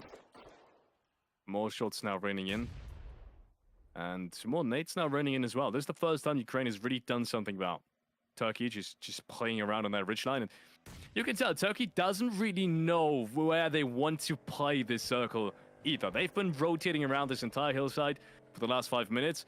And now the first fight is really being pressured onto them. And it is Ukraine engaging from the eastern side. That's a pretty good nade as well. Look how close those land. Look how good an idea he has. But it is a reset for now. That is one confirm, one flush on the board. And that's, again, that's really good to know for Ukraine. I think in a lot of other situations, they might just cancel off the fight at this point. But Old Boy has not had enough. He knows this is the team to beat. And he wants to do it now. Swings around the side, flips on over the top. And this is a good chance that we see Turkey just going out here without any more to take home. Numbers are firmly in the favor of Ukraine, and you can see they want this, and they're going to get it. Boostman pushes around on the next ridge line, and teammate is there to flush him out as well. Just Silas left now. He's got the DBS, gets taken down, and Ukraine with Old Boy is going to seal the deal. 3 frags being picked up. I think one was stolen by someone else, but that's a good position that Ukraine has just worked their way into as well now. So Ukraine shutting down direct composition. Look at this. France and Turkey have now been taken down. They have a free pass onto any of these spots right now. I mean, catching Turkey is going to be somewhat unrealistic. They would need to have a big game now from this position. But France is absolutely in striking distance. And look at the map as well, right? Look at how much it does for your game to wipe out one team in front of you. Look how stacked this is towards the western side, the southwestern side, the northern side. But you take out one team next to you, and suddenly you have a little space to play with. You have a little bit of room to maneuver around. And in a phase 4, where we still have 17 teams, space is so precious. Now, Germany, They have to figure out how much space they want to hold and how much they're giving up to Croatia here. Bit of an off angle through the window. But it's not meant to be. Doesn't get the opening that he would have liked, and he falls back from it. And they will regroup to try and play off each other a little bit more. Croatia still inside the city. And I said that Germany, yes, was in a really good spot. They still have to be incredibly careful of not losing a player here. With so many players all around them, the city doesn't necessarily give you too much of an advantage. And I would have loved for them to just branch out as soon as they won the hot job. But unfortunately, they haven't. Good news for them is Croatia is not a full team. And that's the closest to them. Hisk has been spotted out now. He was kind of the anchor player of grabbing another sideline. With him being spotted, might get even tougher for Germany. 13 points as of right now. They desperately need more. They need to make this round count. And judging by the circle, I think the next phase might just be really troublesome because they haven't really seen the shift into Monte all that much. I'll have to wait and see. But yeah, like you said, would have been nice to branch out for Germany, but I don't think they had the time. I feel like they were busy with Azerbaijan for a very, very long time. And you can see there's still one Azerbaijan player kicking it somewhere to the south. But they have pretty good approaches to this road. So if the circle does go away from them, they should be a team that is able to cross the road. The main thing that I'm worried about is that they haven't really shown us consistency in the late game, right? It's just their position is good.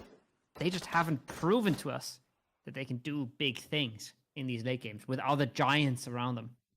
I like that duo from Romania. And like a four-man Ukraine looking down from the top.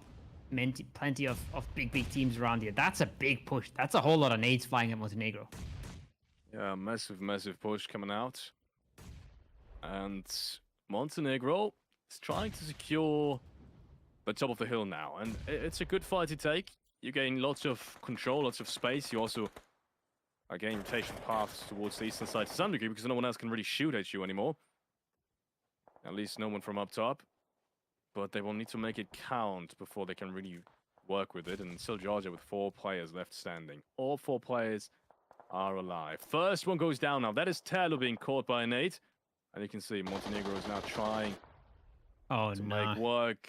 And yeah, I think they don't know where Ranger is, so I think that might be a problem. If he doesn't get spotted, maybe Hyde is going to be immediately taken down, but it's all 4 players up close now. And yes, doesn't even matter. Georgia loses the second point. They had such a good push there, and then 2 of the players fall away while the other 2 stick around. It just didn't work out for them at all. Montenegro was not having it. Montenegro was not happy to sit and watch, and they go back to fight it, and they only find 2 players, providing any sort of resistance to them. So I'm not sure what the thought process was for Georgia. It looked really, really good for a second, and then it kind of just disbanded the formation and got punished for it. Now Montenegro, they'll have to make the send. They'll have to cross the road. Where they end up is unsure. But what is sure is that there's going to be people waiting for them. Moldova 4 up, Ukraine 4 up. I've seen the Luxembourg solo make his way across the road sneakily. The Azerbaijan solo is still proning it out somewhere here. So wherever you go, it's going to be contested, and it's going to be hard to make landfall. Yeah, really is. Ukraine is to that southern side. Avlik gets a pretty good down here. But he's also going to get shot in the face himself. Has to be careful. Smokes are immediately raining out. No one's really making a move on them just yet. And there's still Czech Republic inside the compound. Germany, though, on the other hand, they'll have to fight off Croatia now. The breach comes on in. It's 3 players driving themselves through the city. At least metaphorically speaking. And there's the first Molotov hitting the first player. It is Lashy being taken down, but just about survives. Somehow the flames do not catch him all the way. Stays out of the molly. Just takes a little bit of the flame now. They find an opening with a nade. Now they want to just commit on this. But I don't think they know that the player's top floor. I don't think they know he's vaulted in. This could be absolute disaster. He's got a ghillie. He might have 3 gear as well with it. And this could throw them completely into a riot. There's a P90 on the other side as well. Oh, this fight is so much harder than Germany thought it would be. Now comes around the corner, looks for a second as well. It's an absolute disaster. This is a hard fight for Germany to win, and they might not even know about this res being stuck here. Yeah, but they're resting on their own as well. Gia was able to get their teammate back up, and that nade should have happened way earlier. Now he's got it in his hands, but he needs to pop it perfectly. Both are rotating out of it. It goes outside. It doesn't hit anyone. That is so unfortunate. Gia, if it would have that nade any earlier, it would have perfectly. But just like that, Croatia's almost going to be back to 3 players, at least to 2 for the time being. Tsiki is in the process of being revived as well. In Germany, look at this. They've revived everyone. They've got some more time to fight this, but it needs to happen fast. They need to work through this building. They've got the DBSs to do so. Yes, there's P90 on the other hand, but that should be enough. If they manage to get some good util into the building, I see a flash and I see 2 nades there in the hands. I see, of course, big guns on the other side, but util can clear out a lot of these buildings, especially the top floor. Should be easily dealt with now. A nade comes in the other side. That's a good nade track, though. That's the P90 out of the picture, and there's another one. It's just one left to deal with. They know exactly where he is. They have all the space in the world, and Germany might just do it. They might just take out Croatia here, Felix. Yes, they do, but they're also playing now. Gia's been taken down. That's their main fragger. And yes, they will. They will take him out. It's the first time that we might see Germany potentially being in a top 8 scenario. But as I said, Gia has been taken down. It's their main fragger. They really need him to work out of this city. Because look who's waiting on the other side. So many teams, so many angles. Maybe taking out Montenegro might even be the best case scenario here, because I don't even think they have vehicles. And with Montenegro now making their way out of it, not even that might be a possibility that they can play off of. Belarus has already got a player towards the western side as well, so I don't know. Maybe it becomes possible if Belarus kind of gets scared away and maybe Poland breaches them, so that one player has to drive away. I believe Tenchik it is. Yes, Tenchik it is. But otherwise, I don't know how Germany will move out of this. I think it's going to be really tough. I think the move to Pentenchik is completely possible, but the problem is the other teams next to them, right? That's what makes it so hard. The problem is Montenegro. The problem is Moldova to an extent as well. So they'll have to either get some smokes up and a whole lot of smokes to try and cross through, or get some vehicles, like you said. Poland have to make a move. I'm just not sure if the breach is their move, because they've been so passive so far, Felix. I feel like they'd rather find a shack here and be content with it than breaching a full team. That's just not the Poland I've seen so far. So we're going to have to wait and see what happens to Germany as we watch Serbia trying to hold on to the compound. Serbia also a team we haven't really been seeing in the late game all that much. Yeah, but no. 3 elims now is a good start, and they are into placement points. Man, I can only imagine what would have happened if Serbia wouldn't have lost that play early. That would have been the very first time they could have made something happen. Germany now trying to make the cross as expected. They will lose players in the process. Unfortunately for them, Poland did not drive into Belarus, and that gave Belarus all the time in the world now to focus on this rotation. As we see a good knock coming out against Ukraine. Poland, once again, in terms of survivability, they're way up there. They are hard to kill. They're good at surviving. Just got to close out the games a little bit more, and they'll be up there consistently right now. Almost 10 points ahead of 6th, but I'm looking at where Belarus is and the positions they are taking and the fights they're taking. I think that gap is going to shrink a little bit. Ukraine on the other side, big fight for them to take. Not an easy one either, Felix. No, not an easy one. They will have players right above them that they will need to hold out on now. First of all, we have the fight Moldova against Montenegro. Now, Montenegro, also one of the teams outside of Germany that needed to make it outside of the city, and they'll just be decimated too. If not by Belarus, then by Moldova, that just wants to keep their edge clean. That last nade is picture perfect. My goodness. Is that one hell of a nade? Yes, he was known, but you gotta time that to absolute perfection to hit it like that, and they did.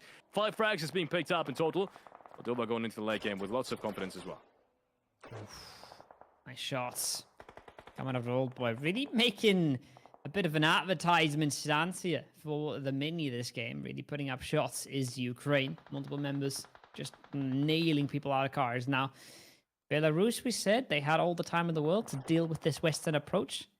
Not super successful so far. They've really had to pull back a little bit. They've lost a player in the process, and they've given up a whole lot of space to Moldova. As the shots ring out in these long-range sprays, they are such a problem sometimes. You're in the middle of a fight, you can't really reposition, you can't really decide where to take cover. And then someone on the other side of the map, like Folly, has time to unleash with the 6x. Serbia is not in a good spot here, Felix. Yeah, no, Serbia is not in a good spot, unfortunately. I can only touch on this once more. I can only imagine what they could have done here with 4 players left alive. I think all the teams around them up on that hillside wouldn't have been able to take as much space as they're able to take now that they've been only, you know, a 3 men up in that building site. But yeah, to put it like that, Serbia now no vehicles, almost no utility, I imagine. Needing to move inside the circle where there's almost no playing space. I have no idea how the sightlines are going to be in that edge as soon as Moldova needs to move out, but I think Moldova will still have angles on them. And if not Moldova, maybe Belarus, who is now rotating out of the compound as well. They've got a couple of really good ridge lines and a job to support them as well. Things you love to say. Gonna make things just a little bit easier. Watch me find one with the DMR. It's Ukraine coming in from the other side, and just like that, Serbia is sent packing. Probably their best game so far. They've gotten themselves into late game, at least gotten themselves some elims, but not really able to come out of that compound victorious, as Ukraine make a really good play around the ridge below them to make sure they survive. Poland, in classic Poland fashion, proning on the edge with smoke, staying alive in this, without really getting their hands dirty all too much. They might have a whole lot of util left in the arsenal when the fights kick off here, Felix, because they've been just chilling on this. Yeah, they've just been chilling on this, but it's been working out for them, so you can't really judge them. 46 points speaks for itself, in my opinion. Yeah. And Belarus is right behind them. 39 points on them. For all of these teams right now, it means a good chunk of points being secured for qualification. Everyone could potentially make it inside the top 5 for this one, if they aren't already. Belarus and Moldova, obviously, especially, need these points, because they are the only team right now not inside the top 5 of all these teams still left alive, and Poland now being the first one to be decimated leaves just 3 teams standing. Ukraine has made quick work out of everyone on the eastern side. The question is, can they be stopped? I think this is looking pretty good for Moldova, but we've just seen what Ukraine has been pulling off in fights, and it's hard to believe that Moldova is the one coming out on top here, right? They have a little bit more space, they have a little bit more numbers, but I'm not sure if they have the better cover. I feel like the best kind of terrain is actually what Belarus is playing. They have good low ground, lots of ridges. They still have a bit of util. You look at some of these Moldovan players, they don't have a lot of gear left. They haven't have a lot of bullets left. They don't have a lot of meds. They've expanded most of what they were given this game, so might be tricky here in the end, but they are trying to grab a little bit more space. You can see 0 meds at all on V8. He makes a risky push. He gets put down low, and he's never gonna heal that back up. Yeah, I don't think so. Molotov hits perfectly, but oh boy, still makes it outside and somehow stays alive. He's playing around the car. How is he still standing on? But peeks around. Eugene Dan hits the headshot, and he takes him down as well. What a play coming out from Old Boy. He will be punished, but he did get the frag before that, and that was very important for Ukraine indeed. That buys him a whole lot of time. That knock's not something that should not have happened. Foley has him completely, has the cover, has the cross, but he buys time there, Old Boy. He buys so much time for the rest of the squad to try and make moves with this.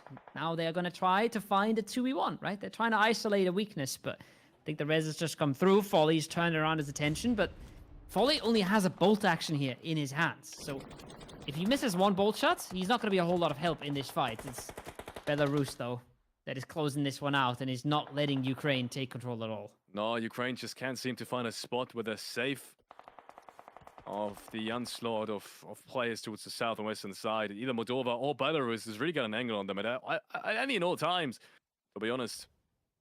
And that leaves Ukraine at the mercy of the zone. And right now it's just one player left standing. And meanwhile, Moldova has made a couple of good pushes towards Belarus as well. It's a quick trade for Mars in hand. Takes out Foley, denies any kind of further push, and makes some good... What is that? What have we just witnessed? he just got thrown up into the air, but he stays alive somehow. It's a good nade back at them, but it's going to stay at 3-on-3. Look at the bullets. 36 on V8. Wow! Tension. Instantly banged out by the nade. But they have nothing left, the Moldova players. Pay attention when you see how many nades they have, how many bullets they have. There's not a whole lot going on. They might have been able to loot Old Boy's body now, but they really had absolutely nothing before this fight started. 3 gear on Tulika, plenty of bullets, MG3, plenty of meds, completely different scenario. But how much does that matter when he's alone versus 2 3-mans? Yeah, I'm not so sure it matters all too much. Codex and their representation now here of Moldova being in big trouble, and somehow Tulika's still got a good option now to do this. He might do this. He sees the last player. Marlo, he's all on his own and gets taken down. What is just happening? Ukraine, out of everyone, is still winning this round. We thought the sidelines would be way too much. They were open on not only Belarus' side, but also Moldova's side for the majority of this round. And as soon as that fight started to happen, they somehow cling back and turn things around. And it was only Tulika there for the last couple of minutes, and he somehow manages to third party the very last player, and they just did not expect it. Massive plays coming out from Ukraine as they will to secure the last round of the day. I was saying that's a 1v3v3, and then I realized there's 2 knocked on that squad on the right, and he just catches up 1 on the left, catches 1 on the right, and just like that. I mean, I thought they had the res, but the res was not worth a whole lot when the player's 10 HP right after it, right? So that knock. Oh my. Oh yeah, that's a crazy turnaround for Ukraine, but I want to say it's a well-deserved one. They played a really good game. When you look at where they came from, and who they took out to be there, well-deserved from Ukraine. Big showing from them. We're going to talk about Turkey, right? If we talk about teams they took out, and there we have it. I mean, you kind of meet the toughest team in phase 3. You clean wipe them, then you kind of, to some degree at least, have done what you need to do to kind of deservingly win a round, right? And that's what they did ultimately. Good play around that hillside. I felt like Turkey wasn't really sure what they wanted to go from there. Good showing from Germany as well. We haven't really seen too much of them. Unfortunately, they fall short every single time of reaching late game this time around as well. I don't think that was a placement point in them. I think they went out as 9th, or just outside of placement points as well. And then obviously Ukraine, Old Boy as well, with that peak. Somehow staying alive, playing around the card, doing things, and then Tulika coming alive just when he needed to. Both players being knocked, he realizes that, it peeks across the ridgeline, and it's the last couple of shots in a very convincing fashion. Ukraine, I want to see the overall leaderboard now, because maybe there's a way, because they've taken out Turkey completely cleanly in the very first stages of this game, maybe there's a way they caught up to them. I think so. I think so, because the gap was pretty small before we started this map. Yes, it really was. And they just took a 12-kill win, right? Where Turkey pretty much had nothing in this whole round. I think they had 2 or 3 kills, maybe. And yeah, I think I've just heard we're not gonna have the scoreboard for you today, but we have 6 more matches tomorrow, so we have a whole another day of this. Yes. And I can't wait. It's been fun to cast. It's been fun to watch. It's been fun to see you guys in chat. It's gonna be tomorrow, same time, same place. So hopefully I'm not gonna miss you there. We do hear from production. We do have leaderboard actually. We do have leaderboard actually ready for you guys, so you don't need to wait until tomorrow, and we can just a minute as I'm here. We're just a minute, so do stay tuned for just a minute. So yeah, we don't have to wait until tomorrow. Interestingly enough, you said as well that I think Ukraine has now beaten Turkey. I thought that was going to be impossible for the day, but Turkey has still done, despite being caught up. I think that's not a testament to how bad Turkey has now played these last couple of games. It's more of a testament to how strong Ukraine has been, securing 2 dinners in a day, and once again, in not so easy rounds, because we've seen rather easy rounds. For example, by Poland being picked up, that was a rather easy round, I'd say. In that compound, they weren't really contested. Yes, they flushed out Germany relatively early on, but after that, no one was on their edge anymore. This time around, Ukraine, they had to fight throughout the entirety of this game, in what feels like starting minute 1 until the very last minute. So good stuff coming out from Ukraine. Maybe it's just a testament of that you have to use the word impossible a little bit less. I think we all expected Turkey to be towards the top here. But yeah, I mean, these teams have shown us that everything is possible, right? And these teams have shown us that even in Azerbaijan, it really has not been popping off, can get a massive game out of their backs. Not even, and you just talked about, this game was not gifted for Ukraine. No. Neither was the last game for Azerbaijan. They fought their way through that whole lobby, right? So the teams have just shown us that we don't know what to expect from them, and we don't know what they're going to pull off, because there's a lot of very talented players in this lobby, and it's not just the top 3, top 4, top 5 teams that can really get things going. No, it's so many more teams, and I mean, what we've just witnessed in the last 2 games, once again, this is a perfect example of this. Even teams like Germany and Serbia now having had at least tiny chances of getting a double-digit round finally. I think Serbia are even more surprising to me than Germany. They will actually end the day below Germany. Both of these teams are expected to be a little bit higher up, but yeah, there's there's been a couple of teams now that have just been outshined by obviously Turkey, Ukraine, France as well. France started the day off stronger than they ended it, yes, but they've also been consistently just getting into good circles. They haven't been able to close out games. I think that's what's going to change tomorrow, in my opinion, because the way they've played it, it's bound to happen at some point. I think so too, and I think this is the first misstep from France, right? This is the first game where they don't get any points. This hasn't happened before for them at all. They've been crazy in consistency.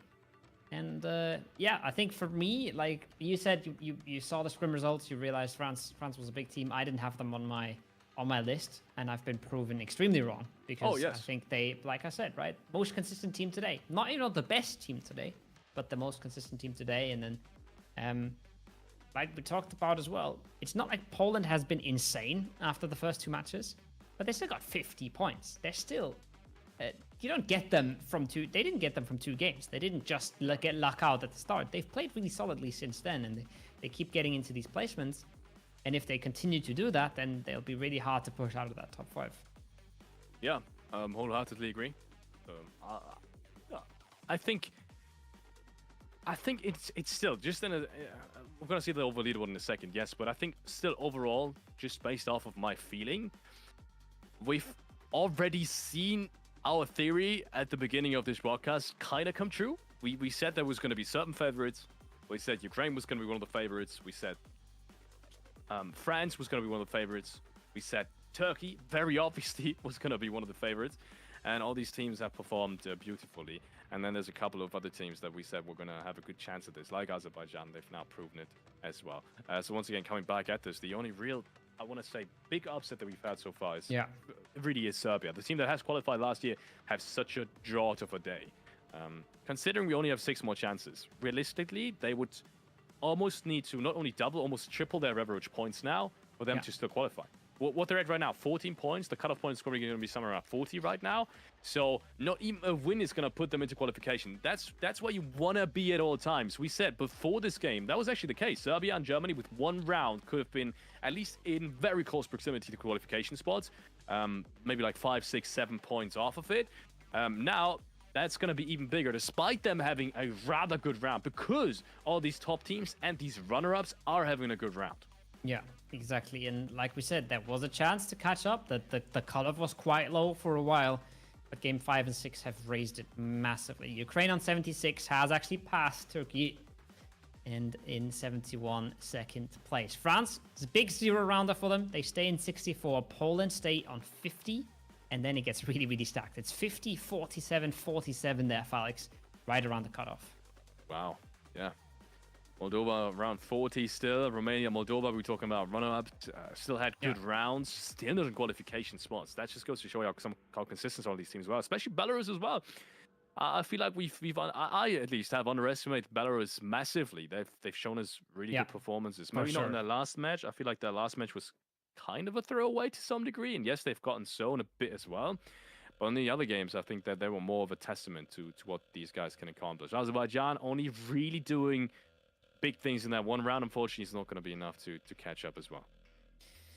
They need 1 more of that tomorrow, and they need it early so they can actually be in contention. There's Serbia and there's Germany, 18 and 17 points. Neither of them looking great right now. We talked about them a little bit. Germany, because we're just biased, and Serbia, because they are the big names in the bottom half of the scoreboard. You said they'd have to triple their points per game. I think that's probably accurate. Doubling is not going to be enough, at least, I think. If we're looking at 20, 40 more points here, that might not be enough. We'll have to wait and see. But, yeah, rough times for them. But, again, I think got plenty of chances to come back tomorrow. 6 games tomorrow. It's not impossible. It's far, far from impossible. And even for Serbia now, big win, 20 points. You know, not even a big win considering what we've seen today. And suddenly they're right up there in 8th place or something, fighting for 5th. So nothing's done. Nothing's decided yet, except maybe Ukraine at the top there. and maybe Turkey at the top, and then everything else is still up for grabs, I think. I think Turkey with that record-breaking win, 25 frags, and the dinner will have actually secured qualification as well, despite not ending on a high. Ladies and gentlemen, it is time for us to say goodbye for the evening. We will be having 6 more games tomorrow, obviously, and that will conclude the IESF World Esports Championship Europe qualifier with that best of 12 that we have at hand. Starting off with Sanhok tomorrow, same day, not same day, different day, say time, yes, different day, same time. And that's how we're going to end it. Ladies and gentlemen, have a nice evening. We'll see you guys tomorrow. Bye-bye.